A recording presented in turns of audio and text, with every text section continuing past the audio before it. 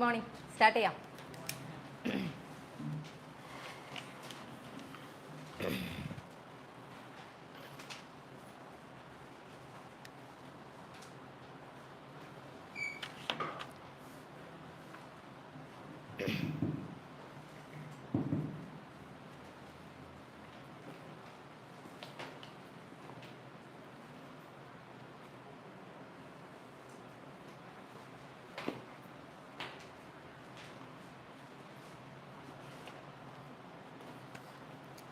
എങ്ങനെ ഉണ്ടായിരുന്നു? ചെയ്യാൻ പറ്റുന്നുണ്ടോ? ക്വസ്റ്റ്യൻ എളുപ്പമല്ലേ അല്ലേ? എനിക്ക് കണ്ടപ്പോൾ അങ്ങനെയാണ് തോന്നിയത്. അത്യാവശ്യം ചെയ്യാൻ പറ്റുന്ന ക്വസ്റ്റ്യനാണ്. കുറച്ച് ടെക്നിക്കൽ ടേംസ് ഒക്കെ കുറച്ച് വന്നിട്ടുണ്ടെങ്കിലും അത്യാവശ്യം ഒരു ഈസി പേപ്പറായിട്ടാണ് എനിക്ക് പെട്ടെന്ന് കണ്ടപ്പോൾ ഫീൽ ചെയ്തത്. സോ നമുക്ക് സ്റ്റാർട്ട് ചെയ്യാം. അതായത് ഭയങ്കര ഓണസ്റ്റായിട്ട് പറയുകയാണെങ്കിൽ എങ്ങനെ പോയാലും 100+ അടിക്കാവുന്ന പേപ്പറാണിത്. അതുകൊണ്ട് തന്നെ ഇതിന് ഒരു 100+ കട്ട് ഓഫ് വരാനുള്ള, ഇപ്പം ഞാനാണ് ഇതിൻ്റെ കട്ട് ഓഫ് എന്നോടാണ് ഇടാൻ പറയുന്നതെങ്കിൽ ഞാനൊരു 116 ഇതിന് കട്ട് ഓഫ് ഇടും. അത്ര ഈസി പേപ്പറാണത്. ബിക്കോസ് ഇങ്ങനൊരു പേപ്പർ എന്ന് പറയുന്നത് ഒരിക്കലും UPSC നിങ്ങൾക്ക് തരും എന്ന് എനിക്കൊരു പ്രതീക്ഷയില്ല. ഇത്ര ഈസി ആയിട്ട് UPSC ഈസി ആയിട്ട് തരും. പക്ഷേ നമ്മളൊരു സബ്ജക്ട് ടെസ്റ്റിൽ ഇങ്ങനെ പറയുന്നതിനകത്ത് അർത്ഥമില്ല. കോംപ്രിഹെൻസീവിനകത്ത് മാത്രമാണ് നമ്മൾ ഇതിൻ്റെയൊക്കെ റെലവൻസ് വരുന്നത്. പക്ഷേ സ്റ്റിൽ വളരെ ഈസി ആയിട്ടുള്ളൊരു പേപ്പറായിട്ടാണ് എനിക്ക് പൊതുവെ ഫീൽ ചെയ്തത്. ഞാൻ അധികം അനലൈസ് ചെയ്തിട്ടില്ല, ജസ്റ്റ് കണ്ടപ്പോൾ അങ്ങനെയാണ് തോന്നിയത്. പക്ഷേ ഇതിനകത്തൊരു ട്രിക്കി ആയിട്ടുള്ളൊരു പരിപാടി എന്താണെന്ന് വെച്ചാൽ ഇതൊരു ഈസി ആയതുകൊണ്ട് തന്നെ തെറ്റാനുള്ള സാധ്യതകൾ വളരെ കൂടുതലാണെന്നുള്ളതാണ്. കറക്റ്റ് സൈക്കോളജി പിടിച്ച് തന്നെ ഇട്ടിരിക്കുന്ന ക്വസ്റ്റ്യൻ ആണെന്നാണ് എനിക്ക് തോന്നിയത് ഈ ക്വസ്റ്റ്യൻ പേപ്പർ കണ്ടപ്പോൾ. അപ്പോൾ നമുക്ക് ജസ്റ്റ് ഡിസ്കഷൻ സ്റ്റാർട്ട് ചെയ്യാം. എല്ലാവർക്കും ഒരു 100+ കിട്ടില്ലേ? സ്നേഹ 100+ ഇല്ല, 110. ഓക്കെ. അപ്പോൾ നമുക്ക് എങ്ങനെ പോയാലും ഒരു 90 അടിക്കാൻ പറ്റും. ഈ പേപ്പറിന് നിങ്ങൾക്ക് 90 അടിക്കാൻ പറ്റുന്നില്ലെങ്കിൽ നിങ്ങളുടെ റിവിഷൻ നിങ്ങൾ കുറച്ചുകൂടി സ്ട്രോങ് ആക്കണം, കുറച്ചുകൂടി ക്വസ്റ്റ്യൻസ് ചെയ്യണം എന്നാണ് എൻ്റെ അർത്ഥം. കേട്ടോ? ഓക്കെ. ഇതൊരു സന്തോഷമില്ലല്ലോ? ഹാപ്പി അല്ലേ? അപ്പോൾ ശരി ചെയ്തരാം. Okay. Question number 1. Real GDP is considered, Real GDP is considered a better measure for comparing economic growth across years. It eliminates the effect of price level changes by using constant prices. ഒരു assertion reasoning പോലത്തെ question ആണ്. First statement കണ്ടിട്ട് എന്ത് തോന്നുന്നു? ഒന്നാമത്തെ സ്റ്റേറ്റ്മെൻറ്റിൻ്റെ framing കണ്ടിട്ട് ആ statement ശരിയാണെന്ന് തെറ്റാണെന്ന് അങ്ങനെ ഒരു അസംഷനിലേക്ക് എത്താൻ പറ്റുന്നുണ്ടോ? എന്താണ് ഒന്നാമത്തെ സ്റ്റേറ്റ്മെൻറ്റിൻ്റെ ഫ്രെയിമിങ്ങിൽ നിന്ന് തന്നെ അത് ശരിയാവാനായിട്ടുള്ളൊരു സാധ്യത ഉണ്ട് അല്ലേ? അപ്പം സ്റ്റേറ്റ്മെൻറ്റ് 1 ഈസ് കറക്റ്റ് എന്ന് നമുക്ക് അസ്യൂം ചെയ്യാം. സ്റ്റേറ്റ്മെൻറ്റ് 1 ഈസ് കറക്റ്റ് എന്ന് പറയുമ്പോൾ തന്നെ നമുക്ക് ഡി എലിമിനേറ്റ് ചെയ്യാം. Second statement eliminates the effect of price level changes by using constant prices. The second statement is also correct. Okay. So the answer is C. The answer is A, not C. Answer is A. So to the first question, the answer is A. Both the statements are correct and statement 2 is the correct explanation for statement 1. എടാ ഒരു minute, ഞാനങ്ങ് പറയുകയാണ് കേട്ടോ. കീ എടുക്കട്ടെ.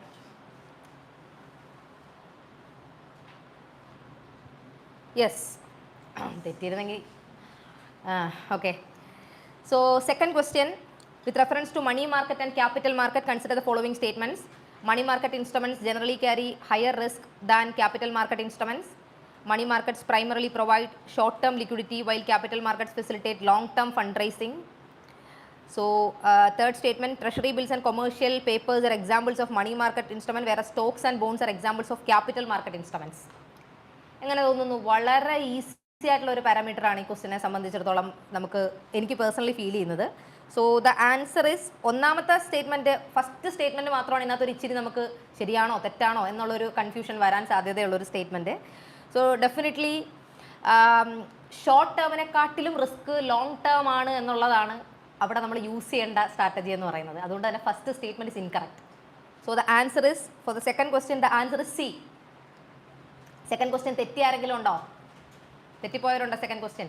അപ്പോൾ തെറ്റിപ്പോയവരെടുത്ത് നിങ്ങളുടെ thought പ്രോസസ്സിൻ്റെ ഒരു ചെറിയൊരു പ്രശ്നമാണ്. നമ്മളിങ്ങനെ ഒരു ക്വസ്റ്റ്യൻ കിട്ടി കഴിയുമ്പോഴേ നമ്മളിങ്ങനെ ഒന്ന് അനലൈസ് ചെയ്തിട്ട് നമ്മൾ തന്നെ തെറ്റിക്കുന്ന ഒരു സംഭവം ഉണ്ടല്ലോ, അങ്ങനെ തെറ്റിപ്പോയതാണ്. So okay. മൂന്നാമത്തെ question, which one of the following subsidies is most likely to fall under the amber box category of the world trade organization? WTOയുടെ ആംബർ ബോക്സിൽ വരുന്ന WTO subsidies, green box, blue box, amber box എന്നിങ്ങനെയുള്ള 3 സബ്സിഡീസാണ് WTOയെ സംബന്ധിച്ചിടത്തോളം ഉള്ളത്. WTO സബ്സിഡീസിനകത്ത് ആംബർ ബോക്സ് കാറ്റഗറിക്കകത്ത് വരുന്ന സബ്സിഡി, ആംബർ ബോക്സ് സബ്സിഡി എന്ന് പറഞ്ഞാൽ അതിൻ്റെ ഒരു പ്രത്യേകത എന്ന് പറയുന്നത്, ഒരു മിനിറ്റ്, നിങ്ങൾ എക്സാം എഴുതിയവരല്ലേ? ആംബർ ബോക്സ് സബ്സിഡി എന്ന് പറഞ്ഞാൽ അതിൻ്റെ ഒരു പ്രത്യേകത എന്ന് പറയുന്നത് അത് ട്രേഡ് ഡിസ്റ്റോർട്ടിംഗ് ആയിട്ടുള്ള തരത്തിലുള്ള സബ്സിഡീസ് ആണ് ഈ അംബർ ബോക്സ് എന്ന് പറയുന്നത്. ഓക്കെ, ട്രേഡ് ഏറ്റവും ഫേവറബിൾ ആയിട്ടുള്ള രീതിയിലുള്ള സബ്സിഡി എന്ന് പറയുന്നത് ഗ്രീൻ ബോക്സ് സബ്സിഡിയാണ്. അതായത് നമ്മളിപ്പം എന്തെങ്കിലും ഒരു റിസർച്ചിനോ മറ്റോ ഒക്കെ ആയിട്ട് ഗവൺമെന്റ് ഇപ്പോൾ ഒരു അഗ്രികൾച്ചർ റിസർച്ച് നടക്കുകയാണ് and government is allowing certain subsidy for that. Government അതിന് വേണ്ടി ഫണ്ട് കൊടുക്കുകയാണ്, സബ്സിഡി കൊടുക്കുകയാണെന്നുണ്ടെങ്കിൽ അതിനെയാണ് നമ്മൾ ഗ്രീൻ ബോക്സ് സബ്സിഡി എന്ന് പറയാം. ആംബർ ബോക്സ് എന്ന് പറയുന്നത് ട്രേഡ് ഡിസ്റ്റോർട്ടിങ്, ഏറ്റവും ട്രേഡ് ഡിസ്റ്റോർട്ടിംഗ് ആയിട്ട് കൺസിഡർ ചെയ്യപ്പെടുന്ന സബ്സിഡിയാണ് ആംബർ ബോക്സ് സബ്സിഡി എന്ന് പറയുന്നത്. അപ്പോൾ ഇവിടെ ഏതാണ് ഏറ്റവും ട്രേഡ് ഡിസ്റ്റോർട്ടിംഗ് ആയത് എന്നുള്ളതാണ് നമ്മൾ നോക്കേണ്ടത്. Direct income support to farmers not link to production അല്ല, public investment in agriculture research and extension services അല്ല, subsidies directly link to production that are considered to distort trade and output. അതാണ് ഇതിൻ്റെ option setting തന്നെ വളരെ ഈസിയാണ്. അവർ കറക്റ്റായിട്ട് അത് തന്നെ കൊടുത്തിട്ടുണ്ട്. അത് വായിക്കുമ്പോൾ തന്നെ ഇത് തന്നെയാണല്ലോ, ഈവൻ ആംബർ ബോക്സ് എന്താണെന്ന് അറിയാത്ത ഒരാൾക്ക് പോലും ഇത് വായിക്കുമ്പോൾ തന്നെ ഇത് തന്നെയാണ് അത് എന്ന് ഫീൽ ചെയ്യുന്ന രീതിയിൽ തന്നെയാണ് ഓപ്ഷൻ ഫ്രെയിം ചെയ്തിരിക്കുന്നത്. The answer is for the third question, the answer is C. Okay, സ്നേഹിഫ. Okay, and here comes the fourth question. Consider the following statements regarding the liberalized remittance scheme of the Reserve Bank of India. RBIയുടെ LRS fund, അതായത് 2000-ന് മുൻപ് UPSC സ്ഥിരം ചോദിക്കുന്ന ഒരു ഏരിയയാണ് ഈ liberalised remittance scheme എന്ന്. 2000-ന് മുമ്പല്ല, 2010-ന് മുൻപൊക്കെ ഉള്ള ഒരു സമയത്തൊക്കെ സ്ഥിരം ചോദിച്ചുകൊണ്ടിരുന്ന ഒരു ഏരിയയാണ് LRS എന്നൊക്കെ പറയുന്നത്. 2010-ന് ശേഷം അധികം ലിബറലൈസ്ഡ് റെമിറ്റൻസ് സ്കീമിനെ പറ്റിയിട്ടുള്ള ചോദ്യങ്ങൾ അധികം വന്നിട്ടില്ല. എങ്കിലും നിങ്ങൾ ജസ്റ്റ് LRS എന്താണെന്നൊക്കെ ഒന്ന് ജസ്റ്റ് നോക്കിക്കോളുക. ലിബറലൈസ്ഡ് റെമിറ്റൻസ് സ്കീം എന്ന് പറയുന്നത് റിസർവ് ബാങ്ക് ഓഫ് ഇന്ത്യയുടെ കീഴിൽ വരുന്ന ഒരു സ്കീമാണ്. Remittances under the scheme may be made for both current account and capital account transaction. ഇതിനകത്ത് ഈ ഫ്രെയിമിങ്ങിനെ നിങ്ങൾ കണ്ടോ, മേ ബി. അപ്പം എപ്പോഴും ആലോചിച്ചോണം, ഫ്രെയിമിങ്ങിൽ തന്നെ, ക്വസ്റ്റ്യൻ്റെ ഫ്രെയിമിങ്ങിൽ തന്നെ നമുക്ക് എന്തെങ്കിലും, ഈവൻ കൺസെപ്റ്റ് അറിയത്തില്ലെങ്കിലും ആ ഫ്രെയിമിങ്ങിൽ തന്നെ നമുക്ക് എന്തെങ്കിലും കിട്ടുന്നുണ്ടോ എന്നുള്ളത് നോക്കണം. So may be made for both current account and capital account transaction. The statement is correct. First statement is correct. Second statement, the scheme is available to resident individuals but not to corporation. The statement is also correct. അപ്പോൾ രണ്ട് സ്റ്റേറ്റ്മെന്റ്സും correct ആണ്. First statement, remittances current അക്കൗണ്ടിനും ക്യാപിറ്റൽ അക്കൗണ്ടിനും avail ചെയ്യാൻ പറ്റും. The statement is correct. And the second statement, it is available to resident individuals but not to corporation. The statement is also correct. So here for the fourth question, the answer is C again. And for fifth question, അഞ്ചാമത്തെ ചോദ്യം, it is related to rupee depreciation. Depreciation of റുപ്പിയുമായിട്ട് ബന്ധപ്പെട്ടിട്ടുള്ള question ആണ്. Rupee ഡിപ്രീസിയേഷൻ്റെ A to Z കാര്യങ്ങൾ നിങ്ങൾക്ക് അറിയാമെന്നുള്ളതുകൊണ്ട് തന്നെ ഈ question നിങ്ങൾക്ക് ശരിയായിരിക്കും എന്നാണ് തോന്നുന്നത്, അല്ലേ സ്നേഹ? ശരിയല്ലേ? തമ്പുരാൻ അറിയാം. Okay, so a fall in global demand for a country's goods and services can contribute to currency depreciation. A fall in global demand for a country's goods and services can contribute to currency depreciation. Okay, ഇത് ആലോചിച്ചപ്പോൾ ഇച്ചിരി ഒന്ന് പുകഞ്ഞെന്ന് തോന്നുന്നല്ലേ അഞ്ചാമത്തെ ചോദ്യം തൊട്ട്. Next, rupee depreciation reduces the value of inward remittance, foreign remittances when measured in domestic currency. Okay. A reduction in the policy repo rate by the Reserve Bank of India is generally effective in containing rupee depreciation in the short run. ഒരു 3 statement question ആണ്. Just a second. A fall in global demand for a country's goods and services can contribute to fall in global demand for a country's goods and services can contribute to currency depreciation. The first statement is wrong. ഒന്നാമത്തെ statement തെറ്റാണ്. The first statement is wrong. The second statement, rupee depreciation reduces the value of inward foreign remittances when measured in domestic currency. The second statement is correct, I think. Yeah, sorry. എടാ ഒരു second. A fall in global demand for a... എടാ incorrect ആണ് ചോദിച്ചിരിക്കുന്നത്. Okay, which of the statements given above are not correct? A fall in global demand for a country's goods and services can contribute to currency depreciation. The first statement is actually correct. Rupee depreciation reduces the value of inward foreign remittances when measured in domestic currency. The second statement is incorrect. A reduction in the policy repo rate by RBI is generally effective in containing rupee depreciation in the short run. എടാ മൂന്നാമത്തെ statement നമ്മൾ പഠിച്ച concept വെച്ചിട്ട് നമുക്ക് easily crack ചെയ്യാവുന്നതേ ഉള്ളൂ. Third statement നമ്മൾ എങ്ങനെ ക്രാക്ക് ചെയ്യുന്നത്? Reduction in the policy repo rate ആണോ, increase in the policy repo rate? നേരെ തിരിച്ചാണ് കൊടുത്തിരിക്കുന്നത്. സോ മൂന്നാമത്തെ സ്റ്റേറ്റ്മെന്റ് തെറ്റാണെന്ന് നമുക്ക് ഐഡന്റിഫൈ ചെയ്യുമ്പോൾ തന്നെ നമുക്ക് എലിമിനേറ്റ് ചെയ്യാം, അല്ലേ? ഒരെണ്ണം എലിമിനേറ്റ് ചെയ്യാം. So the third statement is also incorrect. So here incorrect ആണ് ചോദിച്ചിരിക്കുന്നത്, നോട്ട് കറക്റ്റ്. പക്ഷേ ഒരു ബോൾഡിൽ കൊടുത്തിട്ടില്ല. ഞാനാണെങ്കിൽ നിങ്ങൾക്ക് ബോൾഡിൽ തരുമായിരുന്നു, കണ്ടോ? So here the answer is for the fifth question, the answer is B, 2 and 3 only. Both the statements 2 and 3 രണ്ടും ഇൻകറക്റ്റ് ആണ്. ഇൻകറക്റ്റ് കണ്ടില്ലേ? എന്നെ പോലെ തന്നെ കണ്ടില്ലല്ലേ? നോട്ട് കറക്റ്റ് എന്ത് ചെയ്യാനാ? Okay, Sixth question again. Which of the following is the most likely impact of an interest rate cut by the US Fed Reserve? Correct ആണ് ചോദിച്ചിരിക്കുന്നത് വീണ്ടും. Most likely impact of an interest rate cut. So US Fed is reducing their interest rate. അല്ലേ? Fed അവരുടെ interest rate cut ചെയ്യാണ് ഇവിടെ. And അതിൻ്റെ impact എന്താണെന്നാണ് ചോദിച്ചേക്കുന്നത്. It may stimulate, question നോക്കിക്കോ, it may stimulate borrowing investment in the US economy. It may increase the competitiveness of Indian exports. It may lead to higher capital inflows into India. So for the sixth question, the answer is എന്താണെന്നാ തോന്നുന്നത്? Sixth question എന്താണെന്നാ തോന്നുന്നത്? Sixth question the answer is C. For the sixth question the answer is C. എന്തുകൊണ്ടാണ് C വന്നതിന് further explain ചെയ്യേണ്ട കാര്യമില്ലല്ലോ, അറിയാമല്ലോ എന്താണെന്നുള്ളത്. Okay, so ഇവിടെ US അവരുടെ ഇൻട്രസ്റ്റ് റേറ്റ് കട്ട് ചെയ്യുകയാണ് എന്നുണ്ടെങ്കിൽ തീർച്ചയായിട്ടും ഇന്ത്യയിലേക്ക് ഒരു ഫോറിൻ ഇൻഫ്ലോ വരാനായിട്ടുള്ള സാധ്യത കൂടുതലാണ്. Foreign portfolio investments towards India will increase, അല്ലേ? കാരണം അവിടെ റേറ്റ് കട്ട് ചെയ്തു, അപ്പോൾ ഇന്ത്യയിലേക്ക് ഇൻഫ്ലോ വരാനായിട്ട് സാധ്യത കൂടുതലാണ്. ഇന്ത്യയിലേക്ക് ഇൻഫ്ലോ, ഹയർ ക്യാപിറ്റൽ ഇൻഫ്ലോ ആണ് ഇന്ത്യയിലേക്ക് സംഭവിക്കുന്നത്. ഇന്ത്യയിലേക്ക് ഹയർ ക്യാപിറ്റൽ ഇൻഫ്ലോ സംഭവിക്കുമ്പം അത് മാത്രമല്ല, it may stimulate borrowing investment in the US economy. കാരണം എന്താ, ഇൻട്രസ്റ്റ് റേറ്റ് കട്ട് ചെയ്യുകയാണ്. അപ്പം ബോറോവിങ് ഇൻവെസ്റ്റ്മെൻറ്റ് US ഇക്കോണമിയെ സംബന്ധിച്ചിടത്തോളം കൂടുതൽ സ്റ്റിമുലേറ്റ് ചെയ്യപ്പെടും, കൂടുതൽ ബൂസ്റ്റ് ചെയ്യപ്പെടും. And it may increase the competitiveness of Indian export. അത് നമ്മൾ എന്ത് ചെയ്യണം, നമ്മൾ ഈ ഫോറിൻ ക്യാപിറ്റൽ ഇൻഫ്ലോയുമായിട്ട് നമ്മളതിനെ കണക്ട് ചെയ്യുക. So here the answer is for the sixth question the answer is C. ഈ ആറും ശരിയായ ആരെങ്കിലും ഉണ്ടോ? 6 out of 6 ആരുമില്ല? 5 out of 6, 4 out of 6. Okay, നിങ്ങൾ പുറത്തുനിന്നുള്ള ആൾക്കാരല്ലേ രണ്ടാൾ? ഓക്കെ, ശരി. ഓക്കെ, എങ്ങനെ ഉണ്ടായിരുന്നു? കുഴപ്പമില്ല. ഓക്കെ, ശരി. For the seventh question, consider the following statements in Indian context. The inverted duty structure. Again public finance എന്നുള്ള ക്വസ്റ്റ്യൻ ആണ്. പബ്ലിക് ഫിനാൻസ് എന്ന് പറയുമ്പോൾ GST, സ്പെസിഫിക്കലി GST എന്നുള്ള ക്വസ്റ്റ്യൻ ആണ്. നമ്മൾ ക്ലാസ് റൂമിൽ ഇൻവേർട്ടഡ് ഡ്യൂട്ടി സ്ട്രക്ചർ എന്ന് പറയുന്ന ഒരു കൺസെപ്റ്റ് ക്ലാസ്സിൽ ഡിസ്കസ് ചെയ്തിട്ടുണ്ട്. റോ മെറ്റീരിയൽസിൻ്റെ, ഇപ്പോൾ ABCD എന്ന് പറയുന്ന 4 റോ മെറ്റീരിയൽ ഉപയോഗിച്ചുകൊണ്ട് നമ്മളൊരു ഫൈനൽ പ്രൊഡക്റ്റ് പ്രൊഡ്യൂസ് ചെയ്യുന്നു. If the price of the raw material is greater than the price of the final commodity, നമ്മളതിനെ എന്താ പറയുന്നത്, ഇൻവേർട്ടഡ് ഡ്യൂട്ടി സ്ട്രക്ചർ ആണെന്ന് പറയുന്നത്, അല്ലേ? അതാണ് ഇൻവേർട്ടഡ് ഡ്യൂട്ടി സ്ട്രക്ചർ എന്ന് പറയുന്ന concept. So inverted duty structure adversely affects the competitiveness of domestic manufacturing. Definitely നമ്മൾ ഒരു സാധനം പ്രൊഡ്യൂസ് ചെയ്യാൻ ഉപയോഗിക്കുന്ന റോ മെറ്റീരിയലിന് സാധനത്തെക്കാൾ കൂടുതൽ വില വരികയാണ്, അതിൻ്റെ ഫൈനൽ പ്രൊഡക്റ്റിനേക്കാൾ കൂടുതൽ വില വരികയാണ് എന്നുള്ളതാണ് നമ്മുടെ സിറ്റുവേഷൻ എന്ന് പറയുന്നത്. അതാണ് ഇൻവേർട്ടഡ് ഡ്യൂട്ടി സ്ട്രക്ചർ എന്ന് പറയുന്നത്. So inverted duty structure adversely affects. Correct. First statement എന്ന് പറയുന്നത്, for the seventh question the first statement is correct. The inverted duty structure അതിൻ്റെ definition ആണ് അടുത്ത് കൊടുത്തിരിക്കുന്നത്. Ideas refers to a situation where the tax rate on inputs is higher than that of finished products. അല്ലേ? So both the statements are correct എന്നുള്ളത് നമുക്ക് മനസ്സിലായി. And the answer is A. Okay, A. ഇതൊക്കെ നല്ല tricky ആയിട്ട് നിങ്ങളെ തെറ്റിക്കുന്ന രീതിയിലൊക്കെ frame ചെയ്യാവുന്ന ഒരു കൺസെപ്റ്റാണ്. പക്ഷേ വളരെ മാനുഷിക പരിഗണനയുള്ള ഒരാളാണ് ക്വസ്റ്റ്യൻ ഇട്ടിരിക്കുന്നത് എന്നുള്ളതുകൊണ്ട് ഡയറക്റ്റായിട്ട് ഹിറ്റ് ചെയ്തിരിക്കുകയാണ്. So here the next question, എട്ടാമത്തെ ചോദ്യം. Consider the following statements regarding the debt to GDP ratio in an economy. എന്താണ് ഡെറ്റ് ടു GDP റേഷ്യോ എന്ന് പറയുന്ന കൺസെപ്റ്റ് കൊണ്ട് എന്താ ഉദ്ദേശിക്കുന്നത്? നമ്മുടെ GDPയുടെ എത്ര ശതമാനം നമ്മൾ കടത്തിലാണ് എന്നുള്ളതാണ് നമ്മൾ ഉദ്ദേശിക്കുന്നത്, അല്ലേ? നമ്മുടെ മൊത്തം GDPയുടെ എത്ര ശതമാനം നമ്മൾ കടത്തിലാണ് എന്നുള്ളത്. സോ നമ്മൾ ഈ public debt to GDP ratio എന്ന് പറയുന്ന കൺസെപ്റ്റ് നമ്മൾ FRBM ഡിസ്കസ് ചെയ്ത സമയത്ത്, എൻകേസിംഗ് പാനൽ ഡിസ്കസ് ചെയ്ത സമയത്തും നമ്മൾ പറഞ്ഞതാണ്, ഓർമ്മയുണ്ടോ? Total debt to GDP ratio എന്ന് പറയുന്നത്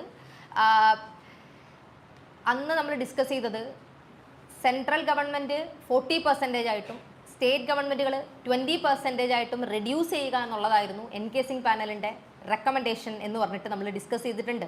അപ്പോൾ ഞാനന്ന് പറഞ്ഞിരുന്നു ഏകദേശം 70% നമ്മുടെ ഡെറ്റ് ടു GDP റേഷ്യോ എന്ന് പറയുന്നത്. ആ ഡെറ്റ് ടു GDP റേഷ്യോ 60% കുറച്ചു കൊണ്ടുവരിക എന്നുള്ളതാണ്. അതായത് സെൻട്രൽ ഗവൺമെൻറ് 40%, സ്റ്റേറ്റ് ഗവൺമെൻറ് 20% എന്നുള്ള രീതിയിൽ 60% കുറച്ചു കൊണ്ടുവരിക എന്നുള്ളതാണ് FRBMലായാലും പറയുന്നത്, എൻകേസിംഗിൻ്റെ റിപ്പോർട്ടിലാണെങ്കിലും പറയുന്നത് എന്നുള്ളത് നമ്മൾ ഡിസ്കസ് ചെയ്തതാണ്. And recent economic survey point out ചെയ്യുന്നത് നമ്മൾ 50, അതായത് നമ്മുടെ ഇപ്പോഴത്തെ 59, 58, 57 ആ ലെവലിലേക്ക് നമ്മൾ കുറച്ചു കൊണ്ടുവരിക എന്നുള്ളതാണ് റീസെൻ്റ് ആയിട്ടുള്ള എക്കണോമിക് സർവേ. നമുക്ക് ബജറ്റിൻ്റെ ക്ലാസ്സസ് വരുമ്പോൾ കറക്റ്റായിട്ട് ആ വാല്യൂ എത്രയാണെന്നുള്ളത് ഡിസ്കസ് ചെയ്യാം. ആൻഡ് ഓൾസോ ഇതൊരു പ്രീവിയസ് UPSC ക്വസ്റ്റ്യൻ ആണ്. ഇന്ത്യയിൽ ഡെറ്റ് ടു GDP റേഷ്യോ എന്ന് പറയുന്നത് സെൻട്രൽ ഗവൺമെൻറ്റിനാണോ കൂടുതൽ, സ്റ്റേറ്റുകൾക്കാണോ കൂടുതൽ എന്നുള്ളത്. അപ്പം ചിലപ്പം ഒരു നിമിഷമെങ്കിലും എക്സാം ഹാളിൽ ഇരിക്കുന്ന ആൾക്കാർ ചിന്തിക്കാനുള്ള സാധ്യത സെൻട്രൽ ഗവൺമെൻറ് എന്ന് പറയുമ്പോൾ ഒന്നേ ഉള്ളൂ, സ്റ്റേറ്റ് ഗവൺമെൻറ് എന്ന് പറയുമ്പോൾ ഇത്രയും സ്റ്റേറ്റ് ഗവൺമെൻറ്റുകൾ ചേരുന്നതാണ്, ആ സെൻട്രൽ ഗവൺമെൻറ്റിൻ്റെ കടത്തേക്കാൾ കൂടുതലായിരിക്കും ഇത്രയും സ്റ്റേറ്റ് ഗവൺമെൻറ്റുകൾ ചേർന്നുണ്ടാക്കുന്ന കടം എന്നൊരു പൊട്ടൻ ചിന്ത ഒരാളുടെ മനസ്സിലേക്ക് വന്നാൽ ആ ചോദ്യം തെറ്റിപ്പോവും. And to be very frank, അങ്ങനെ ഒരു ചിന്ത നിങ്ങൾക്ക് വരാനുള്ള സാധ്യത വളരെ കൂടുതലാണ്, എനിക്കറിയാമല്ലോ നിങ്ങളെ. അപ്പോൾ അവിടെ ഇരുന്ന് നിങ്ങളത് ആലോചിച്ച് കൂട്ടും, അങ്ങനെ ആലോചിച്ച് കൂട്ടാൻ പാടില്ല. സെൻട്രൽ ഗവൺമെൻറ് ആണ് ഇവിടെ കൂടുതൽ ഡെറ്റ് ജനറേറ്റ് ചെയ്യുന്നത് സ്റ്റേറ്റ് ഗവൺമെൻറ്റുകളെക്കാട്ടിലും. നമ്മൾ ഇവരുടെ രണ്ടുപേരുടെയും കൂടെ, സെൻട്രൽ ഗവൺമെൻറ്റിൻ്റെയും സ്റ്റേറ്റ് ഗവൺമെൻറ്റുകളുടെയും കൂടെ ഫിനാൻസസിനെ നമ്മൾ ജനറൽ ഗവൺമെൻറ് ഫിനാൻസസ് എന്നാണ് പറയുക, ജനറൽ ഗവൺമെൻറ് ഫിനാൻസസ്. അപ്പോൾ അതിനകത്ത് നമ്മൾ ഓവറോൾ റെസിപ്റ്റും ഓവറോൾ എക്സ്പെൻഡിച്ചറും ഓവറോൾ ഡെഫിസിറ്റും ഒക്കെ നമ്മൾ പഠിക്കുന്നുണ്ട്. അത്രയും ഡീപ്പായിട്ട് നിങ്ങൾ പഠിക്കണ്ട, അത്രയും ഡീപ്പായിട്ട് നമുക്ക് ആവശ്യമില്ല.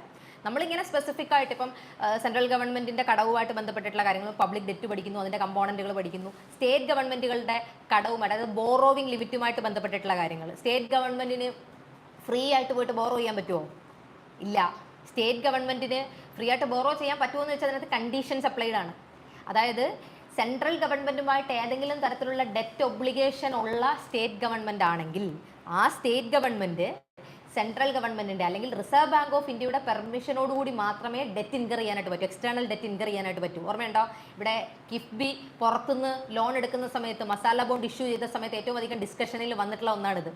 ആർട്ടിക്കിൾ 293 നമ്മൾ ക്ലാസ്സിൽ ഡിസ്കസ് ചെയ്തിട്ടാണ് പബ്ലിക് ഫിനാൻസുമായിട്ട് ബന്ധപ്പെട്ടിട്ടുള്ളത്. അപ്പോൾ ഇത് സ്റ്റേറ്റിൻ്റെ ബോറോവിങ് ലിമിറ്റുമായിട്ട് ബന്ധപ്പെട്ടിട്ടുള്ള കാര്യങ്ങൾ, സ്റ്റേറ്റിൻ്റെ പുറത്തുനിന്നുള്ള എക്സ്റ്റേണൽ ഡെറ്റ് സ്റ്റേറ്റിന് ഇൻകർ ചെയ്യാൻ പറ്റുമോ എന്നുള്ള കാര്യങ്ങൾ, അതുപോലെ ഇതൊക്കെ UPSC പെർസ്പെക്റ്റീവിൽ വളരെ വളരെ ഇമ്പോർട്ടൻ്റ് ആയിട്ടുള്ള കാര്യങ്ങളാണ്. ഓക്കെ, അപ്പോൾ ഇതിൻ്റെ കൂട്ടത്തിൽ അതുകൂടെ ഒന്ന് പറഞ്ഞു എന്നുള്ളതേ ഉള്ളൂ. And so coming back to the question, explain ചെയ്തില്ലല്ലോ ഇതിൻ്റെ ആൻസർ? ഇല്ല. ഓക്കെ, സോ 3 സ്റ്റേറ്റ്മെൻറ്റ് ക്വസ്റ്റ്യൻ ആണ്. It measures the country's ability to repay its debt relative to its economic output. So debt to GDP റേഷ്യോയുമായിട്ട് ബന്ധപ്പെട്ടിട്ടുള്ള 3 സ്റ്റേറ്റ്മെൻറ്റുകൾ. ഒന്നാമത്തെ statement, it measures the country's ability to repay its debt relative to its economic output. ഫ്രെയിമിങ്ങിൽ നിന്ന് തന്നെ ഒരു പോസിറ്റീവായിട്ടുള്ളൊരു feel വരുന്നുണ്ട്. Second, it indicates the borrowing requirement of the government in A particular year. Okay, അതിനെപ്പറ്റി ഞാൻ കൂടുതൽ സംസാരിക്കാൻ താല്പര്യപ്പെടുന്നില്ല. മൂന്നാമത്തെ statement, higher ratio indicates potential physical stress and may increase the countries borrowing cost. മൂന്നാമത്തെ സ്റ്റേറ്റ്മെൻറ്റ്. അപ്പോൾ ഒന്നാമത്തെ സ്റ്റേറ്റ്മെൻറ്റും മൂന്നാമത്തെ സ്റ്റേറ്റ്മെൻറ്റും വായിക്കുമ്പം തന്നെ നമുക്ക് കുറച്ചുകൂടെ അലൈൻഡ് ആയിട്ട് ഫീൽ ചെയ്യുന്നുണ്ട്, ശരിയാണോ എന്നുള്ളൊരു ഫീൽ നമുക്ക് വരുന്നുണ്ട്. സോ ഇവിടെ ഞാൻ ചോദിക്കുന്നത് രണ്ടാമത്തെ സ്റ്റേറ്റ്മെൻ്റ് ആണ്, സെക്കൻഡ് സ്റ്റേറ്റ്മെൻ്റ് ആണ്. സെക്കൻഡ് സ്റ്റേറ്റ്മെൻറ്റ് ശരിയാണോ തെറ്റാണോ? രണ്ടാമത്തെ സ്റ്റേറ്റ്മെൻറ്റ് ശരിയാണോ തെറ്റാണോ? രണ്ടാമത്തെ സ്റ്റേറ്റ്മെൻറ്റ് എന്തിനെ പറ്റിയിട്ടാണ് പറയുന്നത്? It indicates the borrowing requirement of the government in A particular year. ഒരു പെർട്ടിക്കുലർ ഇയറിലെ ഗവൺമെൻറ്റിൻ്റെ ബോറോവിങ് റിക്വയർമെൻറ്റ് അല്ലെങ്കിൽ ഗവൺമെൻറ്റിൻ്റെ ബോറോവിങ്ങിനെ നമ്മൾ എന്താണ് പറയുന്നത്? എന്താ പറയുന്നത്? അതാണ് ഫിസിക്കൽ ഡെഫിസിറ്റ്. അതല്ലേ fiscal deficit? Fresh loans raised by the government during a financial ഇയറിനെയാണ് നമ്മൾ ഫിസിക്കൽ ഡെഫിസിറ്റ് എന്ന് പറയുന്നത്. Second statement is not about public debt അല്ലെങ്കിൽ ഗവൺമെൻറ് ഡെറ്റിനെ പറ്റിയിട്ടല്ല പറയുന്നത്, ഫിസിക്കൽ ഡെഫിസിറ്റിനെ പറ്റിയിട്ടാണ് പറയുന്നത്. So the second statement is incorrect. Second statement incorrect ആകുമ്പോൾ തന്നെ A പോയി, B പോയി, D പോയി. So the answer is C. Okay അല്ലേ? ഓക്കെ, ക്ലിയർ ആണോ? ഈ ക്വസ്റ്റ്യൻ തെറ്റിപ്പോയ എത്ര പേരുണ്ട്? എട്ടാമത്തെ ചോദ്യം തെറ്റിപ്പോയോ? എന്തൊരു സെക്കൻഡ് സ്റ്റേറ്റ്മെൻറ്റ് കൊണ്ടാണോ തെറ്റിയത്? കുറച്ചുകൂടെ ക്ലിയർ ആയിട്ട് അത് ഡെറ്റ് ടു GDP റേഷ്യോ എന്നുള്ളത് കൊണ്ട് പ്രത്യേകം ശ്രദ്ധിക്കണം. ഡെറ്റ് ടു GDP റേഷ്യോ എന്ന് പറയുന്നത് public debt to GDP ratio ആണ് ഉദ്ദേശിക്കുന്നത്. It's not about fiscal deficit. Fiscal deficit is a part of public debt. മനസ്സിലാവുന്നുണ്ടോ? ഈ ഡെഫിസിറ്റ് എന്താണ്, ഡെറ്റ് എന്താണ്, ഇതൊക്കെ നമ്മൾ ക്ലിയർ ആയിട്ട് ഡിഫറൻഷിയേറ്റ് ചെയ്ത് പഠിച്ച കാര്യങ്ങളാണ്. പബ്ലിക് ഡെറ്റ് എന്ന് പറഞ്ഞാൽ ഓവർ ദ ഇയേഴ്സ് നമ്മുടെ ഗവൺമെൻറ് എടുത്ത മൊത്തം കടങ്ങളാണ് പറയുന്നത്. അതായത് ഇന്ത്യയുടെ നിലവിലെ ഫിസിക്കൽ ഡെഫിസിറ്റ് എന്ന് പറയുന്നത് ഏകദേശം 15 ലക്ഷം കോടി രൂപയാണ്. ഞാൻ കഴിഞ്ഞ ബജറ്റ് ബേസ് ചെയ്തിട്ടാണ് ഈ പറയുന്നത്. 15 lakh crore റുപ്പീസോളമാണ് നമ്മുടെ മൊത്തം ഫിസിക്കൽ ഡെഫിസിറ്റ് എന്ന് പറയുന്നത്. എന്താ ഫിസിക്കൽ ഡെഫിസിറ്റ്? ഒരു വർഷത്തെ കടം. 15 ലക്ഷം കോടി രൂപ ഒരു വർഷം നമ്മൾ കടം ആക്കി. അപ്പം എൻ്റെ തൊട്ടുമുന്നിലത്തെ നമുക്ക് സ്വാതന്ത്ര്യം കിട്ടിയ സമയം മുതൽ ഈ കഴിഞ്ഞ ബജറ്റ് പ്രസൻറ്റ് ചെയ്യുന്ന സമയം വരെയുള്ള മൊത്തം കടങ്ങളൊന്ന് ആലോചിച്ച് നോക്കിക്കേ. അതാണ് നമ്മുടെ മൊത്തം ഡെറ്റായ പബ്ലിക് ഡെറ്റ് എന്നുള്ളതുകൊണ്ട് ഉദ്ദേശിക്കുന്നത്. മനസ്സിലാവുന്നുണ്ടോ? അതിലാണ് നമ്മൾ ഇന്റേണൽ എക്സ്റ്റേണൽ ഡെറ്റ് പഠിച്ചത്. ഇന്റേണൽ ഡെറ്റിനകത്ത് നമ്മൾ ഫിസിക്കൽ ഡെഫിസിറ്റ് ഒക്കെ പഠിച്ചില്ലേ? ഓർമ്മയില്ലേ?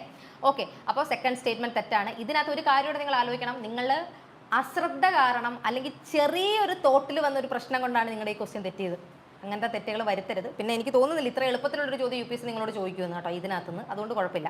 സോ 9th ക്വസ്റ്റ്യൻ, 9ാമത്തെ ക്വസ്റ്റ്യനിലേക്ക് പോവാം. Okay, suppose in a particular year the government of India reports a high fiscal deficit. Okay. But the share of revenue deficit within it is very large. Okay. What does this situation imply?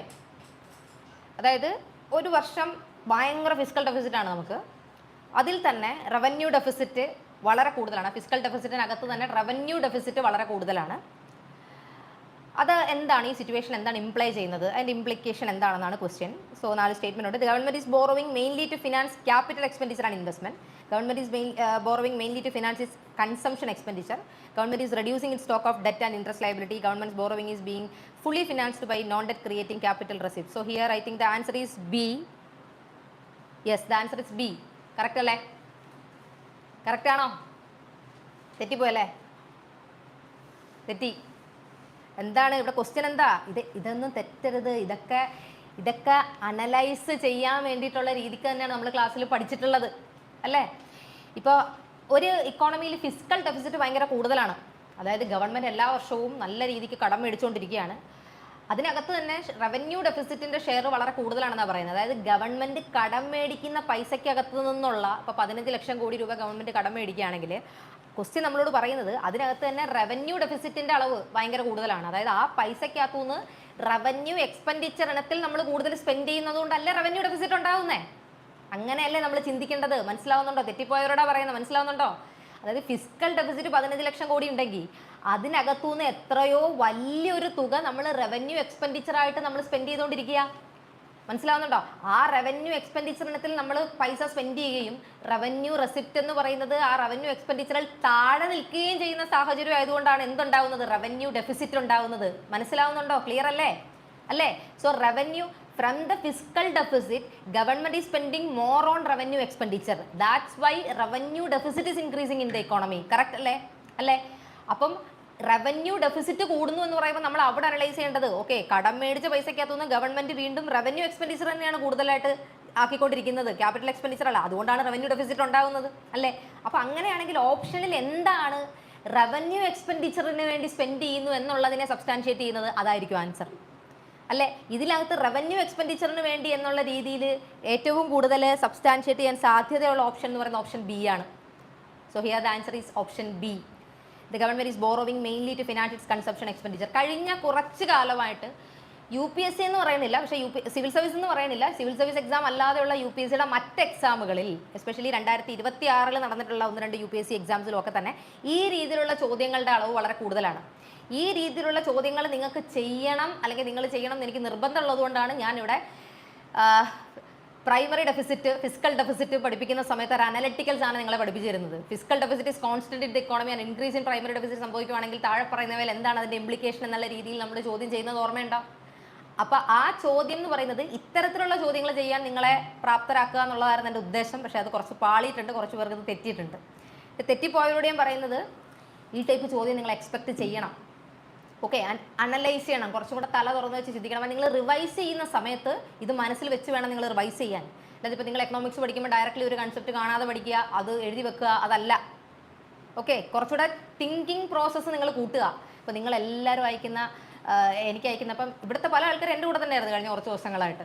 രാവിലെ തൊട്ട് ഇവിടുത്തെ ഈ ക്ലാസ്സുള്ള പല ആൾക്കാരും എന്നോടൊപ്പം തന്നെയായിരുന്നു. ഇതിൻ്റെ answer എന്ന് പറഞ്ഞിട്ട് എല്ലാവരും എൻ്റെ അടുത്ത് തന്നെ മെസ്സേജ് കൊടുത്തത്. അവസാനം ഈ ക്ലാസ്സിലെ ചില ആൾക്കാരുടെ അടുത്ത്, ഒരാളോടല്ല ഒന്നിലധികം ആൾക്കാരുടെ അടുത്ത് ഞാൻ പറഞ്ഞ്, ഞാനല്ല എക്സാം എഴുതുന്നത്, നിങ്ങളാണ് എക്സാം എഴുതുന്നത്, തന്നെ പോയി അനലൈസ് ചെയ്യ് എന്ന് ഞാൻ പറഞ്ഞു അവസാനം. അതെന്താണെന്നറിയോ, നമ്മളങ്ങനെ ചിന്തിച്ചാൽ മാത്രമേ നമുക്ക് എക്സാം ഹാളിനകത്ത് ഇരുന്നങ്ങനെ ചിന്തിക്കാൻ പറ്റുള്ളൂ. നിങ്ങളൊരു ക്വസ്റ്റ്യൻ അയച്ചു തരുമ്പോഴേ ഞാൻ ആലോചിച്ച് അതിൻ്റെ ആൻസർ കണ്ടുപിടിച്ച് നിങ്ങൾക്ക് അതിൻ്റെ എക്സ്പ്ലനേഷൻ തരിക എന്ന് പറയുമ്പം അവിടെ നിങ്ങൾക്ക് പ്രത്യേകിച്ച് ഡെവലപ്മെൻ്റ് ഒന്നും ഉണ്ടാവുന്നില്ല. മനസ്സിലായി? അങ്ങനെ ഒരു പോയിന്റ് കൂടി ഇതിനകത്തുണ്ട്. അല്ലാതെ എനിക്ക് ആൻസർ പറഞ്ഞു തരാൻ ബുദ്ധിമുട്ടുണ്ടായിട്ട് മാത്രമല്ല, നിങ്ങൾ തന്നെത്താനെ അതൊന്ന് ആലോചിച്ച് നോക്കണം. അപ്പം മാത്രമേ ഈ തോട്ട് പ്രോസസ്സ് ഡെവലപ്പ് ആവത്തുള്ളൂ. ഇങ്ങനെയുള്ള ചോദ്യങ്ങൾ ചെയ്യണമെന്നുണ്ടെങ്കിൽ ആ തോട്ട് പ്രോസസ്സാണ് നമുക്ക് വേണ്ടത്. ഇവിടെ പല ആൾക്കാർക്ക് ലാക്ക് ചെയ്യുന്നതും അതാണ് അല്ലേ? Okay, so next question, 10th question. Which of the following documents are presented to Parliament every year by the Union government under the mandate of FRBM Act of 2003? Direct question ആണ്. Direct question. 1 demand for grants, 2 macro economic framework statement, 3 medium term fiscal policy fiscal policy strategy statement, 4 finance bill. 4 options വന്നിട്ടുണ്ട്. ഇതിൽ ഏതാണ് FRBMൻ്റെ പരിധിയിൽ വരുന്നത്, FRBM വഴി നമ്മൾ വെക്കുന്നത് എന്നുള്ളതാണ്. ഇതാണ് നമ്മുടെ ചോദ്യം. So the answer is 2 and 3 only, I think. Yes, option B, 2 and 3 only. തെറ്റിപ്പോയവർ? Revision ഇല്ല. ഇതിപ്പോൾ demand for grants of finance bill എന്നൊക്കെ പറയുന്നത് നമ്മുടെ ബഡ്ജറ്റിനകത്ത് ഡീഫോൾട്ടായിട്ടുള്ള സാധനമാണ്. ആർട്ടിക്കിൾ 113 നിങ്ങൾ പൊളിറ്റിയിൽ ലക്ഷ്മികാന്തിൽ പാർലമെൻറ്റ് എന്ന് പറയുന്ന ചാപ്റ്ററിനകത്ത് വളരെ ക്ലിയർ ആയിട്ട് ബഡ്ജറ്റ് പ്രോസസ്സ് നിങ്ങൾ പഠിക്കുന്നുണ്ട്. എങ്ങനെയാണ് ബഡ്ജറ്റ് പ്രസൻറ്റ് ചെയ്യുന്നതെന്നും ഡിഫറൻറ്റ് സ്റ്റേജസും ഒക്കെ നിങ്ങൾ പഠിക്കുന്നുണ്ട്. വളരെ ക്ലിയർ ആയിട്ട് നമ്മൾ അതിനകത്ത് ഫിനാൻസ് ബില്ല്, അപ്രോപ്രിയേഷൻ ബില്ലുകൾ പോലെയുള്ള ബില്ലുകളെ പറ്റിയിട്ടും ഡിമാൻഡ് ഫോർ ഗ്രാൻഡ്സിനെ പറ്റിയിട്ടും നമ്മൾ പഠിക്കുന്നുണ്ട്. ആൻഡ് അപ്പാർട്ട് ഫ്രം ദാറ്റ് ക്ലാസ്സിൽ FRBM ഡിസ്കസ് ചെയ്ത സമയത്ത് വളരെ ക്ലിയർ ആയിട്ട് ഞാൻ പറഞ്ഞതാണ് 2012 FRBM അമെൻമെൻറ്റ്, 2012 FRBM അമെൻമെൻ്റ് ആണ് നമുക്ക് ഫിസ്ക്കൽ പോളിസി ഒരു ഫ്രെയിം വർക്ക് സ്റ്റേറ്റ്മെൻറ്റ്, അതുപോലെ തന്നെ medium term expenditure frame work പോലെയുള്ള കുറച്ച്, ഇത് പ്രീവിയസ് UPSC ക്വസ്റ്റ്യൻ ആണ്.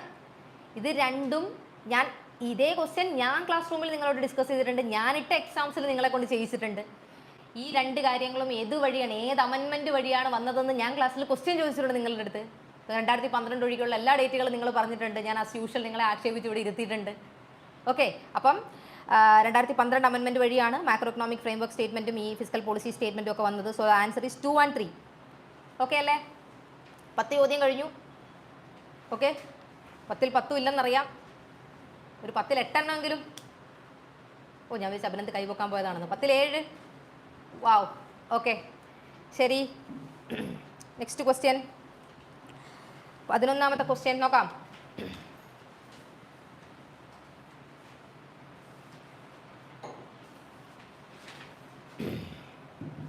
പിന്നെ നിങ്ങളെ ഈ തെറ്റിപ്പോയി എന്ന് പറഞ്ഞിട്ട് നിങ്ങൾ പാനിക് ആവാൻ നിൽക്കണ്ട. ഇതൊരു സബ്ജക്ട് ടെസ്റ്റാണ്. ഒരു സബ്ജക്ട് ടെസ്റ്റിൽ മാർക്ക് കൂടുക കുറയുക എന്ന് പറയുന്നത് അത്ര വലിയ കാര്യമൊന്നും അല്ല, അങ്ങനെ വിചാരിക്കണ്ട. ഒരു കോംപ്രിഹെൻസീവ് ടെസ്റ്റ് നിങ്ങൾ എങ്ങനെ ഹാൻഡിൽ ചെയ്യുന്നു എന്നുള്ളതാണ് ഇവിടുത്തെ പോയിന്റ് ഓഫ് ഇമ്പോർട്ടൻസ് എന്ന് പറയുന്നത്. എക്കണോമിക്സിൽ നിങ്ങൾക്ക് ഈ ക്വസ്റ്റ്യൻ, നിങ്ങൾക്ക് ഒരു കാര്യം മാത്രം നിങ്ങൾ പേടിച്ചാൽ മതി, കണ്ടന്റ് ഉണ്ടായിട്ടും തെറ്റിയോ അതെന്തുകൊണ്ടാണെന്നുള്ളതാണ് നിങ്ങൾ പേടിക്കേണ്ടത്. ഒരു കൺസെപ്റ്റ് നിങ്ങൾക്ക് ഇപ്പോൾ ഈ ക്വസ്റ്റ്യൻ തെറ്റിയ ആൾക്കാർക്ക് പ്യുവറായിട്ടും അവർക്ക് റിവിഷൻ ഇല്ലാത്തത് കൊണ്ടും, രണ്ടാമത്തെ കാര്യം അവർ ചോദ്യങ്ങൾ ചെയ്യാത്തത് കൊണ്ടാണ് അവർക്ക് ഈ ചോദ്യം തെറ്റിയത്. മനസ്സിലായോ? ഈ 10ാമത്തെ ക്വസ്റ്റ്യൻ തെറ്റിപ്പോയ ആൾക്കാർക്ക് ഒന്നെങ്കിൽ റിവിഷൻ ഇല്ല, ഇനി റിവിഷൻ ഉണ്ടായിട്ടും ഇത് തെറ്റിയെന്നുണ്ടെങ്കിൽ അങ്ങനെയുള്ള ആൾക്കാർ പേടിക്കണം. എത്രമാത്രം ചോദ്യം ചെയ്യാമോ, ചോദ്യം ചെയ്ത് ശീലമില്ല. അതുകൊണ്ടാണ് ഈ ചോദ്യം ചെയ്ത് ശീലമില്ലാത്ത ആൾക്കാർ ചോദ്യം ചെയ്യാനായിട്ട് എടുക്കുമ്പോഴേ കറപ്പിക്കുന്നതിന് മുമ്പ് നെഞ്ച് കിടന്ന് പടപടാന്ന് ഇടിക്കും. ശ്രദ്ധിച്ചിട്ടുണ്ടോ? കാരണം ഒരു കുറ്റബോധമായിരിക്കും. പഠിച്ചിട്ടുണ്ട്, ക്വസ്റ്റ്യൻ ചെയ്തിട്ടില്ല എന്നുള്ളത് തെറ്റുന്ന ഒരു വൃത്തിയായിട്ട അവസ്ഥയാണത്. അതുകൊണ്ട് ഈ രണ്ടാമത്തെ കാരണം കൊണ്ട് തെറ്റിയിട്ടുള്ള ആൾക്കാരാണെന്നുണ്ടെങ്കിൽ do more questions, maximum questions ചെയ്യുക. ക്വസ്റ്റ്യൻസ് എത്രമാത്രം ചെയ്യാൻ പറ്റുമോ അത്രമാത്രം ചെയ്യുക. ഓക്കെ, ഇനി ക്വസ്റ്റ്യൻ ചെയ്യുക എന്ന് പറഞ്ഞാൽ നിങ്ങളുടെ മാർക്ക് അറിയാനല്ല ക്വസ്റ്റ്യൻ ചെയ്യാൻ പറയുന്നത്. പിന്നെ എന്തിനാണ് ക്വസ്റ്റ്യൻ ചെയ്യാൻ പറയുന്നത്? നിങ്ങൾക്ക് തെറ്റുന്നതിൻ്റെ റീസൺ ഐഡൻറ്റിഫൈ ചെയ്യാനും അത് റെക്ടിഫൈ ചെയ്യാനും വേണ്ടിയിട്ടാണ് ക്വസ്റ്റ്യൻ ചെയ്യാൻ പറയുന്നത്. ഓക്കെ, സോ 11ാമത്തെ ചോദ്യം മണി മാർക്കറ്റിൽ നിന്നുമാണ്. Increasing the cash reserve ratio by the RBI, increasing government expenditure to boost production, രണ്ട് കോൺട്രഡിക്ടറി ആണ്. Providing higher minimum support prices to farmers. Which of the above measures can help in controlling demand pull inflation in the economy? Okay, so 11ാമത്തെ ചോദ്യം എന്ന് പറയുന്നത് demand pull inflation contain ചെയ്യാനായിട്ട് എന്തൊക്കെ ചെയ്യാൻ പറ്റും എന്നുള്ളതാണ്. ഈ പറയുന്നതിൽ ഏതൊക്കെയാണ് ചെയ്യാൻ പറ്റുന്നത് എന്നുള്ളതാണ്. ഡെഫിനറ്റ്ലി ഇൻക്രീസ് ഇൻ CRR കൂട്ടുന്നു. നമുക്കറിയാം ഏത് റേറ്റ് കൂട്ടുന്നതും മണി സപ്ലൈ കുറയ്ക്കാൻ വേണ്ടിയിട്ടാണ്, ഇൻഫ്ലേഷൻ കൺട്രോൾ ചെയ്യാൻ വേണ്ടിയിട്ടാണ്. സോ ഡെഫിനറ്റ്ലി ഒന്നുണ്ട്. 2, increasing government expenditure to boost production boost ചെയ്യാൻ വേണ്ടി എക്സ്പെൻഡിച്ചർ. അവിടെ എന്താ സംഭവിക്കുന്നത്? എക്സ്പെൻഡിച്ചർ കൂട്ടുകയാണ്, മണി സപ്ലൈ അല്ലെങ്കിൽ ലിക്വിഡിറ്റി കൂടുകയാണ്. അവ രണ്ടെന്തായാലും വരില്ല. കാരണം ഇവിടെ ഡിമാൻഡ് പുൾ ഇൻഫ്ലേഷൻ കൺട്രോൾ ചെയ്യാനായിട്ടുള്ള മെഷേഴ്സാണ് നമ്മളോട് ചോദിച്ചിട്ടുള്ളത്. അപ്പോൾ സെക്കൻഡ് തെറ്റാണ്, സിയും ഡിയും അപ്പോൾ പോയി. ഇനി 3 ഉണ്ടോ നോക്കിയാൽ providing higher MSP is nothing. Higher MSP കൊടുക്കുമ്പോൾ എന്താ സംഭവിക്കുന്നത്? MSP കൂടുതൽ കൊടുക്കുമ്പോഴും എന്താ ഗവൺമെൻറ്റിൻ്റെ എക്സ്പെൻഡിച്ചർ കൂടുകയാണ്, ലിക്വിഡിറ്റി എൻഹാൻസിങ് മെഷറാണ്, അവിടെ ഇൻഫ്ലേഷൻ കണ്ടെയ്ൻ ചെയ്യപ്പെടുന്നില്ല. മനസ്സിലാവുന്നുണ്ട്? അത് മാത്രമല്ല ഇത് രണ്ടും സപ്ലൈ സൈഡ് മെഷേഴ്സാണ്. ഈ 2ഉം 3ഉം കാര്യങ്ങൾ എന്ന് പറയുന്നത് സപ്ലൈ സൈഡ് മെഷേഴ്സായിട്ടാണ് നമുക്ക് പറയാൻ പറ്റുക, അത് ഡിമാൻഡ് സൈഡും അല്ല. അപ്പോൾ അതുകൊണ്ട് തന്നെ the answer is 11A. Okay, ഈ ക്വസ്റ്റ്യൻ തെറ്റിപ്പോയവർ? ക്വസ്റ്റ്യൻ തെറ്റിപ്പോയാ? ഓക്കെ, ശരി. 12. While recommending the MSP for crops, the CACP takes into account which of the following characters? അപ്പോൾ MSP ഡയറക്റ്റ് ക്വസ്റ്റ്യൻ ആണ്. മിനിമം സപ്പോർട്ട് പ്രൈസ് ക്ലാസ്സിൽ എടുത്ത സമയത്ത് ഓർമ്മയുണ്ടോ? A1 A2 എല്ലാ സാധനവും C1 C2 സാധനങ്ങളൊക്കെ പഠിച്ച് ഓർമ്മയുണ്ടോ? മിനിമം സപ്പോർട്ട് പ്രൈസിൻ്റെ ഡിറ്റർമൈനിങ് ഫാക്ടേഴ്സ് എന്തൊക്കെയാണെന്നുള്ളത് നോക്കാം. Demand and supply conditions of the commodity, margin of at least 50% over cost of production, price trends in domestic and international markets, likely implications of MSP on of the commodity. MSP on of the commodity. I think D. Yes, D is the answer. All the above. എല്ലാം direct question ആണല്ലോ, അതിലൊന്നും ചെയ്യാനില്ല 12-ല്. പിന്നെ MSP പഠിക്കുമ്പോഴേ minimum support price പഠിക്കുമ്പോൾ ശ്രദ്ധിച്ചോണം. MSPയുടെ determining fact എങ്ങനെയാണ് MSP calculate ചെയ്യുന്നത്, determining factors എന്തൊക്കെയാണ്, ഈ ടെക്നിക്കൽ ആയിട്ടുള്ള കുറച്ച് കാര്യങ്ങളുണ്ടല്ലോ, അത് ഞാൻ സ്ലൈഡ്സിൽ കറക്റ്റായിട്ട് കിടപ്പുണ്ട്. നിങ്ങൾ റെഫർ ചെയ്തിട്ടായാലും നിങ്ങൾക്ക് പഠിക്കാതെ. അത് പ്ലസ് ഏതൊക്കെ ക്രോപ്സിനാണ് MSP കൊടുക്കുന്നത്, മൊത്തം എത്ര ക്രോപ്സ് ഉണ്ട്, ഏതൊക്കെയാണ് ആ ക്രോപ്സ്. കാരണം UPSC ചോദിച്ചിട്ടുണ്ട് ക്രോപ്സിൻ്റെ ലിസ്റ്റ് തന്നിട്ട് ഇതിനകത്ത് MSP ഏതൊക്കെ ക്രോപ്സിനാണ് കൊടുക്കുന്നത് എന്നുള്ളത്. കാരണം നമ്മൾ കുറച്ച് ക്രോപ്സിനെ ആഡ് ചെയ്തിരുന്നു MSPയിലേക്ക്. ആഡ് ചെയ്ത ആ വർഷം തന്നെ ഏതൊക്കെ ക്രോപ്സിനാണ് MSP കൊടുക്കുന്നത് എന്നുള്ള ക്വസ്റ്റ്യൻ UPSC ചോദിച്ചിട്ടുണ്ട്. പിന്നെ ഈ ക്രോപ്സിൻ്റെ തന്നെ ജോഗ്രഫിയും കൂടി ഇതിലേക്ക് ആഡ് ചെയ്യുകയാണെങ്കിൽ ഖാരിഫ് റാബി അങ്ങനെ നമ്മൾ ഡിഫറൻഷിയേറ്റ് ചെയ്തിട്ട് അതും കൂടി നമ്മൾ പഠിക്കണം. എത്ര ഖാരിഫ് ക്രോപ്സിനുണ്ട്, എത്ര റാബി ക്രോപ്സിനുണ്ട്. ബിക്കോസ് UPSC അവരുടെ പാറ്റേൺ നൈസാണ് ചേഞ്ച് ചെയ്തുകൊണ്ടിരിക്കുകയാണ്.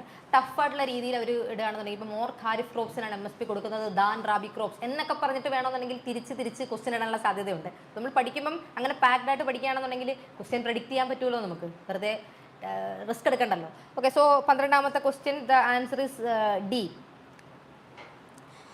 13ാമത്തെ question which of the following factors are most likely to have a direct impact on increasing cost push inflation in the Indian economy? നമ്മുടെ ഇക്കോണമിയിൽ cost push inflation direct impact ഉള്ളത് താഴെ പറയുന്നതിന് ഏതൊക്കെയാണ്? താഴെ പറയുന്ന എന്തൊക്കെ കാര്യങ്ങളാണ് നമ്മുടെ ഇക്കോണമിയിൽ കോസ്റ്റ് പുഷ് ഇൻഫ്ലേഷൻ ഉണ്ടാക്കുന്നത്? എന്താണ് കോസ്റ്റ് പുഷ് ഇൻഫ്ലേഷൻ എന്ന് പറയുന്നത്? റോ മെറ്റീരിയൽസിൻ്റെ പ്രൈസിൽ ഹൈക്ക് വരുന്നത് കാരണം ഉണ്ടാകുന്ന ഇൻഫ്ലേഷനെയാണ് നമ്മൾ കോസ്റ്റ് പുഷ് ഇൻഫ്ലേഷൻ എന്ന് പറയുന്നത്, അല്ലേ? It's not demand pull, it's cost push.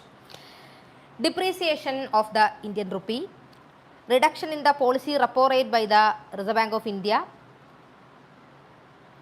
increase in indirect taxes, increase in minimum wages of unskilled workers.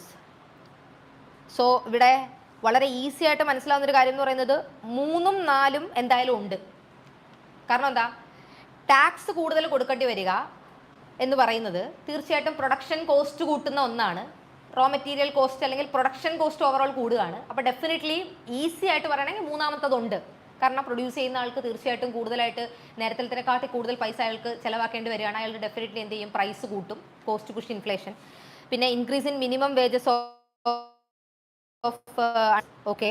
കാരണം എന്താ, അൺസ്കിൽഡ് ആയാലും വർക്കേഴ്സിൻ്റെ, ഇപ്പം ഞാൻ ഒരു 5 പേരെ വെച്ചിട്ട് ഒരു സാധനം പ്രൊഡ്യൂസ് ചെയ്തുകൊണ്ടിരിക്കുകയാണ്. ഞാൻ 10 രൂപ വീതമാണ് അവർക്ക് കൊടുക്കുന്നത്. അടുത്ത ദിവസം അവർ വന്നിട്ട് പറയുകയാണ് ഞങ്ങൾക്ക് 20 രൂപ വേണം. അപ്പോൾ അവരുടെ വേജ് കൂട്ടുമ്പോൾ ഈ പ്രൊഡക്റ്റിൻ്റെ വില കൂട്ടിയാലല്ലേ എനിക്കത് ലാഭം ഉണ്ടാവുള്ളൂ, അല്ലേ? തീർച്ചയായിട്ടും ഇവരുടെ വേജ് ഞാൻ കൂട്ടി എന്നുള്ളത് കൊണ്ട് എന്ത് ചെയ്തു, ഈ സാധനത്തിൻ്റെ വില കൂടി, കോസ്റ്റ് പുഷ്, അല്ലേ? അപ്പം 3ഉം ഉണ്ട് 4ഉം ഉണ്ട്. 3ഉം 4ഉം ഉണ്ട് എന്നുള്ളത് കൊണ്ട് തന്നെ എലിമിനേറ്റ് ചെയ്യാം. Reduction in the policy repo rate by the reserve bank of India. RBIയുടെ പോളിസി റെപ്പോ റേറ്റ് RBI കുറച്ചു എന്ന് പറയുമ്പോൾ എന്താ സംഭവിക്കുന്നത്? RBIയുടെ പോളിസി റെപ്പോ റേറ്റ് RBI കുറച്ചു. Just a second.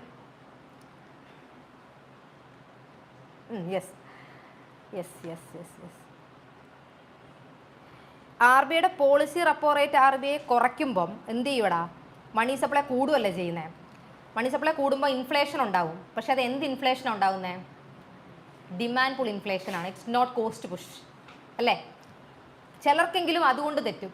ഈ ഇൻഫ്ലേഷൻ ഡിഫറൻഷിയേറ്റ് ചെയ്യാൻ പറ്റുന്നില്ല, ഡിമാൻഡ് പുൾ ആണോ കോസ്റ്റ് പുഷ് ആണോ, അങ്ങനെയുള്ള ആരെങ്കിലും ഒക്കെ ഇവിടെ കാണും. സോ സെക്കൻഡ് നമുക്ക് എലിമിനേറ്റ് ചെയ്യാം. സെക്കൻഡ് എലിമിനേറ്റ് ചെയ്യുമ്പോൾ തന്നെ നമുക്ക് ആൻസർ കിട്ടി 1, 3 and 4. 13C 1, 3. Just second. 13C 1, 3 and 4. Okay ആണോ? ഓക്കെ. 14th ക്വസ്റ്റ്യൻ, 14ാമത്തെ question.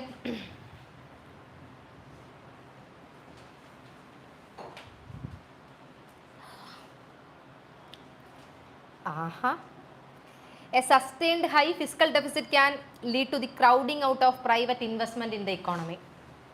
Okay.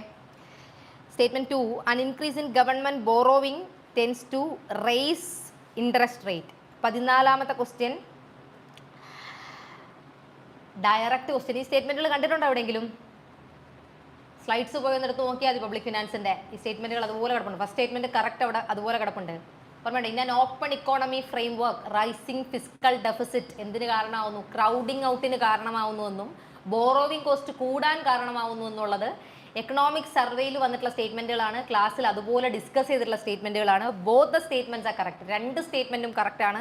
The answer is for the 14th question, the answer is A. Okay ആണോ? The answer is A. 15ാമത്തെ question, with reference to the receipts of the government of India. 14ാമത്തെ ചോദ്യം തെറ്റിപ്പോയ എത്ര പേരുണ്ട് ക്ലാസ്സിൽ? 14 തെറ്റിപ്പോയവർ. Okay.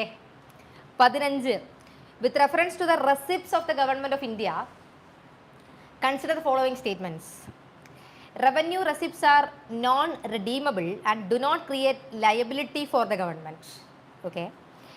Capital receipts either create liability or reduce financial assets. Okay. Dividends and profits from public sector undertakings fall under revenue receipts, while disinvestment proceeds fall under capital receipts. 15th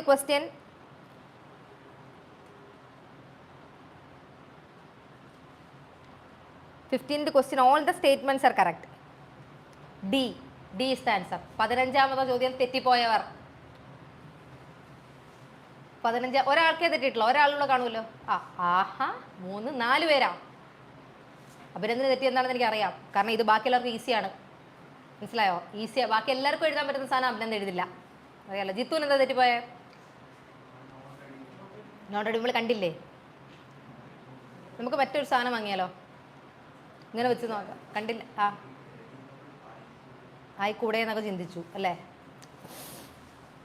do not create liability for the government. Okay, direct question ആണ് ഇത്. ഒരുപാട് over think ചെയ്ത് കൊളവാക്കണ്ട. Direct hit ചെയ്യാവുന്ന സാധനമാണ്. ഇപ്പോൾ ഒരു കാര്യം ശ്രദ്ധിച്ചോണം കേട്ടോ. ഈ dividends and profits from PSUs എന്നൊക്കെ പറയുമ്പം അതിൽ നിന്ന് കിട്ടുന്ന ഇൻകം എന്ന് പറയുന്നത് ഏത് റെസിപ്റ്റിലാണ് വരുന്നത്? സ്പെസിഫിക്കലി ഏത് റെസിപ്റ്റിലാണ്? റവന്യൂ റെസിപ്റ്റിൽ തന്നെ എവിടെയാണ് വരുന്നത്? എന്ത് റെസിപ്റ്റാ? നോൺ ടാക്സ് റവന്യൂ റെസിപ്റ്റ് ആണ്. നോൺ ടാക്സ് റവന്യൂ റെസിപ്റ്റിൻ്റെ എക്സാമ്പിളാണ് dividends and profits from public sector undertakings അല്ലേ? ഒരു CPSEയുടെ ഡിവിഡൻഡ് ഗവൺമെൻറ്റിന് കിട്ടുമ്പം നമ്മൾ ഡിസ്കസ് ചെയ്തിട്ടുള്ളത് ഓർമ്മയുണ്ടോ? റിസർവ് ബാങ്ക് ഓഫ് ഇന്ത്യ, RBIയുടെ ഇക്കണോമിക് ക്യാപിറ്റൽ ഫ്രെയിംവർക്കിൻ്റെ കീഴിൽ വരുന്ന പ്രോഫിറ്റ് എമൗണ്ട് ഗവൺമെൻറ്റിന് ഹാൻഡ് ഓവർ ചെയ്യുകയാണെങ്കിൽ ആ ഹാൻഡ് ഓവർ ചെയ്യുന്ന തുക എന്ന് പറയുന്നത് പബ്ലിക് ഫിനാൻസിൽ ഏത് പാർട്ടിലാണ് വരുന്നത്?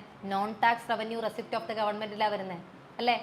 കാരണം ഡിവിഡൻ്റാണ്. ഒരു പൊതുമേഖലാ സ്ഥാപനത്തിൻ്റെ ഡിവിഡൻഡ് ഇൻകം അല്ലെങ്കിൽ പ്രോഫിറ്റ് ഇൻകം എന്ന് പറയുന്നത് ഗവൺമെൻറ്റിന് കിട്ടുന്നത് ഗവൺമെൻറ്റിൻ്റെ നോൺ ടാക്സ് റവന്യൂ ഇനത്തിലാണ് അല്ലേ? അപ്പോൾ അങ്ങനെയാണെങ്കിൽ ഇതിൽ നിന്ന് ട്രിക്കിയായിട്ട് എങ്ങനെയൊക്കെ ചോദ്യം ഫ്രെയിം ചെയ്യാൻ പറ്റും? ഈ സർവേയിൽ എടുത്തു പറയുന്നൊരു കാര്യമാണ്. ഇന്ത്യയിലെ പൊതുമേഖലാ സ്ഥാപനങ്ങളിൽ പല സ്ഥാപനങ്ങളുടെയും ഡിവിഡൻറ്റുകളും പ്രോഫിറ്റുകളും ഇൻക്രീസിങ് ട്രെൻഡാണ് കാണിക്കുന്നത്. അപ്പം ഈ പൊതുമേഖലാ സ്ഥാപനങ്ങളിലെ പലതിൻ്റെയും ഇത്തരത്തിൽ ഇൻക്രീസിങ് ട്രെൻഡ് കാണിക്കുന്നു എന്ന് വെച്ചാൽ അതിൻ്റെ അർത്ഥം revenue receipt of the government is increasing എന്നുള്ളതാണ്. ഇതിനൊരു ചോദ്യം വേണമെങ്കിൽ കൊണ്ടുവന്നൂടെ? Dividends and profits of central public sector enterprises are increasing. It implies എന്താണ്? It implies an increase in the non tax revenue receipt of the country which comes under what? Revenue receipt. Correct അല്ലേ? അതുപോലെ revenue റെസിപ്റ്റിൽ increase സംഭവിക്കുന്നുണ്ട്. താഴെ പറയുന്നതിൽ എന്തൊക്കെയാണ് അതിന് കാരണമാവുന്നത് എന്ന് പറഞ്ഞിട്ട് നിങ്ങളുടെ അടുത്ത് പറയാണ്. സെൻട്രൽ പബ്ലിക് സെക്ടർ എന്റർപ്രൈസസിൻ്റെ പ്രോഫിറ്റ് ഇൻകം കൂടുതലായിട്ട് വരുന്നുണ്ട്. Reserve bank of India is handing over the economic capital certain amount under economic capital framework. Second statement, direct taxes, the collection, the tax buoyancy of direct taxes are increasing in the economy. Only one, only two, all three, none. ഒരു question ആയില്ലേ അല്ലേ? Simple as that. അങ്ങനൊന്നും കുട്ടി question ഇട്ടിട്ടില്ല. ഇട്ട ആൾ വളരെ ഒരു എന്താ പറയുന്നത്, നിങ്ങളോടങ്ങ് ലവ് കൊണ്ടിട്ടുള്ള ഒരു ക്വസ്റ്റ്യനാണ്. ഞാനൊന്നും ഒരിക്കലും ഇങ്ങനെ ക്വസ്റ്റ്യൻ ഇടില്ല. ഇത് നല്ല ഒരു മനുഷ്യനിട്ട ക്വസ്റ്റ്യനാണത്. Okay, 16th question, consider the following expenditures of the government of India. നമ്മൾ എക്സ്പെൻഡിച്ചറിലേക്ക് പോവാണ്. പേയ്മെൻറ്റ് ഓഫ് നമ്മുടെ question, how many of the above are classified as revenue expenditure under union budget. Union ബജറ്റിൽ റവന്യൂ എക്സ്പെൻഡിച്ചറിൽ വരുന്ന ഏതാണെന്നാണ് നമ്മുടെ ചോദ്യം വന്നേക്കുന്നത്. How many of the above? Payment of interest on borrowings by the union government.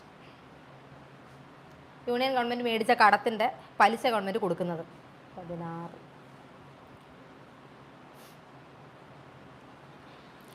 Grants to state government for social welfare schemes.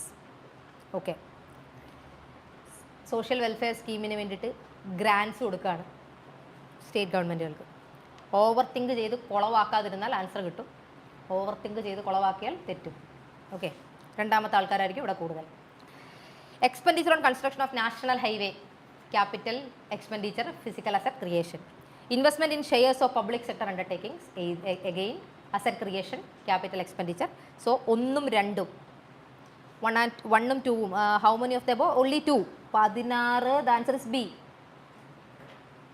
Okay ആണോ? തെറ്റിപ്പോയവർ? ഉള്ളി 3 അല്ലേ എഴുതിയേ? പിന്നെ ഓൾ 4 എഴുതിയോ? ഉള്ളി 1 എഴുതിയോ? Okay.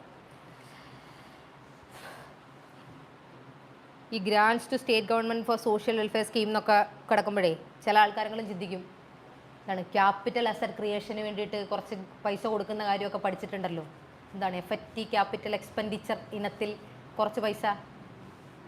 I know that, I know. അങ്ങനെ ചിന്തിക്കും കുറേ ആൾക്കാർ. അതിന് വേണ്ടിയിട്ടാണ് അത് അവിടെ ഇട്ടിരിക്കുന്നത്. ഇതൊക്കെ ഈ ഒരു UPSC സ്റ്റാൻഡേർഡ്, കറക്റ്റ് UPSCക്ക് ഇത്രയും നിങ്ങളെ കുഴപ്പിക്കുകയുള്ളൂ. കാരണം കുറച്ച് പേരെങ്കിലും അങ്ങനെ ചിന്തിക്കും. ഒരു 70-80 ആകുമ്പോൾ ഈ ക്വസ്റ്റ്യൻ കിട്ടും, നല്ല രസമായിരിക്കും, നിങ്ങൾ നല്ല ഹൈ ആയിരിക്കും ആ സമയത്ത്, അന്നേരം തെറ്റും. ഓക്കെ, അതാണ് വേറൊരു പ്രശ്നം. നമ്മൾ ഈ ക്വസ്റ്റ്യൻ ചെയ്ത് ശീലമില്ലെങ്കിലേ നമുക്കത് എങ്ങനെ മാനേജ് ചെയ്യണമെന്ന് അറിയത്തില്ല. അപ്പോൾ നമ്മൾ അവിടെ ഇരുന്ന് ഓവർ തിങ്ക് ചെയ്യും. അപ്പോൾ നമ്മൾ ചിന്തിക്കും, നമ്മൾ മറ്റേത് പഠിച്ചിട്ടില്ലേ, അതിനകത്ത് റവന്യൂ ഡെഫിസിറ്റ് ഒക്കെ പഠിക്കുന്ന സമയത്ത് നമ്മളിങ്ങനെ പറയത്തില്ലേ, revenue deficit minus grants for the creation of capital receipt. അതെന്താ? അത് എഫക്റ്റീവ് റവന്യൂ ഡെഫിസിറ്റ് പഠിച്ചിട്ടില്ലേ? അപ്പോൾ ഗ്രാൻഡ് കൊടുക്കുന്നത് ക്യാപിറ്റൽ അസറ്റ് ക്രിയേഷനും കൂടിയിട്ടല്ലേ? അപ്പോൾ അതൊക്കെ കൊണ്ട് ഇവിടെ കൊണ്ട് കുത്തി കയറ്റും. വല്ല ആവശ്യമുണ്ടോ? ഒരു കാര്യമില്ല. ഇങ്ങനെയൊക്കെ ഇരുന്ന് എവിടെയൊക്കെ പോകും നിങ്ങൾ ചിന്തിച്ചല്ലേ? അങ്ങനെയൊക്കെ. 17, നിങ്ങൾ ഈ എക്സാം എഴുതുന്ന സമയത്ത് നിങ്ങൾക്ക് വരുന്ന തോട്ട്സ് ഉണ്ടല്ലോ, വേറെ തോട്ട്സ് വരത്തില്ലേ? ആ സൈഡിലൊരു പേപ്പറിൽ ചുമ്മാ എഴുതി വെക്കണം. നിങ്ങൾക്ക് ഒരു സിനിമയ്ക്ക് കഥ എഴുതാൻ പറ്റുമെന്ന് വെച്ചിട്ട് അത്രയും നിങ്ങൾ ചിന്തിക്കും ആ സമയത്ത്. ഓക്കെ, അപ്പോൾ 17th question, in the context of Indian economy consider the following situations. Okay, എന്തോ സിറ്റുവേഷൻ കൺസിഡർ ചെയ്യാൻ പറഞ്ഞേക്കാം നമ്മളോട്. നോക്കാം. Economy is phasing A liquidity crunch and slowing growth. Okay, there is A sharp increase in FPI, foreign portfolio inflows. Okay, രണ്ട് situation നമ്മുടെ മുന്നിലേക്ക് തന്നേക്കാം. ഒന്ന്, ഇക്കോണമിയിൽ ലിക്വിഡിറ്റി ക്രഞ്ച് ഉണ്ട്, പിടുത്തമാണ്. 2, FPI കൂടി, there is A sharp increase in FPI. Based on the above, which of the following statements is are correct? നമ്മുടെ economy ലിക്വിഡിറ്റിയും കുറവാണ്, growth കുറവാണ്, ഫോറിൻ പോർട്ട്ഫോളിയോ ഇൻഫ്ലോസ് കൂടുതലുമാണ്. ശരി. Which of the following statements is correct? In situation 1, okay അങ്ങനെയാണ് question. Okay, in situation 1 ഞാൻ ആലോചിക്കും, തമ്മിലൊരു ബന്ധമില്ലല്ലോ, ഇത് എങ്ങനെ കുട്ടി ക്വസ്റ്റ്യൻ ഇടും എന്നാണ് ഞാൻ ആലോചിച്ചത്. കൊള്ളാം, എന്നെക്കാളും വലിയ സൈക്കോയോ. Okay, in situation 1, reserve bank of India is likely to conduct open market sale of government securities. Nice nice nice. ഒന്നാമത്തെ സിറ്റുവേഷനിൽ ലിക്വിഡിറ്റി ക്രഞ്ചാണ്, നിങ്ങളുടെ ആരുടെയും കയ്യിൽ പൈസ ഇല്ല, എവരിബഡി ഈസ് പാപ്പർ, പൈസ ഇല്ല, അശ്വിനൊക്കെ തെണ്ടി കുത്തുവാള എടുത്ത് നിൽക്കുന്ന സാഹചര്യത്തിൽ Reserve bank of India likely to conduct open market sale of government securities എന്നാണ് ഈ കുട്ടി പറയുന്നത്. എന്നാണ് ഈ ക്വസ്റ്റ്യൻ ഇട്ട ആൾ പറഞ്ഞേക്കാണ്. ഈ ഒന്നാമത്തെ സിറ്റുവേഷനിൽ RBI open market sale of government securities, selling of securities നടത്തുമോ? നടത്തൂല. ഇപ്പം നടത്തൂല. അപ്പം നടത്തിയായിരുന്നോ? ഇപ്പം പറയാം, ഇത് കഴിഞ്ഞിട്ട് ഞാൻ ചോദിക്കാം ആർക്കൊക്കെ തെറ്റിന്ന്. ഓക്കെ, അപ്പം സെയിലാണോ നടത്താൻ സാധ്യത? പർച്ചേസ് അല്ലേ, സെക്യൂരിറ്റി ഇങ്ങോട്ട് പർച്ചേസ് ചെയ്താലേ പൈസ നിങ്ങളുടെ കയ്യിൽ അങ്ങോട്ട് വന്നിട്ട് എനിക്ക് ലിക്വിഡിറ്റി, RBIക്ക് ലിക്വിഡിറ്റി എൻഹാൻസ് ചെയ്യാൻ പറ്റത്തുള്ളൂ. സെയിലാണോ നടത്തുന്നേ? അല്ല. തെറ്റിപ്പോയവർ എത്ര ഉണ്ട്? നിങ്ങളിപ്പോൾ എങ്ങനെയായിരിക്കും സെയിൽ നടത്തിയതിന് ശേഷം ഇത് മാനേജ് ചെയ്യുന്നത്? അവൾ സ്ഥിര സ്വഭാവം. അങ്ങനെ ഞാൻ എന്തോ ചിന്തിച്ചോണ്ടാ അത് എഴുതിയതല്ലേ? എന്തായിരുന്നു എനിക്ക് വയ്യേ. Okay, 2, in situation 2, RBI is likely to sell rupees and buy dollars. There is a sharp increase in FPI. Foreign portfolio inflow increase ചെയ്യുകയാണ്. RBI അപ്പോൾ എന്താ, ഫോറിൻ പോർട്ട്ഫോളിയോ ഇൻഫ്ലോ ഇൻക്രീസ് ചെയ്യുമ്പോൾ എന്താ സംഭവിക്കുന്നത്? റുപ്പിക്ക് എന്ത് സംഭവിക്കും? ഇൻഫ്ലോ കൂടുമ്പം അപ്രീസിയേഷൻ അല്ലേ? അപ്പം നമ്മൾ നേരത്തെ പഠിച്ചതിൻ്റെ തിരിച്ചുള്ളത് ചിന്തിച്ചാൽ പോരെ. ഡിപ്രീസിയേഷൻ സംഭവിക്കുമ്പോൾ നമ്മൾ എന്താ ചെയ്തേ? ഡോളർ സെല്ല് ചെയ്തു. ഡോളറല്ലേ നമ്മൾ സെല്ല് ചെയ്തേ. അപ്പോൾ അപ്രീസിയേഷൻ സംഭവിക്കുമ്പോൾ നമ്മൾ എന്താ സെല്ല് ചെയ്യുന്നത്? റുപ്പി അല്ലേ സെല്ല് ചെയ്യുന്നത്. അത് തന്നെയല്ലേ ഇവിടെ കൊടുത്തിരിക്കുന്നത്? Sell rupees and buy dollars എന്നല്ലേ കൊടുത്തിരിക്കുന്നത് അല്ലേ? അത്ര സിമ്പിളായിട്ട് ചിന്തിച്ചാൽ പോരെ. അത്ര സിമ്പിൾസ് പറയില്ല ഇല്ല. ഓക്കെ, ശരി. So 17, the answer is B. Okay, അതോ ആ ഓപ്ഷൻ ആണെങ്കിൽ 1 only 2 only ബോത്ത് 1 and 2 അങ്ങനെ കൊടുക്കുകയും ചെയ്തു. ഒന്നും ചെയ്യാനില്ല, രണ്ടും അറിഞ്ഞാലേ ചെയ്യാനും പറ്റുള്ളൂ. ഓക്കെ, ഈ പുറത്തുനിന്ന് വന്നിട്ടുള്ള 2 ആൾക്കാർക്ക് എങ്ങനെയുണ്ട് ക്വസ്റ്റ്യൻ പേപ്പർ? ചെയ്യാൻ പറ്റുന്നുണ്ടോ? Okay, 18, Jini coefficient of 0.35. Suppose country A has a Gini coefficient of 0.35 while country B has a Gini coefficient of 0.55. എന്തുവാ Gini coefficient? എന്തുവാ Gini coefficient എന്ന് പറഞ്ഞാൽ? ഇൻകം ഇക്വാളിറ്റി അല്ലല്ലോ, ഇൻകം ഇന്നിക്വാളിറ്റി അല്ലേ മെഷർ ചെയ്യുന്നേ. 0 ആണെങ്കിൽ പെർഫെക്റ്റ് ഇക്വാളിറ്റി, 1 ആണെങ്കിൽ ഇന്നിക്വാളിറ്റി. അപ്പം ഇതിനടുത്ത് നിൽക്കുന്നതാണെന്നുണ്ടെങ്കിൽ ഇൻകം ഇന്നിക്വാളിറ്റി, ഇതിവിടെ ആണെങ്കിൽ ഇൻക്വാളിറ്റി കൂടുതലാണ്, അതല്ലേ? അപ്പം ഒരു രാജ്യത്തിന് ഇന്നിക്വാളിറ്റി 1 ആണെങ്കിൽ, ജിനി കോഫിഷ്യൻറ്റിൽ 1 ആണെങ്കിൽ അതിൻ്റെ അർത്ഥം ഇന്നിക്വാളിറ്റി, ഇത് 20 രൂപ പ്രൊഡ്യൂസ് ചെയ്യുന്നുണ്ടെങ്കിൽ അത് ഒരാളാണ് ഹോൾഡ് ചെയ്യുന്നതെന്നുള്ളതാണ് അതിൻ്റെ അർത്ഥം. മനസ്സിലായോ? 20 രൂപ, ഓരോ രൂപ വീതം 20 പേര് ഹോൾഡ് ചെയ്യുന്നുണ്ടെങ്കിലാണ് നമുക്ക് 0 വരുന്നത്. അതാണ് 0യും 1 നമ്മൾ ഡിസ്കസ് ചെയ്തിട്ടുള്ള ജിനി കോഫിഷ്യൻറ്റ്. സോ ഇവിടെ which of the following conclusions can be correctly inferred from this information? അതൊന്നും അല്ല ചോദ്യം, വേറെ അങ്ങോട്ടോ നമ്മൾ പോകാൻ പോവുകയാണ്. Country A has lower level of income inequality than country B. എക്ക് എത്രയാണെന്നാണ് പറഞ്ഞത്? 0.35 അല്ലേ? ബിക്ക് എത്രയാണെന്നാണ് പറഞ്ഞത്? 0.55 അല്ലേ? ക്വസ്റ്റ്യൻ നമ്മളോട് ചോദിച്ചിരിക്കുന്നത് country A has lower level of income inequality than country B. Direct കാര്യമാണ് പറഞ്ഞേക്കുന്നത്, ശരിയാണ്. 2, country B has a lower incidence of, no, നമുക്ക് എങ്ങനെയാണ് ഇൻസിഡൻസ് ഓഫ് അബ്സൊല്യൂട്ട് പോവർട്ടിയൊക്കെ അളക്കാൻ പറ്റുന്നത്? ഇന്നിക്വാളിറ്റി മാത്രമല്ലേ അളക്കാൻ പറ്റുള്ളൂ. അത് തന്നെ ആയിരിക്കുമല്ലോ എക്സ്പ്ലനേഷൻ. യെസ്, നമുക്ക് അബ്സല്യൂട്ട് പോവർട്ടി അല്ലെങ്കിൽ അങ്ങനത്തെ പോവർട്ടിയുടെ തരം കാര്യങ്ങൾ അതൊന്നും നമുക്ക് ജിനി കോഫിഷ്യൻ്റ് ഉപയോഗിച്ച് അളക്കാൻ പറ്റത്തില്ല. ജിനി കോഫിഷ്യൻ്റ് എന്ന് പറയുന്നത് ഇൻകം ഇന്നിക്വാളിറ്റി മെഷർ ചെയ്യാൻ വേണ്ടിയിട്ടാണ്.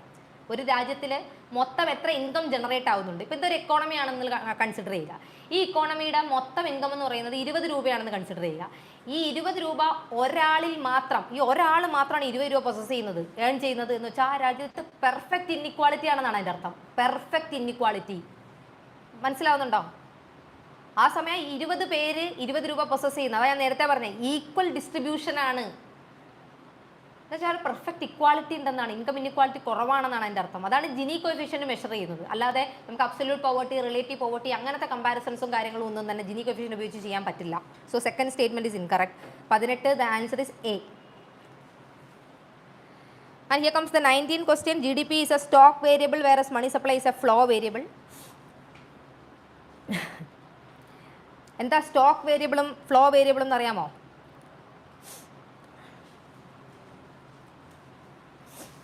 Second statement is actually correct. A stock variable എന്ന് പറഞ്ഞാലേ നമ്മളൊരു പർട്ടിക്കുലർ പോയിന്റ് ഓഫ് ടൈമിൽ നമ്മൾ മെഷർ ചെയ്യുന്ന വേരിയബിൾസിനെയാണ് നമ്മൾ സ്റ്റോക്ക് വേരിയബിൾ എന്ന് പറയുന്നത്. ഫ്ലോ വേരിയബിൾ എന്ന് പറഞ്ഞാൽ ഒരു പീരീഡ് ഓഫ് ടൈമിൽ. ഇപ്പോൾ മണി സപ്ലൈ എന്ന് പറഞ്ഞാൽ ഒരു സ്റ്റോക്ക് വേരിയബിളാണ്. കാരണം നമ്മൾ പഠിക്കുന്നുണ്ട് ഒരു പർട്ടിക്കുലർ പോയിന്റ് ഓഫ് ടൈമിൽ ഇക്കോണമിയിൽ എത്ര പൈസ ഉണ്ട്, അതാണ് money supply. Point of time money supply stock വേരിയബിളാണ്. മനസ്സിലായോ? ആ സമയം നമ്മുടെ ഈ GDP ആയിക്കോട്ടെ, അൺഎംപ്ലോയ്മെൻറ്റ് ആയിക്കോട്ടെ, അങ്ങനെയുള്ള വേരിയബിൾസ് ഒക്കെ ഉണ്ടല്ലോ, മാക്രോ എക്കണോമിക് ഇൻഡിക്കേറ്റേഴ്സ് ഒക്കെ ഉണ്ടല്ലോ, അതൊരു പെർട്ടിക്കുലർ പീരീഡ് ഓഫ് ടൈമിലത്തേക്കാണ് നമ്മൾ ഇൻഫ്ലേഷൻ അല്ലേ, ഇതൊക്കെ നമ്മൾ അങ്ങനെ അളക്കുക. ആ ഒരു പീരീഡ് ഓഫ് ടൈമിലത്തേക്കുള്ളതിനെയാണ് നമ്മൾ ഫ്ലോ വേരിയബിൾ എന്ന് പറയുന്നത്. GDP is A flow variable. So ഇവിടെ ഒന്നാമത്തെ സ്റ്റേറ്റ്മെൻറ്റ് എന്തായാലും തെറ്റാണ്. ഒന്നാമത്തെ സ്റ്റേറ്റ്മെൻറ്റ് തെറ്റാണ്. രണ്ടാമത്തെ സ്റ്റേറ്റ്മെൻറ്റ് ശരിയാണ്. ഒന്നാമത്തെ സ്റ്റേറ്റ്മെൻറ്റ് തെറ്റാവുമ്പോൾ തന്നെ the answer is D. 19 the answer is D, dog. Okay അല്ലേ? 20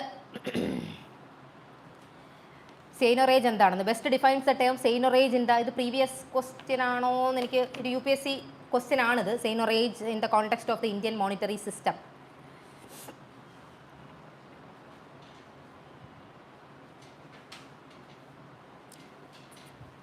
The answer is C.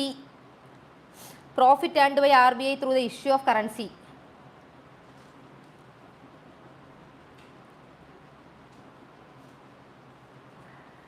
അതായത്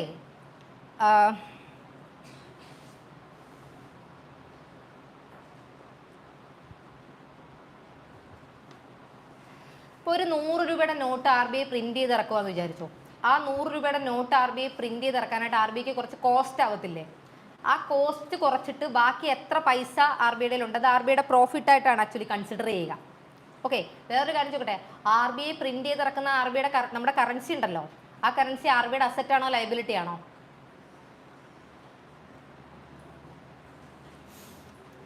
RBI പ്രിന്റ് ചെയ്ത് ഇറക്കുന്ന കറൻസി നോട്ട് എന്തെങ്കിലും ഉണ്ടോ കയ്യിൽ?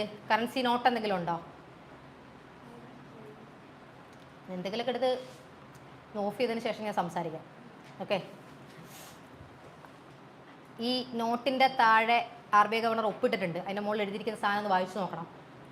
ലയബിലിറ്റിയാണ്. ഈ പ്രിന്റ് ചെയ്തിറക്കുന്ന കറൻസി RBIയുടെ ലയബിലിറ്റിയാണ്. ഇത് ക്വസ്റ്റ്യൻ പേപ്പർ കാണുമ്പോൾ അസറ്റ് ആണെന്ന് തന്നെ നിങ്ങൾ എഴുതും. അതാണ് അതിനകത്ത് പ്രത്യേകത എന്ന് ഇപ്പോൾ പറഞ്ഞിട്ടില്ലേ പെട്ടെന്ന്.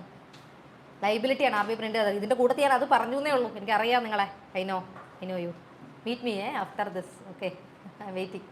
ഓക്കെ, അപ്പോൾ the answer is 20. The answer is C. Okay, 21 with reference to digital rupee. ഇത് നല്ല ചാൻസ് ഉള്ള സാധനമാണ്. CBDC ഒക്കെ ഓൾറെഡി UPSC ചോദിച്ചു കഴിഞ്ഞ സാധനമാണ്. സെൻട്രൽ ബാങ്ക് ഡിജിറ്റൽ കറൻസി ഒക്കെ ഓൾറെഡി ചോദിച്ചിട്ടുണ്ട്. അതുപോലത്തെ ഒരു സാധനമാണ് ഈ റുപ്പി എന്ന് പറയുന്നത്, digital rupee. With reference to digital rupee and unified payment interface consider the following statements. Okay, statement number 1, 21ാമത്തെ ചോദ്യമാണ് നമ്മൾ ഡിസ്കസ് ചെയ്യാൻ പോകുന്നത്. Statement number 1, e-rupee is a token representing legal tender whereas UPI is not a legal tender. e-rupee എന്ന് പറയുന്നത് legal tender ആണ്, UPI legal tender അല്ല.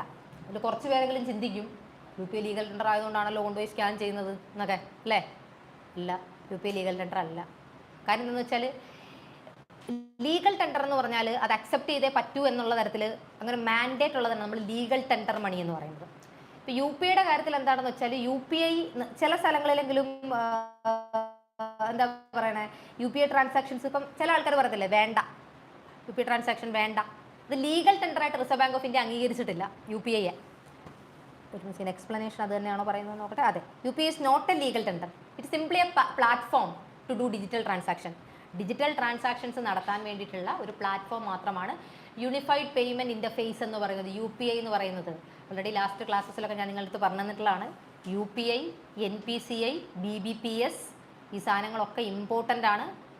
UPI, BBPS Bharat bill payment ecosystem ഉണ്ടല്ലോ, Bharat bill payment system BBPS, അതുപോലെ NPCI national payment corporation of India. ഇതെല്ലാം previous questions ആണ്, repetition questions ആണ്. പിന്നെ NDSOS negotiable dealing system order matching, NDSOM not OS, OM negotiable dealing system order matching previous UPSC question ആണ്. NDSOM നമ്മൾ ബിൽസിലെ treasury ബില്ലുകൾ പോലെയുള്ള securities ഒക്കെ purchase ചെയ്യുകയൊക്കെ ചെയ്യുന്നത് NDSOM പോലെയുള്ള സംവിധാനങ്ങൾ ഉപയോഗിച്ചുകൊണ്ടാണ്. ഇ ക്യൂബർ സിസ്റ്റം, എന്താണ് e-Cuber സിസ്റ്റം? ഇതൊക്കെ ഇമ്പോർട്ടൻ്റ് ആയിട്ടുള്ള ഏരിയാസ് ആണ്. Then e-rupee is a liability of the RBI but UPI is not. RBI legal tender ആണെന്ന് പറയുന്ന എല്ലാ സാധനവും RBIയുടെ ലയബിലിറ്റി അല്ലേ? അതല്ലേ ഞാനിപ്പോൾ ചോദിച്ചത്. RBI ഇഷ്യൂ ചെയ്യുന്ന നോട്ട് RBIയുടെ ലയബിലിറ്റി അല്ലേന്ന്, അല്ലേ? ഇപ്പോൾ സെക്കൻഡ് സ്റ്റേറ്റ്മെന്റ് കറക്റ്റ് അല്ലേ അങ്ങനെയാണെങ്കിൽ? അടുത്തത്, payment of using UPI requires intermediation of a bank whereas payment using e-rupee does not. Third statement is also correct.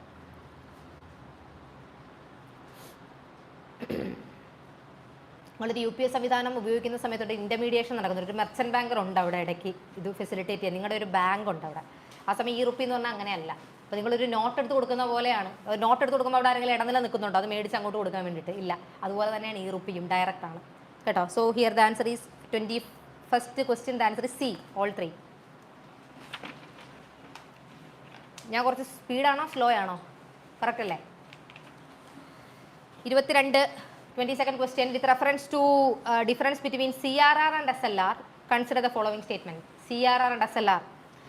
CRR is maintained with the Reserve Bank of India while SLR is maintained by banks themselves in the form of approved liquid assets. Okay. Second statement. Banks do not earn any interest on the balances maintained as CRR, where they earn interest on the securities kept to meet the SLR requirement. ചില ആൾക്കാർക്കെങ്കിലും ഒരു confusion വരും അത് എന്താണെന്നുള്ളത്. പക്ഷേ explanation പറഞ്ഞു കഴിയുമ്പോൾ ഇതാണോ തെറ്റിച്ചേ എന്ന് തോന്നുകയും ചെയ്യും. 22nd question. The answer is C. Both are correct. Second statement എന്തുകൊണ്ട് തെറ്റി എന്നുള്ളത് പറഞ്ഞുതരാം. അതായത് എനിക്കൊരു ബാങ്ക് ഉണ്ടെന്ന് വിചാരിക്കുക. ഈ ബാങ്കിൽ എൻ്റെ നെറ്റ് ടൈം ആൻഡ് ഡിമാൻഡ് ഡെപ്പോസിറ്റിൻ്റെ ഇത്ര ശതമാനമാണ് ഞാൻ ഞാൻ SLR ആയിട്ട് വെക്കേണ്ടത്, പിന്നെ CRR ആയിട്ട് വെക്കേണ്ടത്, അല്ലേ? അപ്പം ഞാൻ SLR ആയിട്ട് വെക്കുമ്പം അതിനകത്ത് എന്തൊക്കെയുണ്ട്? എൻ്റെ കയ്യിൽ വെക്കുന്നതല്ലേ SLR. ബാങ്കിൻ്റെ വോൾട്ടിലല്ലേ വെക്കുന്ന SLR, അതല്ലേ സ്റ്റാറ്റ്യൂട്ടറി ലിക്വിഡിറ്റി റേഷ്യോ എന്ന് പറയുന്നത്. അപ്പോൾ അത് ഗോൾഡ് ഉണ്ട്, ക്യാഷ് ഉണ്ട്, സെക്യൂരിറ്റി ഉണ്ട്, അല്ലേ? ഈ ഗോൾഡ്, ക്യാഷ്, സെക്യൂരിറ്റി എന്ന് പറയുന്നത് ഇൻട്രസ്റ്റ് കിട്ടിക്കൊണ്ടിരിക്കുകയല്ലേ? ഇൻട്രസ്റ്റ് അതാണ് ഇവിടെ ചോദ്യമായിട്ട് ചോദിച്ചിരിക്കുന്നത്. ആ സമയം ഈ RBIയിൽ ഇടുന്ന പൈസ ഉണ്ടല്ലോ, അതിന് ഇൻട്രസ്റ്റ് ഇല്ല, അതിന് വേറെ ബെയറിംഗ് ഒന്നുമില്ല. മനസ്സിലാവുന്നുണ്ടോ? ആ പൈസ അവിടെ വെച്ചിട്ടുണ്ട്. ആ പൈസ ഈ CRR മാറുന്നതനുസരിച്ച് അതിനകത്ത് ഏറ്റക്കുറച്ചിലുകൾ വരും എന്നുള്ളതേ ഉള്ളൂ. കാരണം ആരെങ്കിലുമൊക്കെ കൊണ്ടിടുന്ന പൈസ ബാങ്കിൽ കിടക്കുന്നതിൻ്റെ ഒരു ഭാഗം എടുത്തിട്ടായിരിക്കുമല്ലോ SLR കോട്ടയ്ക്കകത്ത് എടുത്ത് വെക്കുന്നത്. അപ്പോൾ അതിന് ഇൻട്രസ്റ്റ് കിട്ടില്ല. ആ ഇൻട്രസ്റ്റ് ആണ് ഇവിടെ ഉദ്ദേശിക്കുന്നത്. Banks do not earn any interest on the balances maintained as CRR, whereas they earn interest on the securities kept to meet the SLR requirement. So 22, the answer is C. 23. നോക്കടാ, നമ്മൾ പഠിക്കാത്ത എന്തെങ്കിലും ഉണ്ടോ ഇതിനകത്ത്? നമ്മൾ ഇതുവരെ ഡിസ്കസ് ചെയ്ത ക്വസ്റ്റ്യൻസിനകത്ത് majority questions നമ്മൾ പറഞ്ഞിട്ടുള്ളത് കഴിഞ്ഞ ദിവസം ഞാൻ ക്ലാസ്സിൽ നമ്മുടെ ഒരു സെഷൻ ഇല്ലായിരുന്നു ഓൺലൈൻ, അന്ന് ഞാൻ ഡിസ്കസ് ചെയ്ത കുറേ സാധനങ്ങൾ ഇതിനകത്തുണ്ട്. Which of the following best describes the term AT1 bond, additional tier 1 bond? എന്താണ് AT1 ബോണ്ട്? നമ്മൾ ഏത് കോണ്ടെക്സ്റ്റിൽ അഡീഷണൽ ടയർ 1 ബോണ്ട് പഠിച്ചത് ഓർമ്മയുണ്ടോ? ലക്ഷ്മി വിലാസ് ബാങ്ക് ക്രൈസിസ് ഓർമ്മയുണ്ടോ? Lakshmi Vilas bank crisis, yes Bank crisis. ഈ രണ്ട് ക്രൈസിസും നോൺ പെർഫോമിംഗ് അസറ്റുമായിട്ട് ബന്ധപ്പെട്ട് നമ്മൾ ഡിസ്കസ് ചെയ്ത സമയത്ത് in order to contain the Yes Bank crisis Reserve bank of India ഒരു റിവൈറ്റലൈസേഷൻ പാക്കേജ് കൊണ്ടുവന്നു. ആ revitalisation package Yes Bank revitalisation package എന്നാണ് അറിയപ്പെടുന്നത്. SBI ലെഡ് പാക്കേജ് ആണ് ഇതെന്ന് പറയുന്നത്. ഈ പാക്കേജിന്റെ ഭാഗമായിട്ട് AT1 ബോണ്ടുകൾ എഴുതി തള്ളാൻ reserve bank of India yes ബാങ്കിന് നിർദ്ദേശം കൊടുത്തു എന്നുള്ളത് നമ്മൾ പറഞ്ഞിരുന്നു. അതിനെ തുടർന്ന് കുറച്ചുപേര് കോടതി പോയ കാര്യവും വിധി വന്ന കാര്യവും ഒക്കെ നമ്മൾ ഡിസ്കസ് ചെയ്തു. യെസ് ബാങ്ക് ക്രൈസിസ് ക്ലാസ്സിൽ ഡിസ്കസ് ചെയ്ത് ഓർമ്മയുണ്ടോ? യെസ് ബാങ്കിന്റെ ഒരു പിക്ചറും അതിന്റെ ഫ്രണ്ടിൽ കുറച്ച് ആൾക്കാർ കൂടി നിൽക്കുന്നതും ഒക്കെ ആയിട്ട് നമ്മൾ ഡിസ്കസ് ചെയ്തില്ലേ? അപ്പോൾ നമ്മൾ പറഞ്ഞു AT1 ബോണ്ടുകൾ എന്ന് പറയുന്നത് പെർപ്പച്വൽ ബോണ്ടുകളാണ്, എറ്റേണൽ ആണ്, അത് കണ്ടിന്യൂസ് ആണ്, അതിന് അവസാനമില്ല. അതിന്റെ മുതൽ എപ്പോൾ അടച്ച് തീരുന്നോ അതുവരെ അടവ് ഇങ്ങനെ കണ്ടിന്യൂ ചെയ്തുകൊണ്ടേയിരിക്കും. ആൻഡ് ഇഷ്യൂയിങ് അതോറിറ്റിക്ക് എപ്പോൾ വേണമെന്നുണ്ടെങ്കിലും ഇൻട്രസ്റ്റ് റേറ്റ് സ്കിപ്പ് ചെയ്യാൻ പറ്റും എന്നുള്ളതാണ് ഇതിന്റെ ഏറ്റവും വലിയ പ്രത്യേകത. മനസ്സിലാവുന്നുണ്ടോ? അതാണ് AT1 ബോണ്ടിന്റെ ഏറ്റവും വലിയ പ്രത്യേകത. പിന്നെ ഒരു ബാങ്ക് ഒരു ക്രൈസിസ് നേരിടുമ്പോൾ ആദ്യം എഴുതി തള്ളാൻ സാധ്യതയുള്ള ബോണ്ട് AT1 ബോണ്ടുകളാണ്. ഇങ്ങനെയൊക്കെയുള്ള കുറേ പോയിന്റുകൾ നമ്മൾ AT1 ബോണ്ടുമായിട്ട് ഡിസ്കസ് ചെയ്തിട്ടുണ്ടായിരുന്നു. So answer is B, bat. 23rd question, the answer is B. 24th, 23 തെറ്റിപ്പോയ ആരെങ്കിലും ഉണ്ടോ? 23ാമത്തെ ക്വസ്റ്റ്യൻ തെറ്റിപ്പോയ ഇതെങ്ങനെ അത് നമ്മൾ എങ്ങനെ നേരിടും ഈ പ്രശ്നത്തെ? ഞാൻ നേരിടാം, ഓഫ് ചെയ്തതിന് ശേഷം നേരിടാം. Okay 24, monetary policy committee. With reference to monetary policy committee in India consider the following statements. MPC is constituted by the central government under the provisions of RBI act of 1934. ശരിയാണോ? ഒരു confusion വന്നില്ലേ? Of ചെയ്യാൻ പറ്റുമോ? എന്താ confusion എന്ന് പറയുമോ? Mic വേണോ? രണ്ടുമൊക്കെ സംസാരിക്കാം, മൈക്ക് വേണോ? എന്നാ പറ, എന്താ കൺഫ്യൂഷൻ? ഈ അമെൻമെന്റ് എന്ന് പറഞ്ഞാൽ നമ്മളിങ്ങനെ പെട്ടെന്ന് ഒരു ദിവസം പാർലമെന്റ് ഇരുന്നിട്ട് ഒന്ന് അമെൻഡ് ചെയ്യേക്കാം എന്ന് പറഞ്ഞിട്ട് വരുന്നതല്ല. നമുക്ക് എന്തെങ്കിലും ഒരു സാധനം വേണ്ട അമെൻഡ് ചെയ്യാൻ. എന്ത് സാധനം അമെൻഡ് ചെയ്തേ? ആക്ട്. ആ സ്റ്റേറ്റ്മെന്റ് ശരിയാണോ തെറ്റാണോ എഴുതിയത്? തെറ്റല്ലേ എഴുതിയത്? ആ സ്റ്റേറ്റ്മെന്റ് തെറ്റാണെന്നല്ലേ നീ എഴുതിയത്? അല്ലേ? Okay. The Monetary Policy Committee is constituted by the central government under the provisions of the RBI Act of 1934. ഒന്നാമത്തെ സ്റ്റേറ്റ്മെന്റ് ഈസ് കറക്റ്റ്. എടാ 34 ആക്ട് ആണ്, അതിന് 2016 അമെൻമെന്റ് സംഭവിച്ചു എന്ന് വെച്ച് ആക്ടിന് ഇമ്പോർട്ടൻസ് ഇല്ലാതെ വരുമോ? ആക്ട് അല്ലേ? ഇതെന്ത് തരം അസുഖമാണ്? ഇതൊരു പുതിയ തരം അസുഖമാണ്. അതൊന്നും പറ്റൂല. ഈ 34 അമെൻഡഡ് ഇൻ 2016 എഴുതിയാൽ മാത്രമേ ഞാനത് ശരിയാണെന്ന് വിചാരിക്കുള്ളൂ എന്ന് പറയുന്നത് അത് ഇൻക്യൂറബിൾ ആണ്. അത് മരിക്കുക, എവിടെ നിന്നും ചാടി മരിക്കുക എന്നല്ലാതെ വേറെ വഴിയൊന്നുമില്ല അതിന്. ഒന്നാമത്തെ സ്റ്റേറ്റ്മെന്റ് കറക്റ്റാണ്. രണ്ടാമത്തെ statement MPC is required to meet at least 4 times in a financial year. 4 ഇങ്ങനെ ബോക്സ് ഇട്ട് വെച്ചതിന് ശേഷം തെറ്റെന്ന് എഴുതിയ എത്ര പേരുണ്ട് ഇവിടെ ഈ ക്ലാസ്സിൽ? ഒരാളെങ്കിലും 4 സത്യസന്ധമായിട്ട് പറയണം. എല്ലാവർക്കും രണ്ടാമത്തെ സ്റ്റേറ്റ്മെന്റ് ശരിയാണെന്നാണോ എല്ലാവരും എഴുതിയ ക്ലാസ്സിൽ? എല്ലാവരും ക്വസ്റ്റ്യൻ സ്കിപ്പ് ചെയ്ത ആരെങ്കിലും ഉണ്ടോ? എല്ലാവരും ശരിയാക്കിയോ? എൻ്റെ കാൽക്കുലേഷൻ തെറ്റിയല്ലോ. അപ്പോൾ എല്ലാവർക്കും ശരിയായെന്ന് എനിക്ക് വിശ്വസിക്കാൻ ബുദ്ധിമുട്ടുണ്ട്, കാരണം അത്ര നല്ലവരല്ല നിങ്ങൾ. ഓക്കെ. മൂന്നാമത്തത്, each member of the MPC has 1 vote and the governor of the RBI has a casting vote in the event of a tie. തെറ്റിച്ചവർ, മൂന്നാമത്തെ സ്റ്റേറ്റ്മെന്റ് തെറ്റാണെന്ന് എഴുതിയവർ. I know that. അതെന്താ 3:3 എന്ന് വരുക? എത്ര പേരുണ്ട് മോണിറ്ററി പോളിസി കമ്മിറ്റി മൊത്തം? അറിയത്തില്ല. എല്ലാവരും എന്തോ പറഞ്ഞു, അപ്പോൾ അവളും എത്ര ഉണ്ട്? 6. അപ്പോൾ ഇക്വാളിറ്റി ഓഫ് വോട്ട് എന്ന് പറഞ്ഞാൽ എത്രയാണ് വരിക? 3-3 വരും. 3 പേര് സപ്പോർട്ട് ചെയ്ത് 3 പേര് ഒപ്പോസ് ചെയ്ത്, അല്ലേ?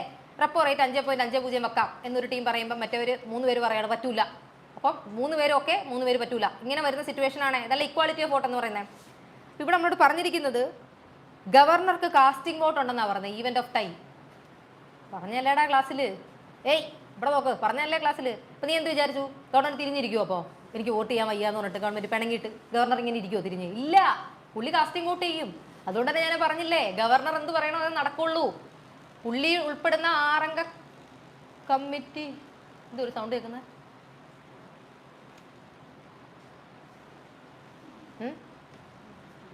എനിക്കൊന്ന് അവരൊക്കെ ശപിക്കുമായിരിക്കും ഇരുന്ന്. പുള്ളിയൊക്കെ അതൊക്കെ ആയിരിക്കും പറയുന്നിരുന്ന്. എഴുന്നേറ്റ് പോ, നിനക്കൊന്നും വയ്യ. പുള്ളി അത് തന്നെ പുള്ളി പറയുന്നത്. എനിക്ക് കേൾക്കാൻ പറ്റുന്നുണ്ടത്. പുള്ളി നിന്നോടാ പറയുന്നത് ഗവർണർ തിരിഞ്ഞിരിക്കുമെന്ന് പുള്ളി ചോദിച്ചുകൊണ്ടിരിക്കുകയാണെന്ന് തോന്നുന്നു. അസുഖമാണ് എല്ലാവർക്കും. 24 ദ ആൻസർ ഇസ് ഡി. 24 തെറ്റിച്ചു കഴിഞ്ഞുണ്ടല്ലോ. എൻ്റെ കൂടെ വാ, കയറോ എലിവശം പാറ്റാച്ചോക്ക് എന്തെങ്കിലും സാധനം ഞാൻ വാങ്ങിത്തരാം, കഴിച്ചോ. 25 കാർഡ് ടോക്കണൈസേഷൻ. പ്രീവിയസ് ക്വസ്റ്റ്യൻ ആണ് കേട്ടോ, UPSC ക്വസ്റ്റ്യൻ ആണ്. Which one of the following correctly describes the term card tokenisation sometimes seen in the news? നിങ്ങൾ കേട്ടിട്ടുണ്ടോ ടോക്കണൈസേഷൻ? അതായത് ഈ മെർച്ചൻസ് ആയിട്ടുള്ള ആൾക്കാരൊക്കെ ഉണ്ടല്ലോ, അവരവരുടെ നമ്മുടെ ATM കാർഡ് യൂസ് ചെയ്യുന്നത് പോലെ അവരവരുടെ ഡെബിറ്റ് കാർഡ്സ് ഒക്കെ യൂസ് ചെയ്യത്തില്ലേ? അന്നേരം ഈ ഇത് വരാൻ കൂടുതലാണ്. എന്തെങ്കിലും ഫ്രോഡുലന്റ് പരിപാടികൾ, അറ്റാക്കൊക്കെ വരാൻ കൂടുതലായതുകൊണ്ട് ഈ കാർഡിൽ നമ്മുടെ കാർഡിൻ്റെ താഴത്തെ നമ്പർ ഉണ്ടല്ലോ, നമ്മൾ നമ്പർ അടിച്ചു കൊടുക്കത്തില്ല ട്രാൻസാക്ഷൻ ഒക്കെ നടത്തുന്ന സമയത്ത്, ആ നമ്പറിൻ്റെ സ്ഥാനത്ത് അവർക്കൊരു ടോക്കൺ നമ്പർ ആയിരിക്കും, ഒരു കോഡ് പോലത്തെ ഒരു നമ്പർ ആയിരിക്കും. ഇങ്ങനെ XX എന്നൊക്കെ പറഞ്ഞിട്ട് അങ്ങനത്തെ ഒരു നമ്പർ ആയിരിക്കും.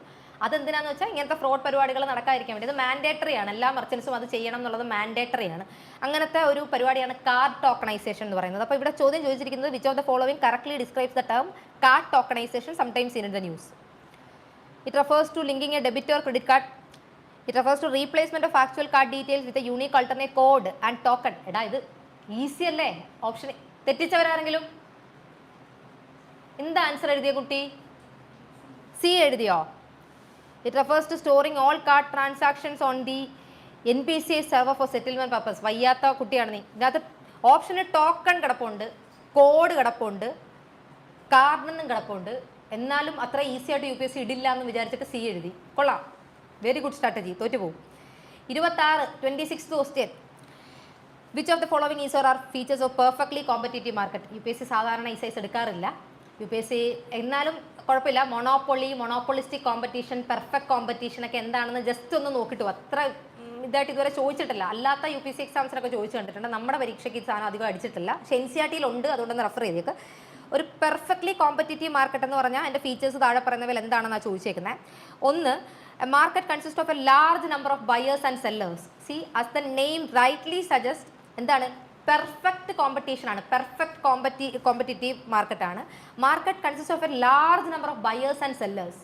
മാർക്കറ്റിൽ ഒത്തിരി ബയേഴ്സും ഒത്തിരി സെല്ലേഴ്സും ഉണ്ടെന്നാണ് പറഞ്ഞേക്കുന്നത്. അടുത്തത്, each firm producers and sells heterogeneous product.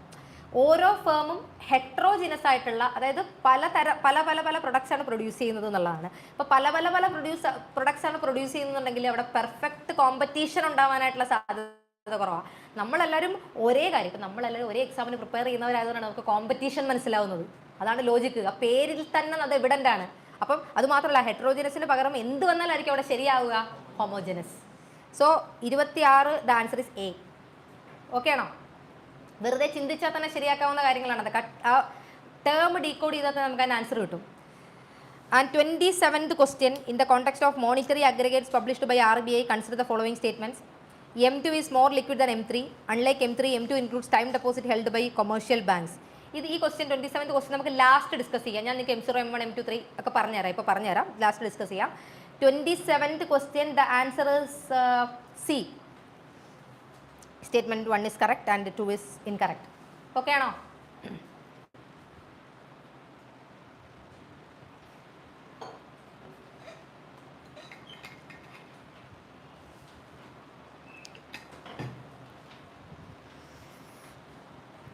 Okay.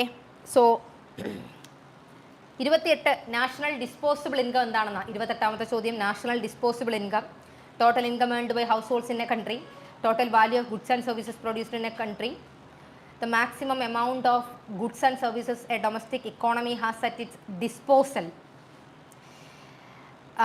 total government spending on public goods and services. The answer is C. 28, the answer is C. ഒരു സെക്കൻഡ് എടാ 28 28 ആൻസർ സി. ഓക്കെ അല്ലേ? 29 the idea of the invisible hand. ഇവിടെ കേട്ടിട്ടുണ്ടോ invisible hand എന്ന്? അല്ലേ, ഞാനല്ലേ ഇവിടെ നിന്ന് കാണിച്ചു തന്നെ invisible hand. Invisible hand propounded by Adam Smith provides theoretical support for which of the following. ഓർമ്മയുണ്ടോ? ഒരു മാർക്കറ്റിൽ ഒരു ഡിസിക്വിലിബ്രിയം കണ്ടീഷൻ വരികയാണ്, സപ്ലൈ ഡിമാൻഡ് മിസ്മാച്ച് വരുവാണെങ്കിൽ ഒരു ഇൻവിസിബിൾ ഹാൻഡ് തള്ളി അത് ശരിയാക്കും എന്ന് പറയുന്ന ഒരു പോളിസി, അതാണ് ഇൻവിസിബിൾ ഹാൻഡ് എന്ന് പറയുന്ന ആദം സ്മിത്തിൻ്റെ തിയറി എന്ന് പറയുന്നത്. തിയറി ഓഫ് ഇൻവിസിബിൾ ഹാൻഡ് ഓർമ്മയുണ്ടോ പഠിപ്പിച്ചത്? അത് തന്നെ നമ്മൾ പറഞ്ഞു ക്ലാസിക്കൽ സ്കൂൾ ഓഫ് എക്കണോമിസ്റ്റുകളിൽ പെട്ട ഒരാളാണ് ആദം സ്മിത്ത് എന്ന് പറയുന്നത്. ക്ലാസിക്കൽ സ്കൂൾ ഓഫ് എക്കണോമിസ്റ്റുകളാണ് ഏറ്റവും ശക്തമായിട്ട് പറഞ്ഞത് let the market stay alone or laissez fair.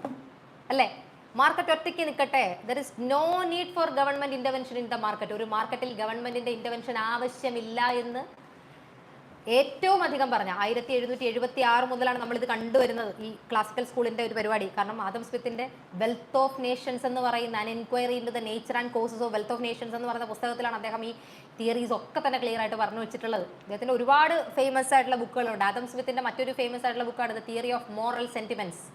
പറഞ്ഞിട്ടുള്ളതാണ് ഞാൻ ക്ലാസ്സിൽ, തിയറി ഓഫ് മോറൽ സെൻറ്റിമെൻറ്റ്സ്. ഇതിനകത്താണ് ആദം സ്മിത്ത് ഒരു ബിഹേവിയറൽ ഇക്കണോമിക്സ് ആണെന്ന രീതിയിലുള്ള കുറേ ട്രേസസ് നമുക്ക് കാണാൻ പറ്റുന്നത്. അപ്പോൾ അങ്ങനെ ഈ ക്ലാസിക്കൽ സ്കൂൾ ഓഫ് എക്കണോമിസ്റ്റുകൾ പറഞ്ഞു വെച്ച ലേസസ് ഫെയർ പോളിസിയുടെ ഭാഗമായിട്ടാണ് അദ്ദേഹം ഇൻവിസിബിൾ ഹാൻഡ് പോലെയുള്ള തിയറീസ് പറഞ്ഞിട്ടുള്ളത്. സോ ഇവിടെ laces fair C, 29 answer C. And 30th question is A direct question from the PLFS അല്ലേ, പീരിയോഡിക് ലേബർ ഫോഴ്സ് സർവേ. ഇതും ഞാൻ കഴിഞ്ഞ ക്ലാസ്സിൽ നിങ്ങളടുത്ത് പറഞ്ഞതാ അന്ന്. Periodic labour force survey important ആണ്.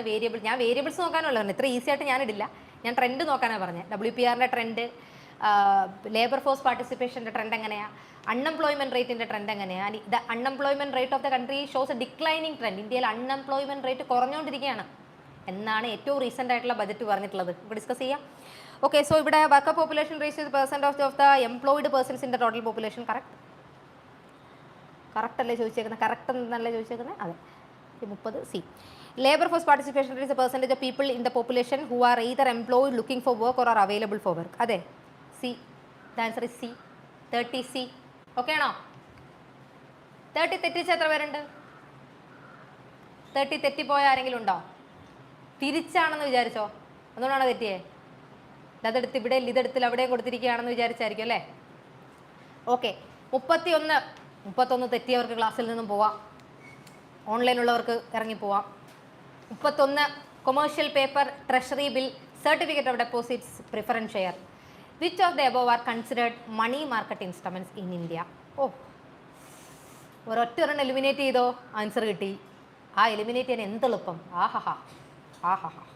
നിങ്ങൾക്ക് കൊതിയായെന്ന് തോന്നല്ലേ ഇങ്ങനെയൊക്കെ ഒരു ക്വസ്റ്റ്യൻ കിട്ടാൻ വേണ്ടിയിട്ട്? തെറ്റിച്ചവർ ആൻസർ പറയട്ടെ. The answer is A, 31. The answer is A. തെറ്റിപ്പോയവർക്ക് ധൈര്യമായിട്ട് കൈവക്കാം. ഹരീഷ്, ശരി. എന്തു പറ്റിയത്? ശരിയായത്.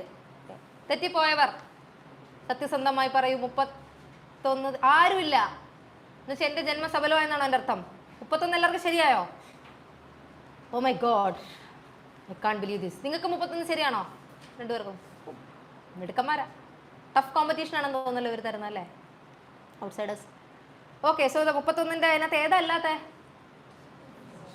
Preference shares. പ്രിഫറൻസ് ഷെയറിൻ്റെ കൂട്ടത്തിൽ തന്നെ 2-3 സാധനങ്ങളൂടെ അവർ തരുവാണെന്നുണ്ടെങ്കിൽ എന്തൊക്കെ തരുമായിരിക്കും? പിന്നെ ഇല്ലേ ഫുൾ ഡബിങ്? ഇനി I know that, full dubbing. എന്താ പ്രിഫറൻസ് ഷെയറിൻ്റെ കൂട്ടത്തിൽ തരാൻ സാധ്യതയുള്ള വേറെ എന്താ? ഇക്വിറ്റി, അതുപോലെ പിന്നെന്താ ഡിബഞ്ചർ അല്ലേ, ഇങ്ങനെയൊക്കെ തരാൻ സാധ്യതയുണ്ട്. Ashwin, all you know, such A genius is. 32 how can currency appreciation stimulate A decrease in net exports? Question തന്നെ ആൻസർ തന്നിട്ടുണ്ട്. ഇനി എന്താ നമ്മൾ ചെയ്യേണ്ടത്? How can currency appreciation stimulate A decrease in net exports? അപ്പോൾ നമുക്കറിയാമല്ലോ, ഡിപ്രീസിയേഷൻ ആണെങ്കിൽ എന്താ സംഭവിക്കുന്നത്? ഇമ്പോർട്ട് എക്സ്പെൻസീവ് ആവും അല്ലേ, എക്സ്പോർട്ട് ചീപ്പർ എന്ന് പറയുന്നില്ല, കോമ്പറ്റീറ്റീവ് ആവും. അതല്ലേ നമുക്കറിയാവുന്നേ ഡിപ്രീസിയേഷൻ. അത് നേരെ അങ്ങ് എഴുതി വെക്കുക. എന്നിട്ട് ഇവിടെ ചോദിച്ചിരിക്കുന്നത് എങ്ങനെയാണ് കറൻസി അപ്രീസിയേഷൻ എക്സ്പോർട്ടിനെ ഡിക്രീസ് ചെയ്യുന്നതിനെ സ്റ്റിമുലേറ്റ് ചെയ്യുന്നതെന്നാണ് ചോദിച്ചിരിക്കുന്നത്. അപ്പം ഇതിൻ്റെ നേരെ ഓപ്പോസിറ്റ് കണ്ടീഷൻ ആയിരിക്കുമല്ലോ അപ്രീസിയേഷൻ നടക്കുന്നത്. എന്താ അപ്രീസിയേഷൻ? അപ്പോൾ എന്താ നടക്കുന്നത്? ഇമ്പോർട്ട് ചീപ്പർ ആവുകയും എക്സ്പോർട്ട് എക്സ്പെൻസീവ് ആവുകയും ചെയ്യുമല്ലേ അപ്രീസിയേഷൻ നടക്കുന്നത്. അപ്പോൾ ആ ഇമ്പോർട്ട് എക്സ്പെൻസീവ് ആകുന്നത് വഴി ഡിക്രീസ് ആവുന്നതിനെ എങ്ങനെയാണ് സ്റ്റിമുലേറ്റ് ചെയ്യുന്നതെന്നാണ് ചോദിച്ചേക്കുന്നത്. 32 the answer is A, by increasing export cost. അത് ക്വസ്റ്റിനിൽ തന്നെ എവിഡൻ്റ് ആണല്ലോ, ക്വസ്റ്റിനിൽ തന്നെ എവിഡൻ്റ് അല്ലേ. ഒക്കെ ശരി, കൈ കടിക്കുന്നിരുന്നു ശരിയായിരുന്നു, ആദ്യമായിട്ടാണ് തോന്നുന്നത് ശരിയാവുന്നത്, ആലോചിച്ചത് ശരിയാവുന്ന ഒരെണ്ണം. By increasing import prices. Import prices എപ്പോഴാണ് കൂടുന്നത്? അപ്രീസിയേഷനോ ഡിപ്രീസിയേഷനോ? ഇമ്പോർട്ട് പ്രൈസസ് എപ്പോഴാണ് കൂടുന്നത്? ഡിപ്രീസിയേഷനിലാണോ അപ്രീസിയേഷനിലാണോ? കറൻസി ഡിപ്രീഷിയേറ്റ് ചെയ്യുമ്പോഴല്ലേ ഇമ്പോർട്ട് പ്രൈസസ് എക്സ്പെൻസീവ് ആവുന്നതും അതുവഴി ഇമ്പോർട്ട് ചീപ്പർ ആവുന്നതും. അതുകൊണ്ടല്ലേ നമ്മൾ പറഞ്ഞത് ഡബിൾ എഡ്ജ് സോഡാണെന്ന്. ഡിപ്രീസിയേഷൻ മറന്നുപോയോ? ഇല്ല, ശരിയാക്കിയോ? ഓ, എന്ത് പറ്റി? Okay, so the answer is 32. The answer is A. 33. Which of the following are the impacts of repo rate cut in the economy? Repo rate കുറച്ചു, ഇമ്പാക്ട് എന്താണ്? repo rate കുറച്ചാൽ money supply കൂടും. Option 1 leads to higher inflation. Option 1 leads to higher inflation. ശരിയാണ്. EMI of home and vehicle loans will shoot up. repo rate കുറച്ചാൽ consequently എന്ത് ചെയ്യണം? ബാങ്കുകൾ എന്ത് ചെയ്യണം? അവരുടെ റേറ്റ് കുറയ്ക്കണ്ടേ? അപ്പോൾ ആക്ച്വലി സ്പീക്കിംഗ് പറയുന്നത് അങ്ങനെ റേറ്റ് കുറയ്ക്കണം. അതായത് ഇപ്പോൾ reserve bank of India rate cut ചെയ്തു. റേറ്റ് കട്ട് ചെയ്യുമ്പം ഷെഡ്യൂൾഡ് കൊമേഴ്ഷ്യൽ ബാങ്കുകളും അവരുടെ റേറ്റ് കട്ട് ചെയ്യണം. അങ്ങനെ പക്ഷേ ആക്ച്വലി സ്പീക്കിംഗ് അതിവിടെ കട്ട് ചെയ്യപ്പെടുന്നില്ല എന്നുള്ളതാണ് സത്യം. നിങ്ങൾ ലോണൊക്കെ എടുത്തിട്ടുള്ള ആൾക്കാരാണെങ്കിൽ പലിശ അടയ്ക്കാൻ ചെല്ലുന്ന സമയത്ത് എപ്പോഴെങ്കിലും ബാങ്കിൽ നിന്ന് പറയുമോ നിങ്ങൾ നേരത്തെ അടച്ചതിനെക്കാട്ടി കുറച്ച് പലിശ ഇപ്പോൾ അടച്ചാൽ മതിയെന്ന്? ഇല്ല. പക്ഷെ അങ്ങനെ ചെയ്താൽ മാത്രമേ എഫക്റ്റീവ് മോണിറ്ററി പോളിസി ട്രാൻസ്മിഷൻ നടക്കുള്ളൂ. മനസ്സിലായോ? അതെന്താന്ന് വെച്ചാൽ റെപ്പോ റേറ്റിനനുസരിച്ചിട്ട് കുറയ്ക്കണം എന്നുള്ള ഒരു instruction reserve bank of India ബാങ്കുകൾക്ക് കൊടുത്തിട്ടുണ്ടെങ്കിലും റെപ്പോ റേറ്റ് തന്നെ അല്ല ബാങ്കുകളുടെ ഇൻട്രസ്റ്റ് റേറ്റ്. ആണോ? അല്ല. പിന്നെയോ? ബാങ്കുകളുടെ ഇൻട്രസ്റ്റ് റേറ്റ് ആണ് MCLR എന്ന് പറയുന്നത്. MCLR, ഈ MCLR അതായത് ബാങ്കുകൾ നിങ്ങളുടെ കയ്യിൽ നിന്ന് മേടിക്കുന്ന പലിശ നിരക്കിനെ അത് ബാങ്കുകൾ ഫോർമുലേറ്റ് ചെയ്യുന്നത് ബേസ്ഡ് ഓൺ റെപ്പോ റേറ്റ് ആണ്. നിലവിലെ റെപ്പോ റേറ്റ് എത്രയാണ്, അത് കൂടുന്നോ കുറയുന്നോ അനുസരിച്ച് MCLRനകത്ത് വ്യത്യാസം വരും. അല്ലാതെ നിലവിലെ റെപ്പോ റേറ്റ് അല്ല നിങ്ങളുടെ കയ്യിൽ നിന്നും ഷെഡ്യൂൾഡ് കൊമേഴ്ഷ്യൽ ബാങ്കുകൾ ഈടാക്കുന്നത്. Okay, so EMI of home and vehicle loans will shoot up ആണോ? അല്ല, will come down. So we can eliminate the second option. Interest earned on savings will be reduced. Interest earned on savings കാരണം rate കട്ടല്ലേ ചെയ്യുന്നത്. So 33 the answer is C. ഇതിനകത്ത് detailed explanation ഉണ്ട് കേട്ടോ നിങ്ങളുടെ question പേപ്പറിൽ. ഡൗട്ട്സ് ഉണ്ടെങ്കിൽ നിങ്ങൾക്ക് നോക്കാം. 34 Reserve bank of India acts as a bankers bank. This would imply which of the following? RBI bankers bank ആണ്. എന്താണ് പറയുന്നതെന്ന് ചോദിച്ചാൽ നോക്കാം. Other banks retain their deposits with the RBI. RBI lends funds to commercial banks in times of need. RBI advises commercial banks on money matters. Answer is D. തെറ്റിപ്പോയ ആരെങ്കിലും ഉണ്ടോ? തെറ്റിപ്പോയ ആരെങ്കിലും? ആരുമില്ല. Okay, 35 UNDP's human development index. ഇത് ഞാൻ പറഞ്ഞില്ലേടാ അന്ന് HTA നോക്കണമെന്ന്. ലെജിൻ വന്നില്ലേ? വന്നിട്ടില്ല. Okay, the UNDP's human development index does not include which of the following indicators? Life expectancy at birth ഉണ്ട്, gross national income per capita, mean years of schooling, infant mortality rate. 35. The answer is D.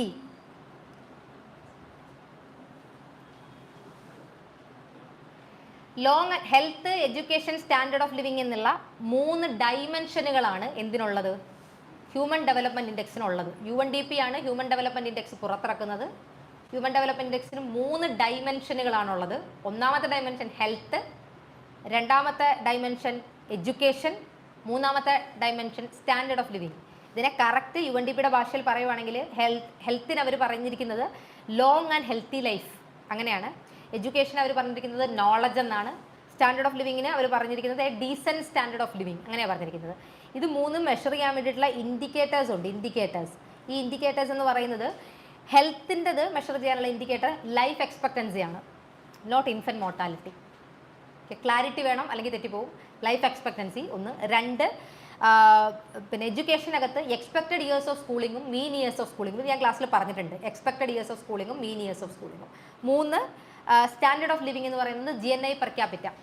Per capita GNI എത്രയുണ്ടെന്നുള്ളത്, per capita income എത്രയുണ്ടെന്നുള്ളത്. Okay, പെട്ടെന്നൊന്ന് ഞെട്ടിയല്ലേ?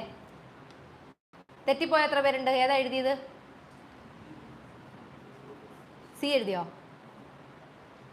Okay, ഇത് മനസ്സിലായോ? ഇതൊക്കെ തെറ്റിപ്പോയി കഴിഞ്ഞാൽ ഇത് നന്നായിട്ട് ഇടുന്ന ആൾക്കാർ ഈ സാധനം ശരിയാക്കും.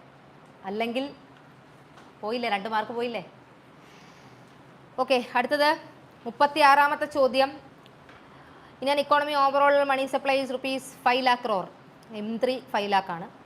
And the value of high powered money, അതായത് M0 ആണ്. ഹൈ പവേർഡ് മണി എന്ന് പറയുന്നത് M0 ആണ്. M0 is ₹1 lakh crore. Determine the value of money multiplier. Money multiplier നമ്മൾ കണ്ടുപിടിക്കുന്നത് M3:M0 എന്ന് പറയുന്ന ഇക്വേഷൻ വെച്ചിട്ട്. അതായത് 5 lakh to 1 lakh. അതായത് 5 lakh by 1 lakh എത്രയാ? 36. 5 ആണ് answer. B is the answer. ഇപ്പോൾ പറയാം കേട്ടോ, ഇപ്പോൾ പറയാം. വെറുതെ എഴുതിയതാണോ? അത് കൊള്ളാം കേട്ടോ, നിങ്ങൾക്ക് ഇതാ പറ്റുന്നതെന്ന് തോന്നുന്നു. ഞാൻ പറഞ്ഞിട്ട് നിങ്ങൾ ഇന്ന് മുതൽ വെറുതെ ഇരിക്കുക, ഫുൾ ടൈം ഒന്നും പഠിക്കണ്ട. ഇത് ശരിയായ ആൾക്കാരെല്ലാവരും വെറുതെ ഇരിക്കുക, എന്നിട്ട് ചുമ്മാ എഴുതാൻ പോകും. ചിലപ്പോൾ കിട്ടും. ഒരു തലയാട്ടുന്ന അവിടെ ഇരുന്നിട്ട് ഓക്കെ എന്നൊക്കെ സച്ചുമല്ലോ ഞാൻ നിന്നെയൊക്കെ. അടുത്തത്, which of the following best describes currency demand paradox. എന്താണ് കറൻസി ഡിമാൻഡ് പാരഡോക്സ് എന്നാണ് ചോദിച്ചേക്കുന്നത്. Increase in the supply of currency exceeding the demand in the economy. The demand for the currency remains stable despite the inflationary effect. Increase in demand for cash despite increased digital payment transaction. Decrease in demand for cash due to increased digital payment transaction. For 37, the answer is C. Increase in demand for cash despite increased digital payment transaction. അതാണ് currency demand paradox. The demand of the currency ആണ് അത് indicate ചെയ്യുന്നത്. കറൻസിയുടെ ഡിമാൻഡിനെ indicate ചെയ്യുന്ന കാര്യമാണ് അതിൽ പറയുന്നത്. The demand of the currency is high even the digital payment transactions are increasing. The demand for the currency അവിടെ ഉണ്ട് എന്ന് അതിനെ പറ്റി ഡിസ്കസ് ചെയ്യുന്ന ഒരു പാരഡോക്സ് ആണ് കറൻസി ഡിമാൻഡ് പാരഡോക്സ്. ഇത് ഞാൻ പല സ്ഥലങ്ങളിലും കറണ്ട് അഫയേഴ്സിൽ കണ്ടിട്ടുണ്ട്, currency demand paradox. 38 white label ATM. ഇത് നമ്മൾ പറഞ്ഞത് white label ATM. An ATM that exclusively serves customers of a particular bank. ATM that provides services to the customer only for transaction above a particular value. ATM owned and operated by a non-banking entity. 38. The answer is C.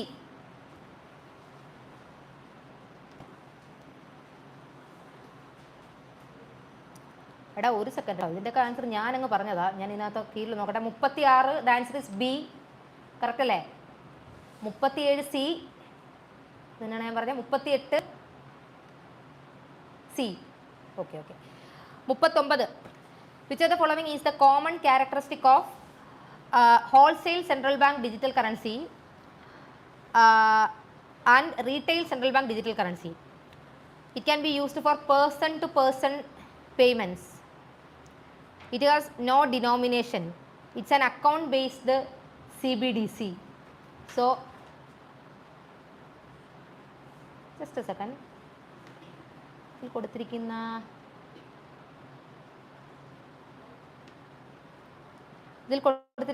Answer C ആണ്. പക്ഷേ എനിക്കൊരു doubt ഉണ്ട്. Just a second.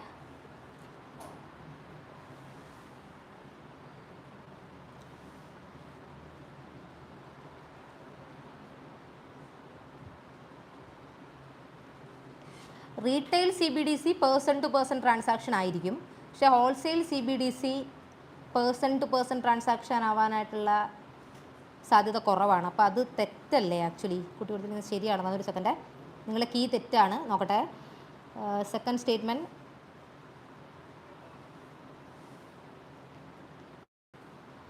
No denomination എന്ന് എങ്ങനെ പറയാൻ പറ്റും? Denomination ഇല്ലാതെ എങ്ങനെയാണ് ട്രാൻസാക്ഷൻ നടക്കുന്നത്? റുപ്പിയിൽ ഡിനോമിനേറ്റഡ് ആയിരിക്കത്തില്ലേ? അല്ലേ? തെറ്റാണ്. Account based CBDC. So A is the answer.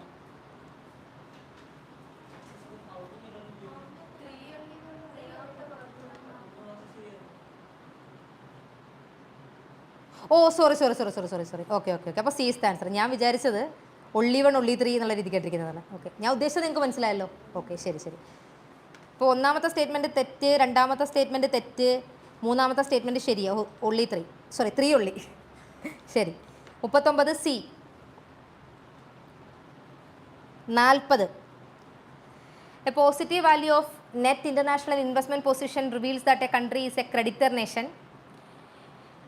NIAP measures the gap between a nation's stock of foreign assets and a foreigner stock of that nation's asset. അതായത് ഇപ്പം നമ്മുടെ രാജ്യത്തിന് മൊത്തം എത്ര ഫോറിൻ അസറ്റ് ഉണ്ട്, പുറത്തുള്ള ഒരാൾക്ക് നമ്മുടെ രാജ്യത്തിൽ മൊത്തം എത്ര ഫോറിൻ അസറ്റ് ഉണ്ട്, അത് രണ്ടിൻ്റെയും കൂടെ ഡിഫറൻസ് നമ്മൾ നോക്കും. അതിൽ പോസിറ്റീവ് ആണോ നെഗറ്റീവ് ആണോ എന്ന് നമ്മൾ നോക്കും. അതിൽ പോസിറ്റീവ്, അതിനെയാണ് നമ്മൾ NIIP എന്ന് പറയുന്നത്, നെറ്റ് ഇൻ്റർനാഷണൽ ഇൻവെസ്റ്റ്മെൻറ്റ് പൊസിഷൻ.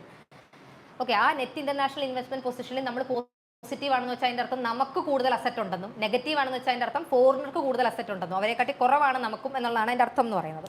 അപ്പോൾ ഇവിടെ 2 സ്റ്റേറ്റ്മെൻറ്റ് കൊടുത്തിട്ടുണ്ട്. Positive value of NIIP reveals that a country is a creditor nation. Correct. ഒന്നാമത്തത് 40. The answer is, first statement is correct. NIIP measures the gap between nation's stock of foreign assets and a foreigner stock of that nation's asset. Correct. The answer is A. 40. The answer is A. Okay. അടുത്തത് 41. Foreign currency assets, gold, SDR, reserve position in IMF. കറക്റ്റായിട്ട് arrange ചെയ്യാനാണ് ചോദിച്ചേക്കണേ. പ്രത്യേകിച്ച് ഒന്നും പറയേണ്ട കാര്യമുണ്ടോ? 4321 D. 4321 വളരെ easy ആയിട്ടാണ്, അത്ര ബുദ്ധിമുട്ടിച്ചിട്ടൊന്നുമില്ല നിങ്ങളെ. തെറ്റിപ്പോയവരെല്ലാം ഉണ്ടോ? എന്താ തെറ്റിപ്പോയേ? എഡ്യൂക്കേഷൻ ഇല്ല, ഇതിലൊന്നും ചെയ്യാനില്ല. ഞാനതിങ്ങനെ നോക്കിക്കൊണ്ടിരിക്കുന്നത്. ഇതിനകത്ത് തെറ്റാൻ സാധ്യത ഉണ്ടെങ്കിൽ 3421 എന്നൊരു ഓപ്ഷൻ ഉണ്ടായിരുന്നെങ്കിൽ തെറ്റിപ്പോയി അതാണ് ആൻസർ എഴുതുന്നുണ്ടെങ്കിൽ ഞാൻ അംഗീകരിക്കും. ചിലപ്പോൾ ചെറുതായിട്ട് മാറിപ്പോയതാണെന്ന്. അസെൻഡിങ്ങും ഡിസെൻഡിങ്ങും അറിയില്ല, ഇൻക്രീസിങ്ങും ഡിക്രീസിങ്ങും അറിയില്ല, ഒന്നും ചെയ്യാനില്ല. പഠിക്കുക, ഡിക്ഷണറി വായിക്കുക, 10 വാക്ക് വീതം ഒരു ദിവസം പഠിക്കുക, അങ്ങനെ എന്തെങ്കിലും ചെയ്യുക. തെറ്റിയോ? ഓക്കെ, എന്താണ് ഇൻക്രീസിങ്ങും ഡിക്രീസിങ്ങും നിനക്കും അറിയത്തില്ലേ? അത് വേണം ഞാൻ പഠിപ്പിച്ചുതരാം, വിളിക്കണോ? വേണ്ട. ഓക്കെ, 42. 40 സെക്കൻഡ് നിങ്ങളുടെ കഴിഞ്ഞോ? ചർച്ച കഴിഞ്ഞെങ്കിൽ ഒന്ന് ശ്രദ്ധിക്കൂ. ഓക്കെ, 42. 42-ൽ 4 ഓപ്ഷൻസ് തന്നിട്ടുണ്ട് നമുക്ക്, 4 കാര്യങ്ങൾ തന്നിട്ട് അതിനടുത്ത് ഏതാണ് FDI എന്നാണ് ചോദിച്ചേക്കുന്നത്. Greenfield investment, merger and acquisition, joint ventures, establishment of subsidiary companies. 42. The answer is D. എല്ലാം ഉണ്ട്.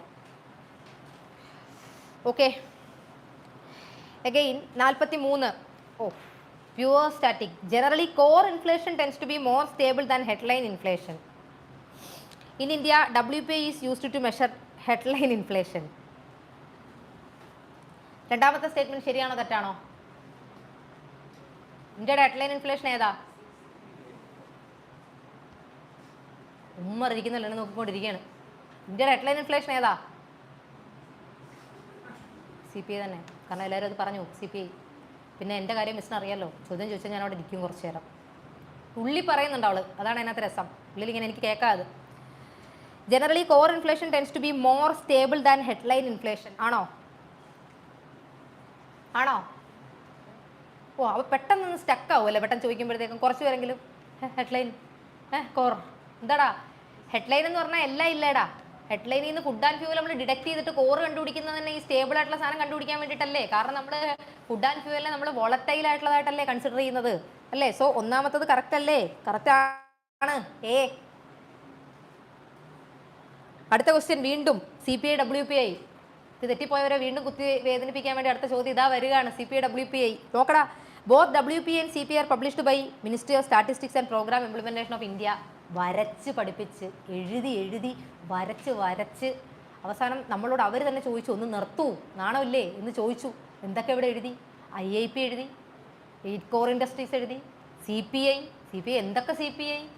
Consumer price index, urban, rural, combined, industrial workers, agricultural labours അല്ലേ, അർബൻ നോൺ മാനുവൽ എംപ്ലോയീസ്, ഇങ്ങനെ എന്തൊക്കെ സാധനങ്ങൾ നമ്മളിവിടെ എഴുതി പഠിച്ചതാ ഓരോന്നും അല്ലേ. ഇൻഡസ്ട്രിയൽ വർക്കേഴ്സിൻ്റെ ഇറക്കുന്ന ആരാ?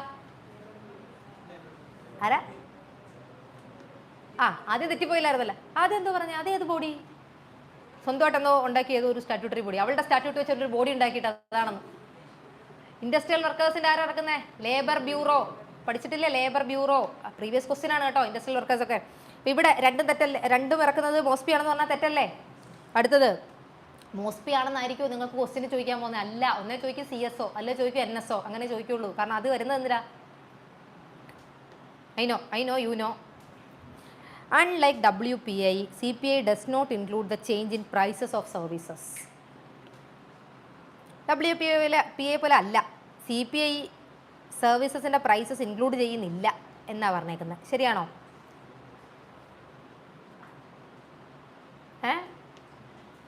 സെക്കൻഡ് സ്റ്റേറ്റ്മെൻറ്റ് ശരിയാണോ? അല്ല. ഇത് WPL അല്ലേടാ സർവീസ് ഇല്ലാത്തേ. അതുകൊണ്ടല്ലേ WPനെ റീപ്ലേസ് ചെയ്യാനായിട്ട് നമ്മൾ നോക്കിക്കൊണ്ടിരിക്കുന്നത്. എന്തോ വെച്ചാൽ റീപ്ലേസ് ചെയ്യാൻ നോക്കിക്കൊണ്ടിരിക്കുന്നത്? PPI പ്രൊഡ്യൂസേഴ്സ് പ്രൈസ് ഇൻഡെക്സ് അല്ലേ? Committee VN Goldar committee. Okay. So D 44 D 45 European Union India European Union. ഇതും നമ്മൾ പറഞ്ഞതാ. ഇന്ത്യ യൂറോപ്യൻ യൂണിയൻ അല്ലേ? യെസ്. എന്ത് പറഞ്ഞാലും യെസ് പറഞ്ഞോളാം, അല്ലെങ്കിൽ തച്ചുമില്ല. Okay. India European Union. The European Union is India's largest trading partner, while India is among the top 10 trading partners of European Union. ഇതൊരു സിലോജിസം പോലത്തെ ചോദ്യമായി പോയല്ലോ. First statement is correct. Second statement, പക്ഷേ ഈ first സ്റ്റേറ്റ്മെൻറ്റിൽ എനിക്കൊരു doubt ഉണ്ട്. എന്നാലും first statement correct ആണെന്നാണ് key പറയുന്നത്. യൂറോപ്യൻ യൂണിയൻ ഇന്ത്യസ് ലാർജസ്റ്റ്, നിലവിലെ ഇന്ത്യയുടെ ലാർജസ്റ്റ് ട്രേഡിംഗ് പാർട്ണർ ആരാണ്? ഇന്ത്യാസ് ലാർജസ്റ്റ് ട്രേഡിംഗ് പാർട്ണർ നോക്കട്ടെ. US ചൈനയോ ആവാനല്ലേ സാധ്യത. പക്ഷേ കീയിലത് കണ്ടെങ്കിൽ US ഫസ്റ്റ് നിങ്ങളുടെ കീ തെറ്റാണ് കേട്ടോ. അപ്പോൾ നിങ്ങൾ അങ്ങനെയാണ് ഒരു മിനിറ്റ്. US ആണ്. അതേ പറയാം, US ചൈന ആവാനാണ് സാധ്യത കൂടുതൽ. യൂറോപ്യൻ യൂണിയൻ ഒന്നും is India's largest trading partner അല്ല. European Union is one of എന്നായിരിക്കും പുള്ളിക്കാർ ഉദ്ദേശിച്ചതെന്ന് അറിയില്ല കേട്ടോ. ക്വസ്റ്റ്യൻ ഇട്ട ആൾ വൺ ഓഫ് ആണോ ഉദ്ദേശിച്ചതെന്ന് അറിയില്ല. അതുകൊണ്ടാണ് ഇനി അത് ശരിയായിട്ട് വിചാരിച്ചത്. ഒരു സെക്കൻഡ്. വണ്ണുളി 1 and 2. ഓക്കെ. European Union is one of the largest sources of foreign direct investment in India. അതൊക്കെ അത് നമ്മൾ അംഗീകരിക്കും. Okay. India and European Union have signed a free trade agreement which has already come into force. Sign ചെയ്തു FTA ഇല്ലല്ലോ. Which has sign ചെയ്തു 2026 ജാനുവരിയിൽ sign ചെയ്തു. Which has already കമ്മിറ്റില്ല, നിലവിൽ വന്നില്ലല്ലോ, വരാൻ പോകുന്നല്ലേ ഉള്ളൂ. അപ്പം 3 തെറ്റ്. 1 തെറ്റ് 3 തെറ്റ്. രണ്ടാമത്തെ ക്വസ്റ്റ്യൻ തെറ്റാണ്. ഓക്കെ.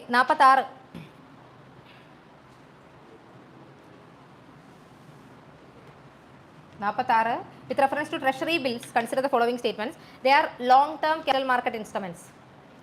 Only one ആയിരിക്കുമല്ലോ. അതെ. They are long-term capital market instruments. Treasury bills are considered as assets of the government.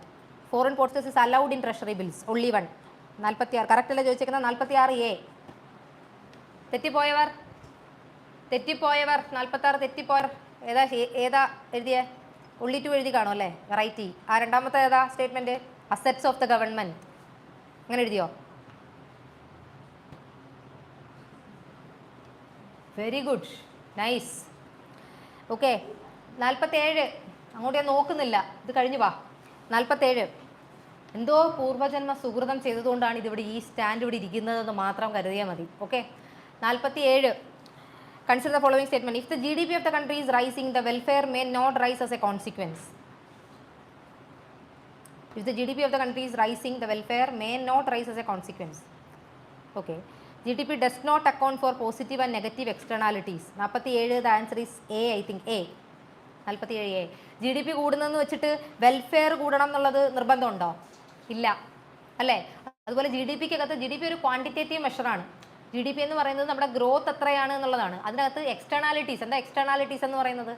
Externalities എന്ന് വെച്ചാൽ റിസ്ക് കാര്യങ്ങളാണ്. പോസിറ്റീവ് നെഗറ്റീവ് റിസ്കുകളൊന്നും വെൽഫെയർ പോലെയുള്ള അത്തരത്തിലുള്ള യാതൊരു ഫാക്ടേഴ്സും GDPക്കകത്ത് വരുന്നില്ല. പോസിറ്റീവ് റിസ്കുകളും നെഗറ്റീവ് റിസ്കുകളും ഒന്നും GDPക്കകത്ത് വരുന്നില്ല. Second statement is also correct. So answer 47 answer is A. പക്ഷേ UPSC ക്വസ്റ്റ്യൻ ചോദിക്കുമ്പം ആൻസർ A തന്നെ വരണമെന്ന് നിർബന്ധമില്ല. അതിനെപ്പറ്റി ഞാൻ കൂടുതൽ സംസാരിക്കുന്നില്ല, കാരണം ഈ ചോദ്യം ചോദിക്കില്ല. Okay. 48 How many of the following are part of World Bank Group? ഇത് ഞാൻ പറഞ്ഞ ക്വസ്റ്റ്യനാണ്. World bank group. ഇത് പ്രീവിയസ് ക്വസ്റ്റ്യൻ ആണ് കേട്ടോ. ഇത് ഞാൻ പറഞ്ഞ ക്വസ്റ്റ്യൻ അല്ല, പ്രീവിയസ് ഇയറിൽ ചോദിച്ചിട്ടുള്ള ചോദ്യമാണിത്. IFC, ICSID, MIGA, മിക എല്ലാം, all 3. 48 C. 49 in India it is conducted every 5 years. Agriculture സെൻസസിനെ പറ്റിയിട്ടുള്ള ചോദ്യമാണ്. In India it is conducted every 5 years by the Ministry of Agriculture and Farmers welfare.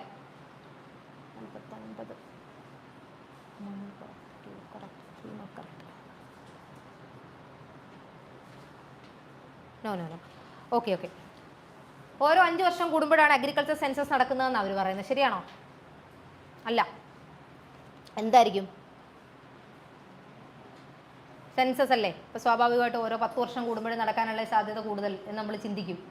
ചിന്ത തെറ്റാണ്. Agriculture census 5 വർഷം കൂടുമ്പോഴാണ് നടക്കുന്നത്. Okay, എങ്ങനെയുണ്ട് എൻ്റെ ഒരു അണ്ടർസ്റ്റാൻഡിങ് നിങ്ങളെ പറ്റിയിട്ടുള്ള?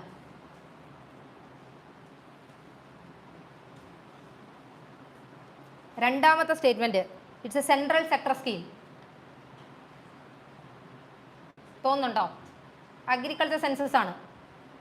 സെൻട്രൽ ഗവൺമെൻറ് മാത്രം വിചാരിച്ച് സ്റ്റേറ്റ് ഗവൺമെൻറ് സഹായമില്ലാതെ നടപ്പിലാക്കാൻ പറ്റും എന്നാണ് സെൻട്രൽ സെക്ടർ സ്കീം പറഞ്ഞേക്കുന്നത്. ശരിയാണോ? ശരിയാണ്. ഓക്കെ, മനസ്സിലായല്ലോ. നിങ്ങൾ ചിന്തിച്ചതാണ് ഞാൻ പറഞ്ഞത്, പക്ഷേ അത് തെറ്റാണ്. Okay, agriculture census is A central sector scheme. Statement 3, first agriculture census in India was carried out during the first 5-year plan. First 5-year plan എന്നാ 1950. ഫസ്റ്റ് 5-year പ്ലാനിൽ ഇന്ത്യയുടെ ഫസ്റ്റ് അഗ്രികൾച്ചർ സെൻസസ് നടന്നു. ശരിയാണോ? ഒന്നും പറയാൻ വയ്യ. എന്ത് പറഞ്ഞാലും ഇവർ ഓപ്പോസിറ്റ് പറയും. അപ്പോൾ പിന്നെ എന്ത് പറയണം? ശരിയാണോ? എടാ ഒന്നാട്ടോ, ഒന്ന് ഇങ്ങനെ പറയല്ല ഇങ്ങനെ പറയാം. എന്താണ്? ശരിയാണോ? ശരിയാണ്. തെറ്റാണ്. ഇപ്പം എങ്ങനെയുണ്ട്? ഇത് വർക്കാക്കി നോക്കൂ. ശരിയെന്ന് തോന്നുന്നു തെറ്റെന്ന് എഴുതൂ, തെറ്റെന്ന് തോന്നുന്നു ശരിയെന്ന് എഴുതൂ.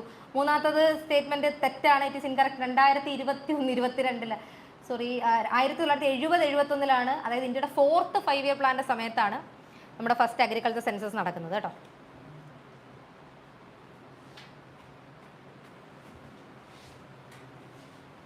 ഏറ്റവും റീസെന്റ് അഗ്രികൾച്ചർ സെൻസസ് എന്നാണ് നടന്നത്, അതിന്റെ ഫീച്ചേഴ്സ് എന്തൊക്കെയാണെന്ന് നോക്കിക്കോണേ. അതുപോലെ നിങ്ങളെ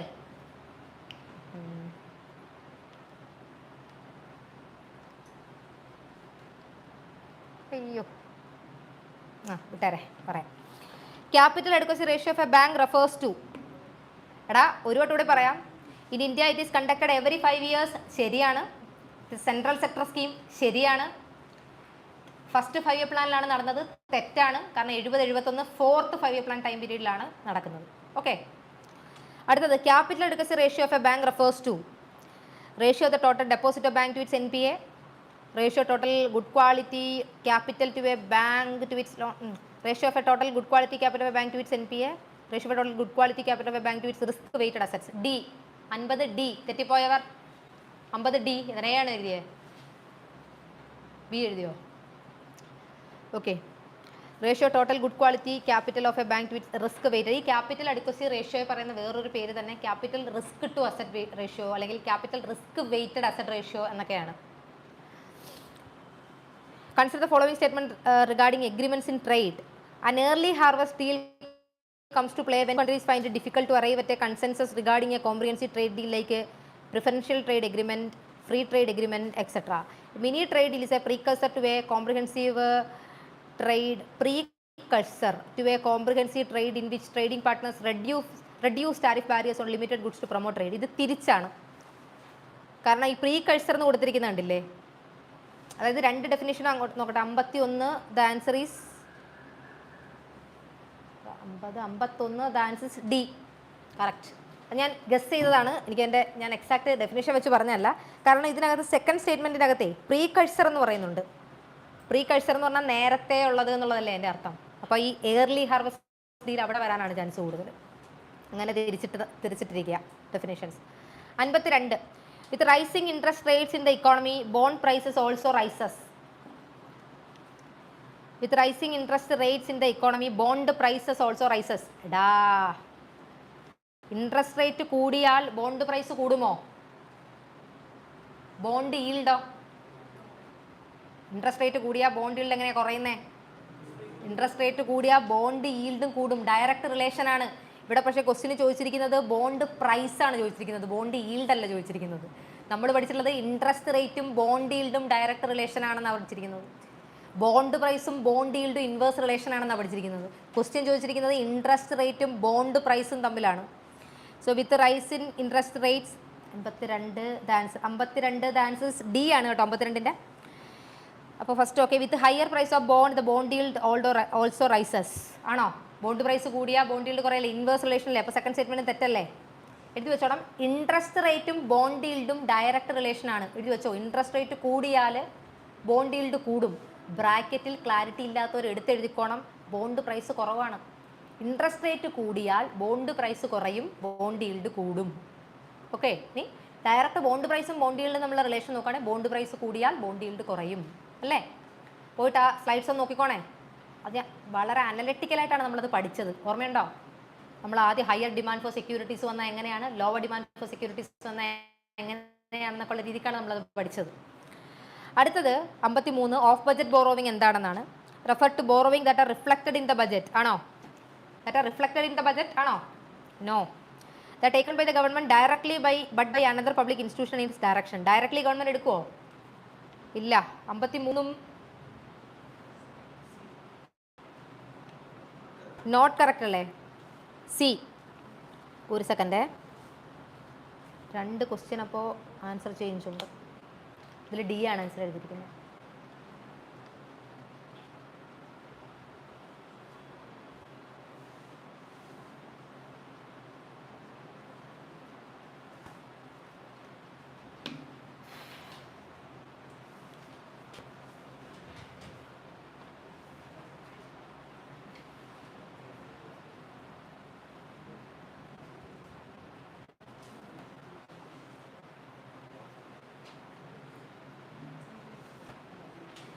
okay, 54 the term Washington Consensus. ഇത്തിരി സ്പീഡ് പോട്ടെ, സമയം ഒരുപാട് പോയി. 54 the term Washington Consensus often seen in news related to. എന്താണ് 54? എന്താണ്? B, economic reforms. Simple. 55 assertion reasoning question ആണ്. The LPG reforms of 91 aimed to dismantle the licence Raj reduce the role of the public sector in the economy. ശരി. India faced a severe BOP crisis in 1991. ശരി. 55 the answer is A. 56 MCLR marginal cost of lending rate. It's A new method of calculating the prime lending rate of the RBI's loan to commercial banks. Okay. Statement 2, just a second. It's a new method of calculating the prime lending rate of RBI's loans to commercial bank. ആണോ? RBI commercial ബാങ്കിന് loan കൊടുക്കുമ്പോൾ impose ചെയ്യപ്പെടുന്ന interest റേറ്റിന് പറയുന്ന പേരെന്താ? Reserve bank of India is lending loan to a scheduled commercial bank. The interest rate imposed over the scheduled commercial bank in this transaction is called repo rate. എന്തുവാണ് നീ പറയാൻ വന്നേ? Okay, ഇവിടെ ചോദിച്ചിരിക്കുന്ന MCLR ആ ചോദിച്ചേക്കണേ. ഈ കൊടുത്തിരിക്കുന്നത് റിപ്പോ റേറ്റിൻ്റെ ഡെഫിനിഷനുമാണ്. സോ ഒന്ന് തെറ്റ്. The changes in repo rate can affect the calculation of MCLR. ശരിയല്ലേ? നേരത്തെ പറഞ്ഞില്ലേ? MCLR system does not apply to non-banking financial companies. The MCLR system does not apply to ഇല്ല NBFCsന് അപ്ലൈഡ് അല്ല. MCLR scheduled commercial bank to പബ്ലിക്കിൻ്റെ transaction ആണ്. ഇവിടെ ചോദിച്ചിരിക്കുന്നത് how many of the above given statements are incorrect എന്നാണ് ചോദിച്ചിരിക്കുന്നത്. Only one statement is incorrect. A. 56 A. 57 market stabilisation scheme. 57 market stabilisation scheme. It is a tool used by commercial banks to reduce the liquidity and bring the money market under control. ആണോ? എന്താ market stabilisation scheme എന്ന് പറയുന്നത്? ഓർമ്മയുണ്ടോ? Market stabilisation scheme എന്ന് പറയുന്നത് എന്താണ്? എന്താ? Excess liquidity എങ്ങനെ വരുന്നു? ക്യാപിറ്റൽ ഇൻഫ്ലോ കാരണം ഉണ്ടാകുന്ന എക്സസ് ലിക്വിഡിറ്റി അഡ്രസ് ചെയ്യാൻ വേണ്ടിയിട്ടാണ് മാർക്കറ്റ് സ്റ്റെബിലൈസേഷൻ സ്കീം വരുന്നത്. 2004 വരുന്നത് നമ്മൾ പഠിച്ചിട്ടുണ്ട്. 2 സ്റ്റേറ്റ്മെന്റുകൾ. രണ്ടാമത്തെ statement initiated by Raghuram Rajan after the financial crisis of 2008. ആണോ? അല്ല. 2008 ഫിനാൻഷ്യൽ ക്രൈസിസിന് ശേഷം രഘുറാം രാജൻ്റെ റെക്കമെൻഡേഷനിൽ ഇനിഷ്യേറ്റ് ചെയ്യപ്പെട്ട ഒരു സാധനം ഇന്ത്യയിലുണ്ട്. അതിൻ്റെ പേരെന്താ? FSDC, financial stability and development council. എന്നാ വരുന്നത്? 2010. Okay, so here 57 D. 58 which of the following operations is or are comes under the external sector? Export, foreign investment, balance of payment. 58 C. 59 it is a growth strategy where a country seeks economic development by opening itself up to the international trade describes.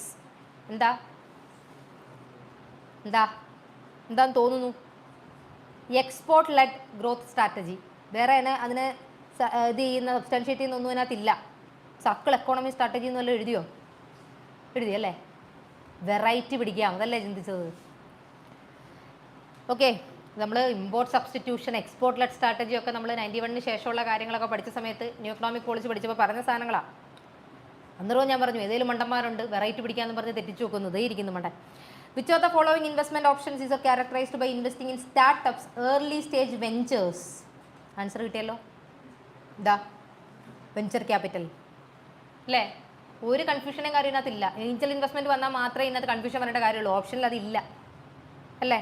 തെറ്റിപ്പോയവർ 60, തെറ്റിപ്പോയവർ എല്ലാവർക്കും ശരിയായി 60 എഴുതാത്തവർ ആരുമില്ല. Okay, 61. Which of the following statements are correct regarding the difference between mutual funds and alternative investment fund? Mutual ഫണ്ടും alternative investment ഫണ്ടും. Mutual fund ഒരു alternative investment fund ആണോ? Mutual fund is an alternative investment fund, ശരിയാണോ? അല്ല, രണ്ടും രണ്ടാണ്. AIFന്റെ കീഴിലാണോ regulate ചെയ്യപ്പെടുന്നത് mutual fund? അല്ല, മ്യൂച്വൽ ഫണ്ട് സെപ്പറേറ്റ് റെഗുലേഷൻ ആണ്. ഇത് രണ്ടും റെഗുലേറ്റ് ചെയ്യുന്നത് ഒരാളാണോ? മ്യൂച്വൽ ഫണ്ടും ആൾട്ടർനേറ്റീവ് ഇൻവെസ്റ്റ്മെന്റ് ഫണ്ടും രണ്ടും റെഗുലേറ്റ് ചെയ്യുന്ന ഒരാളാണോ? എടാ സെബി അല്ലേടാ. ഇതിൽ വയ്യ നിങ്ങൾക്ക്, പഠിച്ച് പഠിച്ച് പഴുത്തു പോയത് നിങ്ങൾ.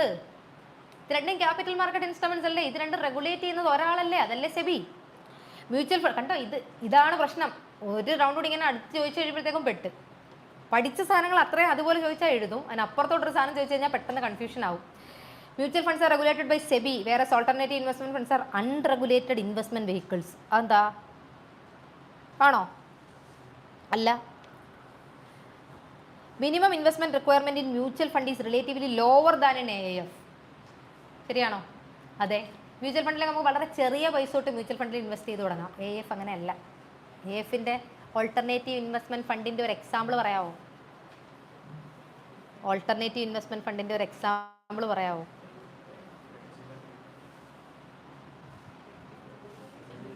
Venture capital, Angel investment, hedge fund അല്ലേ? Okay. 62. In the context of macroeconomics, broad money includes which of the following along with currency in circulation? Okay, 62. The answer is C. Demand ഡെപ്പോസിറ്റും ടൈം ഡെപ്പോസിറ്റും രണ്ടും വരും broad മണിയിൽ. അതുകൊണ്ടാണ് തന്നെ broad മണി എന്ന് പറയുന്നത്.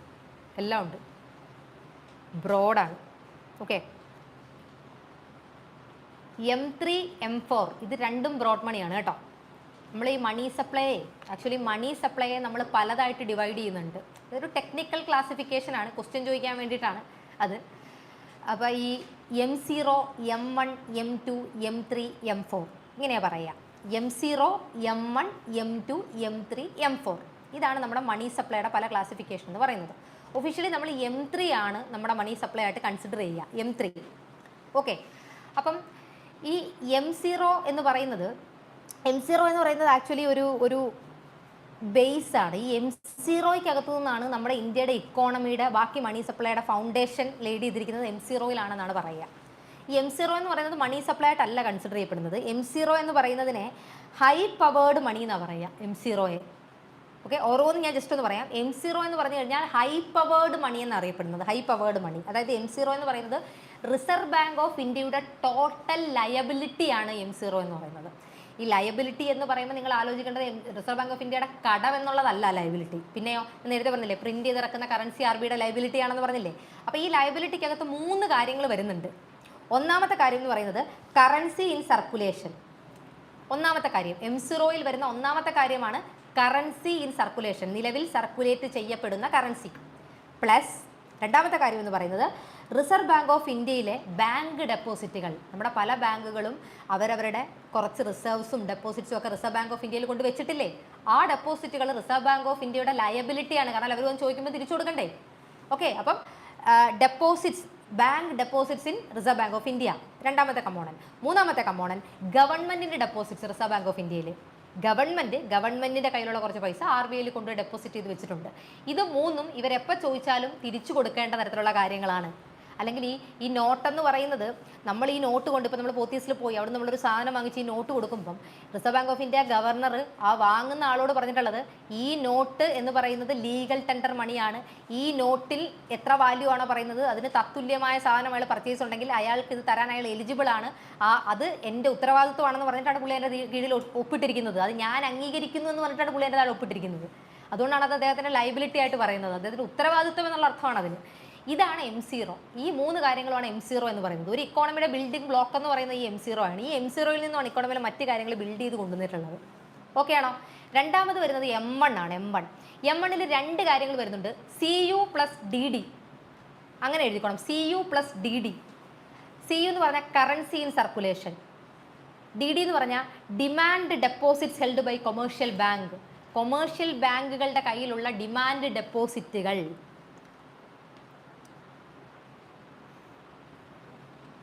ഡിമാൻഡ് ഡെപ്പോസിറ്റ് എന്ന് പറഞ്ഞതിനകത്ത് സേവിങ്സ് ഡെപ്പോസിറ്റുകളും കറണ്ട് അക്കൗണ്ട് ഡെപ്പോസിറ്റുകളും വരുന്നുണ്ട്. 2 ഡെപ്പോസിറ്റുകളും വരുന്നുണ്ട് കേട്ടോ ഈ ഡിമാൻഡ് ഡെപ്പോസിറ്റിനകത്ത്. ഓക്കെ, ഇപ്പം demand deposits of the public, നമ്മുടെ കയ്യിലുള്ള ഡിമാൻഡ് ഡെപ്പോസിറ്റ് അത് കൊമേഴ്ഷ്യൽ ബാങ്ക് ഹോൾഡ് ചെയ്യുന്ന നമ്മുടെ കയ്യിലുള്ള നമ്മുടെ ഡിമാൻഡ് ഡെപ്പോസിറ്റുകൾ, ഇത് രണ്ടുമാണ് M1-നകത്ത് വരുന്നത്. ഇതെല്ലാം നമ്മുടെ ഇക്കോണമിയിലെ മണി സപ്ലൈ ആണ് ഉദ്ദേശിച്ചിരിക്കുന്നത്. മനസ്സിലായോ? നമ്മുടെ ഇക്കോണമിയിൽ എത്ര പണമുണ്ട് ഓർമ്മയുണ്ടോ? നമ്മുടെ ഇക്കോണമിയിലെ വിറ്റ പൈസ കിട്ടുന്ന എല്ലാ സാധനവും എടുത്തൊരു ബക്കറ്റിൽ ഇട്ട് കഴിഞ്ഞിട്ട് അതിനെ നമ്മൾ ടോട്ടൽ വാല്യൂ ആക്കുന്നതാണ് മണി സപ്ലൈ എന്ന് പറഞ്ഞ് നമ്മൾ പഠിപ്പിച്ചില്ലേ? ഇതിനെ നമ്മൾ ടെക്നിക്കലായിട്ട് അനലൈസ് ചെയ്യുകയാണ്. ടെക്നിക്കലായിട്ട് Reserve bank of India M0, M1, M2, M3, M4 ഇങ്ങനെ ക്ലാസിഫൈ ചെയ്ത് വെച്ചിരിക്കുകയാണ്. അല്ല, M0 നമ്മൾ പറഞ്ഞു കഴിഞ്ഞു. M1 എന്ന് പറഞ്ഞാൽ currency held by the public, ആൾക്കാരുടെ കയ്യിൽ എത്ര പണമുണ്ട്, plus demand deposits held in commercial bank. നമ്മൾ പോയി ATM-ൽ ഇട്ട് പൈസ എടുത്ത് നമ്മൾ കയ്യിൽ വെക്കുന്നു, ഡിമാൻഡ് ഡെപ്പോസിറ്റ്. അതായത് എത്രയും പെട്ടെന്ന് നമുക്ക് കിട്ടുന്ന 2 എണ്ണവും വരുന്നത് M1-ലാണ്. ഈ M0-നെ നമ്മൾ ചുമ്മാതെ ഒരു പർപ്പസിന് വേണ്ടി കാൽക്കുലേറ്റ് ചെയ്യുന്നേ ഉള്ളൂ. ഒഫീഷ്യലി അത് മണി സപ്ലൈ ആയിട്ടല്ല കൺസിഡർ ചെയ്യുന്നത്. RBIയുടെ കയ്യിലുള്ള കാര്യം എന്നുള്ള രീതിയിലാണ് M0-നെ കൺസിഡർ ചെയ്ത് വെക്കുന്നത്. ഹൈ പവേർഡ് മണിയാണത്. ഇനി M1 പറഞ്ഞല്ലോ, ഈ M1 ആണ് ഏറ്റവും ലിക്വിഡ് ആയിട്ടുള്ളത്. മനസ്സിലായോ? ഈ ഓർഡർ അങ്ങനെ തന്നെയാണ്. പിന്നെ ഡിക്രീസിങ് ഓർഡറിലാണ്. ഏറ്റവും ലിക്വിഡ് M1, അത് കഴിഞ്ഞ് M2, അത് കഴിഞ്ഞ് M3, അത് കഴിഞ്ഞ് M4, അങ്ങനെയാണ് വരുന്നത്. ഓക്കെ, ഇനി M1 ഓക്കെ അല്ലേ? M2 എന്താണെന്ന് നോക്കാം. M2 എന്ന് പറഞ്ഞാൽ M1 പ്ലസ് M1-ൻ്റെ കൂടെ. അപ്പോൾ M1-ൽ എന്തൊക്കെയുണ്ടെന്ന് അറിയാലോ? CU ഉണ്ട്, DD ഉണ്ട്. M1 പ്ലസ് പോസ്റ്റ് ഓഫീസ് ബാങ്കുകളുണ്ടല്ലോ, പോസ്റ്റ് ഓഫീസ് ബാങ്കുകളുടെ കയ്യിലുള്ള ഡിമാൻഡ് ഡെപ്പോസിറ്റുകൾ. മനസ്സിലായോ? Demand deposit in the hands of post office bank, post ഓഫീസിലെ ഡിമാൻഡ് ഡെപ്പോസിറ്റുകൾ. ഓക്കെ ആണോ? അപ്പോൾ നിങ്ങൾക്ക് മനസ്സിലാവുന്നുണ്ടോ? നമ്മുടെ ഇക്കോണമിയിൽ നമ്മുടെ പൈസ ഇരിക്കുന്ന എവിടെയൊക്കെയാണോ അവരെ എല്ലാവരെയും ഓരോന്നായിട്ട് കൊണ്ടുവന്നുകൊണ്ടിരിക്കുക. Demand deposits with the post office savings banks, അതാണ് M2 എന്ന് പറയുന്നത്. ഓക്കെ അല്ലേ? ഇനി M3 എന്ന് പറയുന്നത്, M3-ൽ വരുന്നത് currency held by the public. അതായത് M1 ഉണ്ടല്ലോ, M1-ൽ എന്തൊക്കെയാണ് വരുന്നത് നോക്കിക്കേ. കറൻസി ഹെൽഡ് ബൈ ദ പബ്ലിക്കും കൊമേഴ്ഷ്യൽ ബാങ്കിൻ്റെ കയ്യിലുള്ള നമ്മുടെ ഡിമാൻഡ് ഡെപ്പോസിറ്റുകളും. ഇത് കൂടാതെ term deposits of commercial bank, commercial ബാങ്കിൻ്റെ കയ്യിലുള്ള നമ്മുടെ ടേം ഡെപ്പോസിറ്റ്, അതായത് ഫിക്സഡ് ഡെപ്പോസിറ്റുകൾ. മനസ്സിലായോ? Term deposits of commercial banks. Commercial ബാങ്കിൻ്റെ കയ്യിൽ എത്ര ടേം ഡെപ്പോസിറ്റ് ഉണ്ടെന്ന്. അപ്പോൾ തന്നെ നിങ്ങൾ നോക്കിക്കേ, ഇത് അങ്ങോട്ട് പോകുമ്പോൾ ഇതിൻ്റെ ലിക്വിഡിറ്റി ഇത് കുറഞ്ഞു വരുക. കാരണം കിട്ടാൻ എളുപ്പം ഏതാണെന്ന് ചോദിച്ചാൽ M1 ആണ്, അത് കഴിഞ്ഞ് M2, അത് കഴിഞ്ഞ് M3. ഓക്കെ, ഇനി M4. ഈ M3 ആണ് നമ്മുടെ ഒഫീഷ്യൽ നമ്മുടെ മണി സപ്ലൈ എന്ന് പറയുന്നത്. അടുത്ത M4-ൽ ഇതെല്ലാം വരുവാടാ. M4-ൽ എന്തൊക്കെ വരും എന്നറിയോ? ഈ currency held by the public വരും, CU. Demand deposit of commercial banks, demand deposit DD എന്ന് എഴുതിയിട്ട് താഴെ B എഴുതുക. Demand deposits held by commercial bank, term deposits held by commercial banks, demand deposits of post office, term deposits of post office. മനസ്സിലായോ? എത്ര എണ്ണം വന്നു? 1, 2, 3, 4, 5 എണ്ണം വന്നിട്ടുണ്ട്. Currency held by the public, demand deposits of commercial bank, term deposits of commercial banks. Of എന്ന് ഞാൻ ഈ പറഞ്ഞ ഹെൽഡ് ബൈ ആണ് അവരുടെ കയ്യിലുള്ളത്. Demand deposits of post office, term deposits of post office. ഇതാണ് M4 എന്ന് പറയുന്നത്. ഓക്കെ, ഇവിടെ നമ്മുടെ ചോദ്യം എന്ന് പറയുന്നത് ഇൻ ദ കോണ്ടെക്സ്റ്റ്, ഇതിനകത്ത് M1-ഉം M2-നെയും നമ്മൾ പറയുന്നത് നാരോ മണി എന്നാണ്. നാരോ, ഇടുങ്ങിയത്, കുറച്ചുള്ള കാര്യങ്ങൾ മാത്രമേ M1-ലും M2-ലും വരുന്നുള്ളൂ. M3, M4 എന്ന് പറയുന്നത് ബ്രോഡ് മണിയാണ്, ഒരുപാട് വരുന്നുണ്ട് അതിനകത്ത്. അതുകൊണ്ട് തന്നെ ബ്രോഡ് മണി എന്ന് വിളിക്കുന്നത്. ഓക്കെ ആണോ? So in the context of macro economics, broad money includes which of the following along with currency in circulation. എന്തൊക്കെ വരുന്നുണ്ട്? ടൈം ഡെപ്പോസിറ്റും ഡിമാൻഡ് ഡെപ്പോസിറ്റും വരുന്നുണ്ട് അല്ലേ? M3യിലും M4ലും എന്തൊക്കെ വരുന്നുണ്ടെന്നാണ് ചോദ്യം വന്നിരിക്കുന്നത്. എന്താ വരുന്നത്? ടൈം ഡെപ്പോസിറ്റ്സും വരുന്നുണ്ട്, ഡിമാൻഡ് ഡെപ്പോസിറ്റ്സും വരുന്നുണ്ട്. ശരിയല്ലേ? സോ അതുകൊണ്ടാണ് സി ആൻസർ വരുന്നത്, 62C. ഏതോ ഒരു ചോദ്യം നമ്മൾ ഇത് വിടാൻ പറഞ്ഞില്ലായിരുന്നോ? ഞാൻ നോക്കാമെന്ന്. ക്വസ്റ്റ്യൻ നമ്പർ എത്രയാ? അത് പറഞ്ഞു, 27ാമത്തെ ക്വസ്റ്റ്യൻ അല്ലേ? 27 നോക്കിക്കേ. M2 is more liquid than M3. ശരിയല്ലേ? ലിക്വിഡിറ്റി M1 കൂടുതൽ, അത് കഴിഞ്ഞ് M2, അത് കഴിഞ്ഞ് M3. So M2 is more liquid than M3. ശരിയാണ്. Unlike M3, M2 includes time deposits held by commercial banks. Just a second.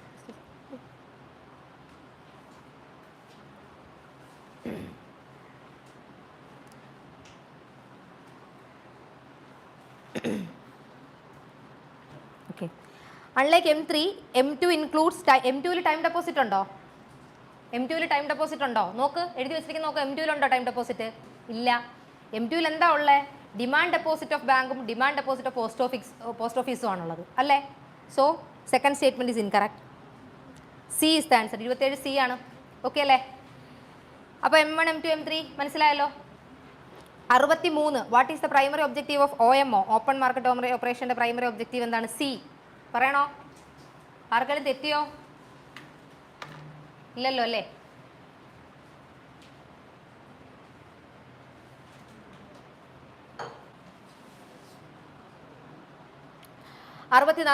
Smita spends cash on rice, tuition fee and floor. In this scenario, which index is used to estimate the average of the entire expenses? Smita individual ആണ്, retail ആണ്.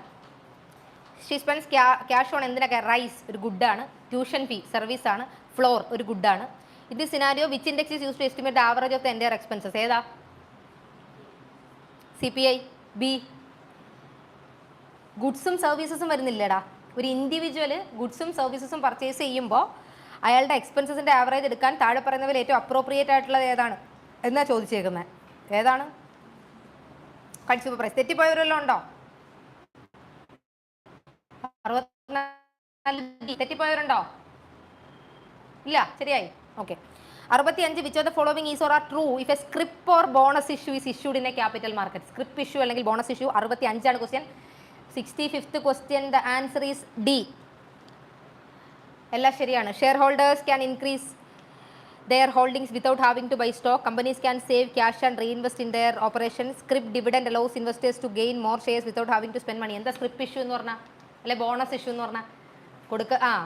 കൊടുക്കുന്നതിന് അവർക്കൊരു bonus ഇത് കൊടുക്കുന്നതിന് പകരം അവർക്കൊരു share provide ചെയ്യുന്നതിനെയാണ് സ്ക്രിപ്പ് issue അല്ലെങ്കിൽ bonus issue എന്ന് പറയുന്നത്. അടുത്തത് 66. Consider the following public financial institution: Exim bank, India infrastructure finance company limited, NABFID, National Bank Infrastructure and for Financing Development, NABFID. How many of the above are wholly owned by Government of India? All 3. 66 C, all 3. Okay. തെറ്റിച്ചോ? തെറ്റിയോ? Very good. Okay. ഇതിൻ്റെ link ഒന്നും അധികം ആർക്കും അയച്ചു കൊടുക്കണ്ട കേട്ടോ, നിങ്ങളെ പറ്റി ഒരു പിക്ചർ കിട്ടുമല്ലോ ആൾക്കാർക്ക്. 67. Consider the following statement with reference to inflation. നോക്കാം. Inflation is the decline of the purchasing power of a given currency over time.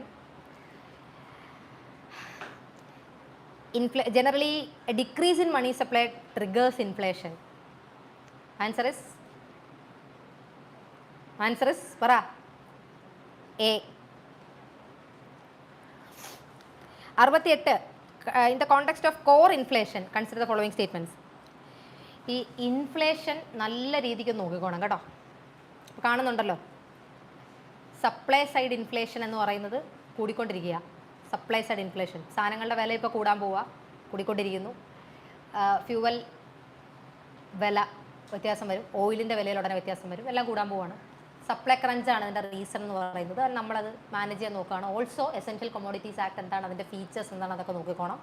Essential commodities act എപ്പോഴാണ് ഇൻവോക്ക് ചെയ്യുന്നത്, അത് ഇൻവോക്ക് ചെയ്താൽ ഫീച്ചേഴ്സ് എന്തൊക്കെയാണ്, അതിൻ്റെ ഇങ്ങനത്തെ കാര്യങ്ങളൊക്കെ നോക്കിക്കോണം. ഓക്കെ. കാരണം നമ്മളിപ്പോൾ ഫ്യൂവൽ LPG എന്ന് പറയുന്നത് എസെൻഷ്യൽ കൊമോഡിറ്റീസ് ആക്ടിൻ്റെ കീഴിലേക്ക് ഹൗസ് ഹോൾഡ്സിന് പെടുത്തുകയാണ്. അപ്പോൾ അതുകൊണ്ട് തന്നെ ക്വസ്റ്റ്യൻസ് വരാൻ ചാൻസ് ഉണ്ട്. എന്നൊരു കാര്യം ഞാൻ പറഞ്ഞേക്കാം, നമ്മൾ വലിയ രീതിയിൽ ഇത് ഭയങ്കര അടിപൊളിയാണ്, ഇത് ചോദിക്കും എന്ന് സാധാരണ UPSC വിചാരിക്കുന്ന കാര്യങ്ങൾ UPSC ചോദിക്കാറില്ല. അങ്ങനൊരു കാര്യം കൂടി ഉണ്ട്, അത് ഞാൻ പറഞ്ഞേ ഉള്ളൂ. It takes into account changes in the price of food and energy, core inflation ആണോ? അല്ല. When core inflation rises RBI decreases its key policy rates to suck excess liquidity from the market ആണോ? കുറയ്ക്കുമോ? Core inflation കൂടുമ്പോൾ കുറയ്ക്കുമോ? ഇല്ല. പിന്നെന്ത് ചെയ്യും? Increases. So D 68 D. 69 C. ഇൻഫ്ലേഷനെ കൺട്രോൾ ചെയ്യാനായിട്ട് എന്തൊക്കെ സ്റ്റെപ്പ് ഹെൽപ്പ് ചെയ്യും എന്നാണ് ചോദിച്ചേക്കുന്നത്. Increase in repo rate, decrease in direct taxes. Decrease in direct taxes ഇത് സംഭവിക്കും. ടാക്സ് കുറച്ചാൽ എന്ത് പറ്റൂടാ? പേഴ്സണൽ ഡിസ്പോസിബിൾ ഇൻകം കൂടുമല്ലേ, അപ്പോൾ കൂടുതൽ സ്പെൻഡ് ചെയ്യൂലേ, അത് ഇൻഫ്ലേഷനെ കൺട്രോൾ ചെയ്യാൻ ഹെൽപ്പ് ചെയ്യുമോ? ഇല്ല. ബൂസ്റ്റ് ചെയ്തല്ലേ ഉള്ളൂ. കൺസംഷൻ എക്സ്പെൻഡിച്ചർ കൂടുമല്ലേ ചെയ്യാം. Decrease in exports of items such as agricultural crops. Export കുറയ്ക്കുക. എക്സ്പോർട്ട് കുറയ്ക്കുമ്പോൾ എന്ത് സംഭവിക്കുന്നത്? ഇവിടെ തന്നെ നിൽക്കും. ഇതാണ് എസെൻഷ്യൽ കൊമോഡിറ്റീസ് ആക്ട് വഴി പണ്ട് ഞാൻ പറഞ്ഞിട്ടുണ്ട്, ഇൻഫ്ലേഷൻ പഠിപ്പിച്ച സമയത്ത് പറഞ്ഞിട്ടുണ്ട്, എസെൻഷ്യൽ കൊമോഡിറ്റീസ് ആക്ടിൻ്റെ പരിധിയിൽ ഒനിയൻ പെടുത്തി, സവാള പെടുത്തി കഴിഞ്ഞപ്പോഴത്തേക്കും എന്താ? എക്സ്പോർട്ട് കൺട്രോൾ ചെയ്യാനായിട്ട്. അപ്പോൾ എക്സ്പോർട്ട് എന്തിനാണ് കൺട്രോൾ ചെയ്യുന്നത്? ഒരു കൊമോഡിറ്റിയുടെ എക്സ്പോർട്ട് കൺട്രോൾ ചെയ്യുന്നത് എന്തിനാണ്? ആ ഡൊമസ്റ്റിക് മാർക്കറ്റിൽ അതിൻ്റെ അവൈലബിലിറ്റി കൂട്ടാൻ. അപ്പം നമുക്കൊരു സാധനത്തിൻ്റെ സപ്ലൈ കുറവായത് കാരണം ആ സാധനത്തിൻ്റെ വില കൂടുവാണെങ്കിൽ ആ സാധനത്തിൻ്റെ സപ്ലൈ കൂട്ടാനായിട്ടാണ് ഗവൺമെൻറ് ശ്രമിക്കുന്നത്. സപ്ലൈ കൂട്ടാനും ആ സാധനം നമ്മുടെ രാജ്യത്തിന് പുറത്തേക്ക് പോകാതിരിക്കാനും ഗവൺമെൻറ് നോക്കുന്നത്. അപ്പോൾ ഒരു സാധനത്തിൻ്റെ സപ്ലൈയിൽ ഒരു ക്രഞ്ച് വന്നാൽ ഗവൺമെൻറ് ആദ്യം ചെയ്യാൻ സാധ്യതയുള്ള കാര്യം എൻ്റെ എക്സ്പോർട്ട് കട്ട് ചെയ്യാനായിട്ട് നോക്കും. മനസ്സിലായോ?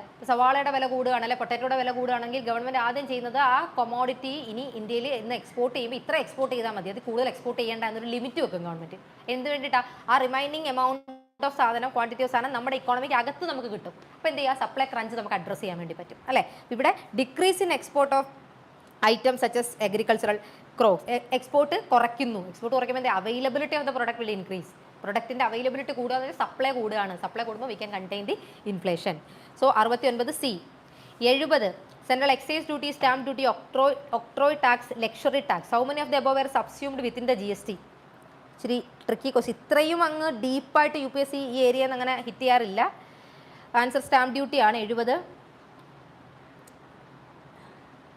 സോറി, ആൻസർ സബ്സ്യൂം ചെയ്യാത്തത് സ്റ്റാമ്പ് ഡ്യൂട്ടിയാണ്. Answer only 3. Central excise duty, octroi tax, luxury tax ഇതൊക്കെ സബ്സ്യൂംഡ് ആണ്.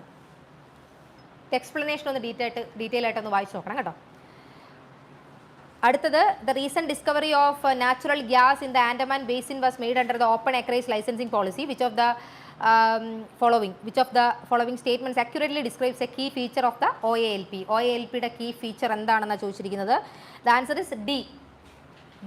സി, നമ്മുടെ ഓയിൽ ഗ്യാസ് എക്സ്പ്ലോറേഷനുമായിട്ട് ബന്ധപ്പെട്ടിട്ടുള്ള പോളിസിയാണ് hydrocarbon exploration licensing policy, അല്ലെങ്കിൽ ഹെൽപ്പ് എന്ന് പറയുന്നത്. HELP, help. ഈ HELPയുടെ കീഴിൽ ഉള്ള ഒരു കമ്പോണൻ്റ് ആണ് OALP എന്ന് പറയുന്നത്, ഓപ്പൺ അക്രേജ് ലൈസൻസിങ് പോളിസി. ഇപ്പം നമ്മുടെ രാജ്യത്ത് ഓയിൽ പോലെയുള്ള അല്ലെങ്കിൽ ഹൈഡ്രോ കാർബൺസ് പോലെയുള്ള സാധനങ്ങൾ എക്സ്പ്ലോർ ചെയ്തെടുക്കുന്ന പലതരത്തിലുള്ള പ്രൈവറ്റ് കമ്പനീസ് ഉണ്ട്. ഈ കമ്പനീസിന് അവർക്കായിട്ട് തന്നെ ഈ സാധനങ്ങൾ അവൈലബിൾ ആയിട്ടുള്ള സോഴ്സസ് കണ്ടുപിടിക്കുകയും അവിടെ എക്സ്പ്ലോർ ചെയ്ത് ഈ സാധനങ്ങൾ എടുക്കാൻ പറ്റുകയും ചെയ്യും. അതിനുള്ള ഒരു മീഡിയം ഫെസിലിറ്റേറ്റ് ചെയ്യുന്ന അല്ലെങ്കിൽ അതിനുള്ള പെർമിഷൻ കൊടുക്കുന്ന ഒരു പോളിസിയാണ് ഓപ്പൺ അക്രേജ് ലൈസൻസിങ് പോളിസി എന്ന് പറയുന്ന OALP എന്ന് പറയുന്നത്. ഇത് കമ്പനി തന്നെത്താനെ കണ്ടെത്തി, കമ്പനിക്ക് തന്നെത്താനെ എക്സ്പ്ലോറേഷൻ നടത്തി, കമ്പനിക്ക് തന്നെത്താനെ ഈ റിസോഴ്സസ് അറ്റൈൻ ചെയ്യാൻ സാധിക്കുന്ന ഒരു സംവിധാനമാണ് നിലവിൽ ഇന്ത്യയിലുള്ളത്. അപ്പം ഇതിനൊരു യൂണിഫോം ലൈസൻസ് ആണ് കമ്പനികൾക്ക് ഗവൺമെൻറ് പ്രൊവൈഡ് ചെയ്യുന്നത് അണ്ടർ OALP. അതായത് OALP grants a uniform license for the exploration and production of all forms of hydrocarbon. Uniform licence ആണ്. ഇത് നേരത്തെ നിലവിലുണ്ടായിരുന്ന NELP, ഹെൽപ്പിന് മുൻപുണ്ടായിരുന്ന NELP എന്ന് പറയുന്ന പോളിസിക്കകത്താണെങ്കിൽ ഗവൺമെൻറ്റിൻ്റെ പെർമിഷൻ ഓരോ സാഹചര്യത്തിലും വേണമായിരുന്നു, ഓരോന്നിനും, ഓരോ തരം എക്സ്പ്ലോറേഷനും. ഇപ്പോഴെന്ന് പറഞ്ഞാൽ ഒറ്റ ഹെൽപ്പിൻ്റെ കീഴിലാണെങ്കിൽ ഇത് കുറച്ചുകൂടെ പ്രൊസീജിയേഴ്സൊക്കെ കുറച്ചുകൂടെ സിംപ്ലിഫൈഡ് ആണ്. ഒരു യൂണിഫോം ലൈസൻസിലാണ് ഇപ്പോൾ ഇത്തരത്തിലുള്ള എക്സ്പ്ലോറേഷൻസ് നടക്കുന്നത്. അടുത്തത് 72ാമത്തെ ചോദ്യം, which of the following statements regarding WTO's principle of special and differential treatment is correct? നമ്മൾ ഡിസ്കസ് ചെയ്തിട്ടുണ്ട് special and differential treatment. 72 C. It provides developing countries with greater policy space and longer transition period to implement WTO agreements. പല എഗ്രിമെൻറ്റുകളും developed രാജ്യങ്ങൾ നടപ്പാക്കുന്നതിനെക്കാട്ടിലും കുറച്ചുകൂടെ സമയമെടുത്ത് developing രാജ്യങ്ങൾ നടപ്പിലാക്കിയാൽ മതി. ഇല്ല, നമ്മളിപ്പോൾ ക്ലൈമറ്റ് എഗ്രിമെൻറ്റ്സ് തന്നെ നോക്കിക്കേ, ഡെവലപ്ഡ് രാജ്യങ്ങൾക്ക് കൊടുക്കുന്ന ടൈം ഫ്രെയിം അല്ല ഡെവലപ്പിംഗ് രാജ്യങ്ങൾക്കും അല്ലെങ്കിൽ LDCസിനും കൊടുത്തുകൊണ്ടിരിക്കുന്നത്, കുറച്ചുകൂടെ ടൈം കൊടുക്കുന്നുണ്ട്. ആ ഒരു ട്രീറ്റ്മെൻറ്റിനെയാണ് നമ്മൾ WTOയുടെ പെർസ്പെക്റ്റീവിൽ സ്പെഷ്യൽ ആൻഡ് ഡിഫറൻഷ്യൽ ട്രീറ്റ്മെൻറ്റ്, കാരണം അവർക്ക് ഒരു അസിസ്റ്റൻസ് ആവശ്യമുണ്ട്. അപ്പോൾ അവർക്ക് നമ്മളൊരു സ്പെഷ്യൽ ആയിട്ടുള്ള ഡിഫറൻഷ്യൽ ആയിട്ടുള്ള ട്രീറ്റ്മെൻറ്റ് കൊടുക്കണം എന്നാണ് പറയാം. ഓക്കെ, 72. അടുത്തത്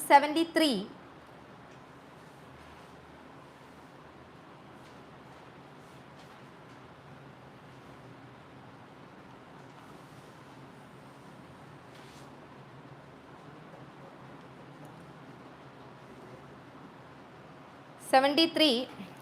GI tag is a form of IPR registered under GI Act 99. ശരിയാണ്. Second statement, GI tag is issued by the DPIIT New Delhi. Actually issued by the GI registry Chennai, not New Delhi. It comes under DPIIT. Okay, DPIITയുടെ കീഴിലാണ് ഈ GI registry വരുന്നത്, പക്ഷേ GI registry Chennai ആണ്, not New Delhi. The primary purpose of first നമ്മൾ ചോദിച്ചിട്ടുള്ളത് how many of the above statements are correct എന്നുള്ളതാണ് നമ്മളോട് ചോദിച്ചിട്ടുള്ളത്. സെക്കൻഡ് സ്റ്റേറ്റ്മെൻറ്റ് ഇൻകറക്റ്റ് ആണ്. The primary purpose of GI tag is to ensure a standardised minimum support price ആണോ? അല്ല. അറിയാലോ എന്താണ് GI ടാഗ് എന്ന് പറഞ്ഞാൽ? ഒരു യുണീക്ക് ആയിട്ടുള്ള ഒരു പ്രൊഡക്റ്റിനെ നമ്മൾ, ഒരു ലോക്കൽ പ്രൊഡക്ഷനെ നമ്മൾ അംഗീകരിക്കുകയാണ് അല്ലേ? അതാണ് ജോഗ്രഫിക്കൽ ഇൻഡിക്കേഷൻ സ്റ്റാറ്റസ് എന്നുള്ളതുകൊണ്ട് ഉദ്ദേശിക്കുന്നത്. It's not related to minimum support price. So first statement is correct, second and third statements are incorrect. The answer is A, only one. And 74, consider the following statements on regional rural banks. First statement, they are jointly owned by center, respective state government and a sponsor bank. The first statement is correct. Second statement, they are regulated solely by NABARD. ആണോ? അല്ല, regional rural bank ആരാണ് regulate ചെയ്യുന്നത്? It's regulated by, definitely it's regulated by ആരാ? Reserve bank of India. നബാർഡിൻ്റെ ഒരു supervision ഉണ്ട് എന്നുള്ളതേ ഉള്ളൂ. Second statement is incorrect. Third statement, they primarily cater to credit needs of rural populations involve in agriculture. Correct. Third statement is also correct. The incorrect statements ആണ് ചോദിച്ചിരിക്കുന്നത്, only one. Second statement ആണ് incorrect ആയിട്ടുള്ളത്, only one. Okay അല്ലേ?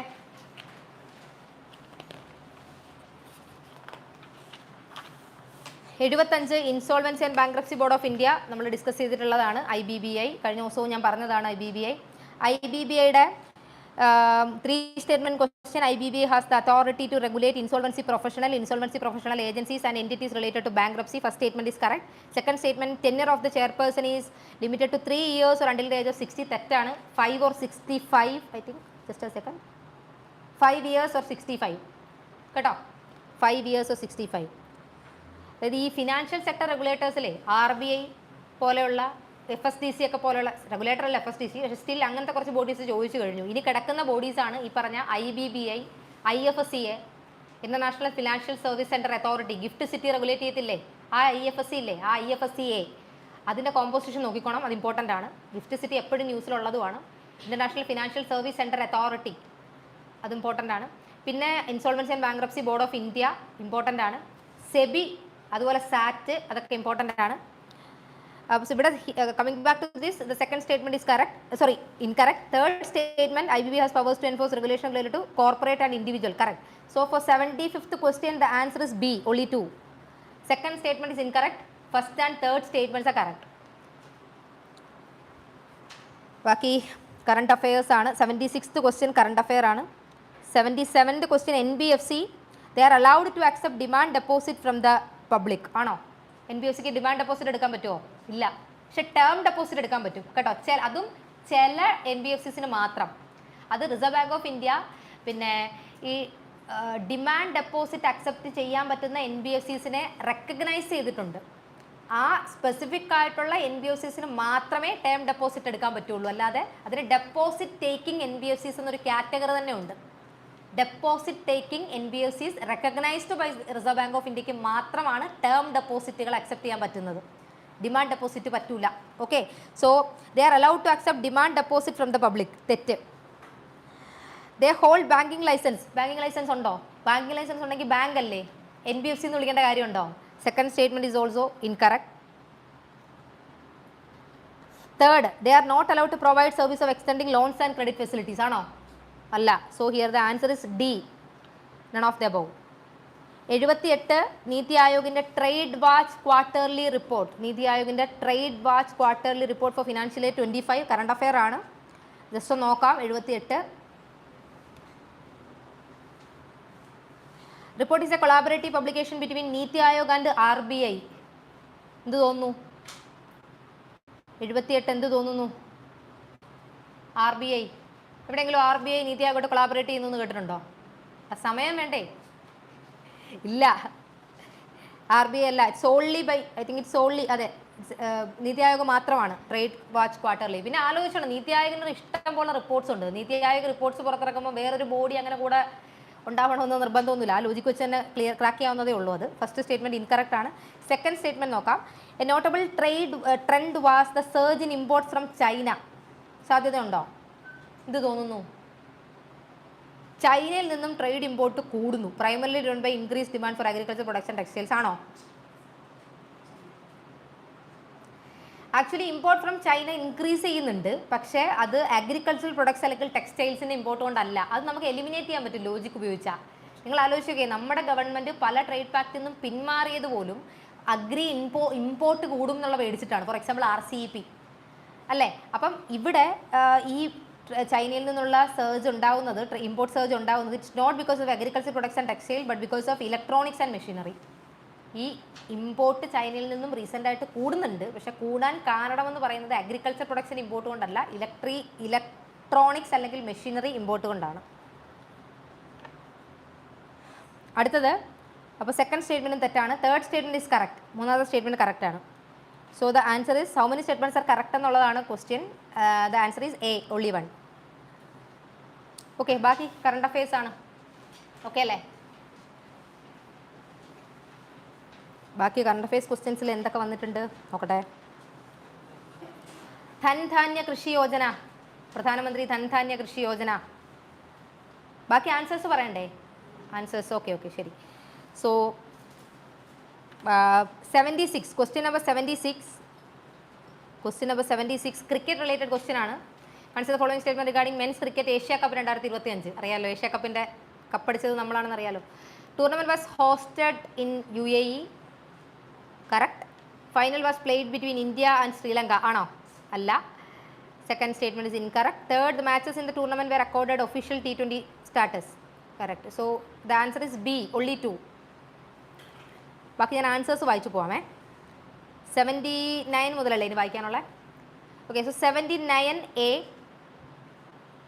80D, 81A, 82C, 83B, 84B, 85B, 86C, 87B, 88C, 89D, 90C, 91B, 92B, 93B, 94B, 95C, 96A, 97C, 98D, 99C, 100A. Okay, നമ്മൾ discuss ചെയ്തതുപോലെ തന്നെ എൻ്റെ current affairs they asked about Dhandhaanya Krishi Yojana, Atmanirbharta in pulses നമ്മൾ discuss ചെയ്തതാണ്. അതൊക്കെ PM Aasha, national pulses, edible oil ചോദിച്ചിട്ടുണ്ടോ? Kharif crops for which MSP is announced.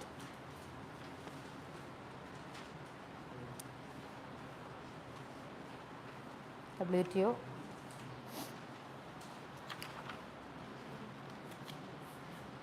Okay, so എങ്ങനെയുണ്ട്? Expect ചെയ്തതുപോലെ ഉണ്ടായിരുന്നോ? ഓക്കെ, വൈൻഡപ്പ് ചെയ്യാം. Just wait.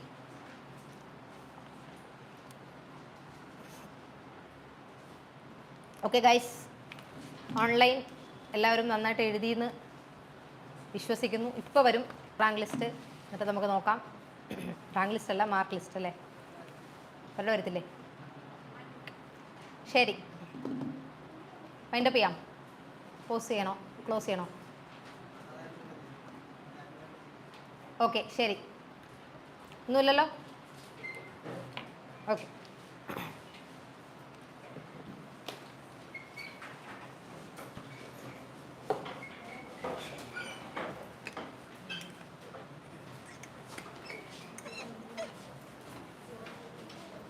നമസ്കാരം.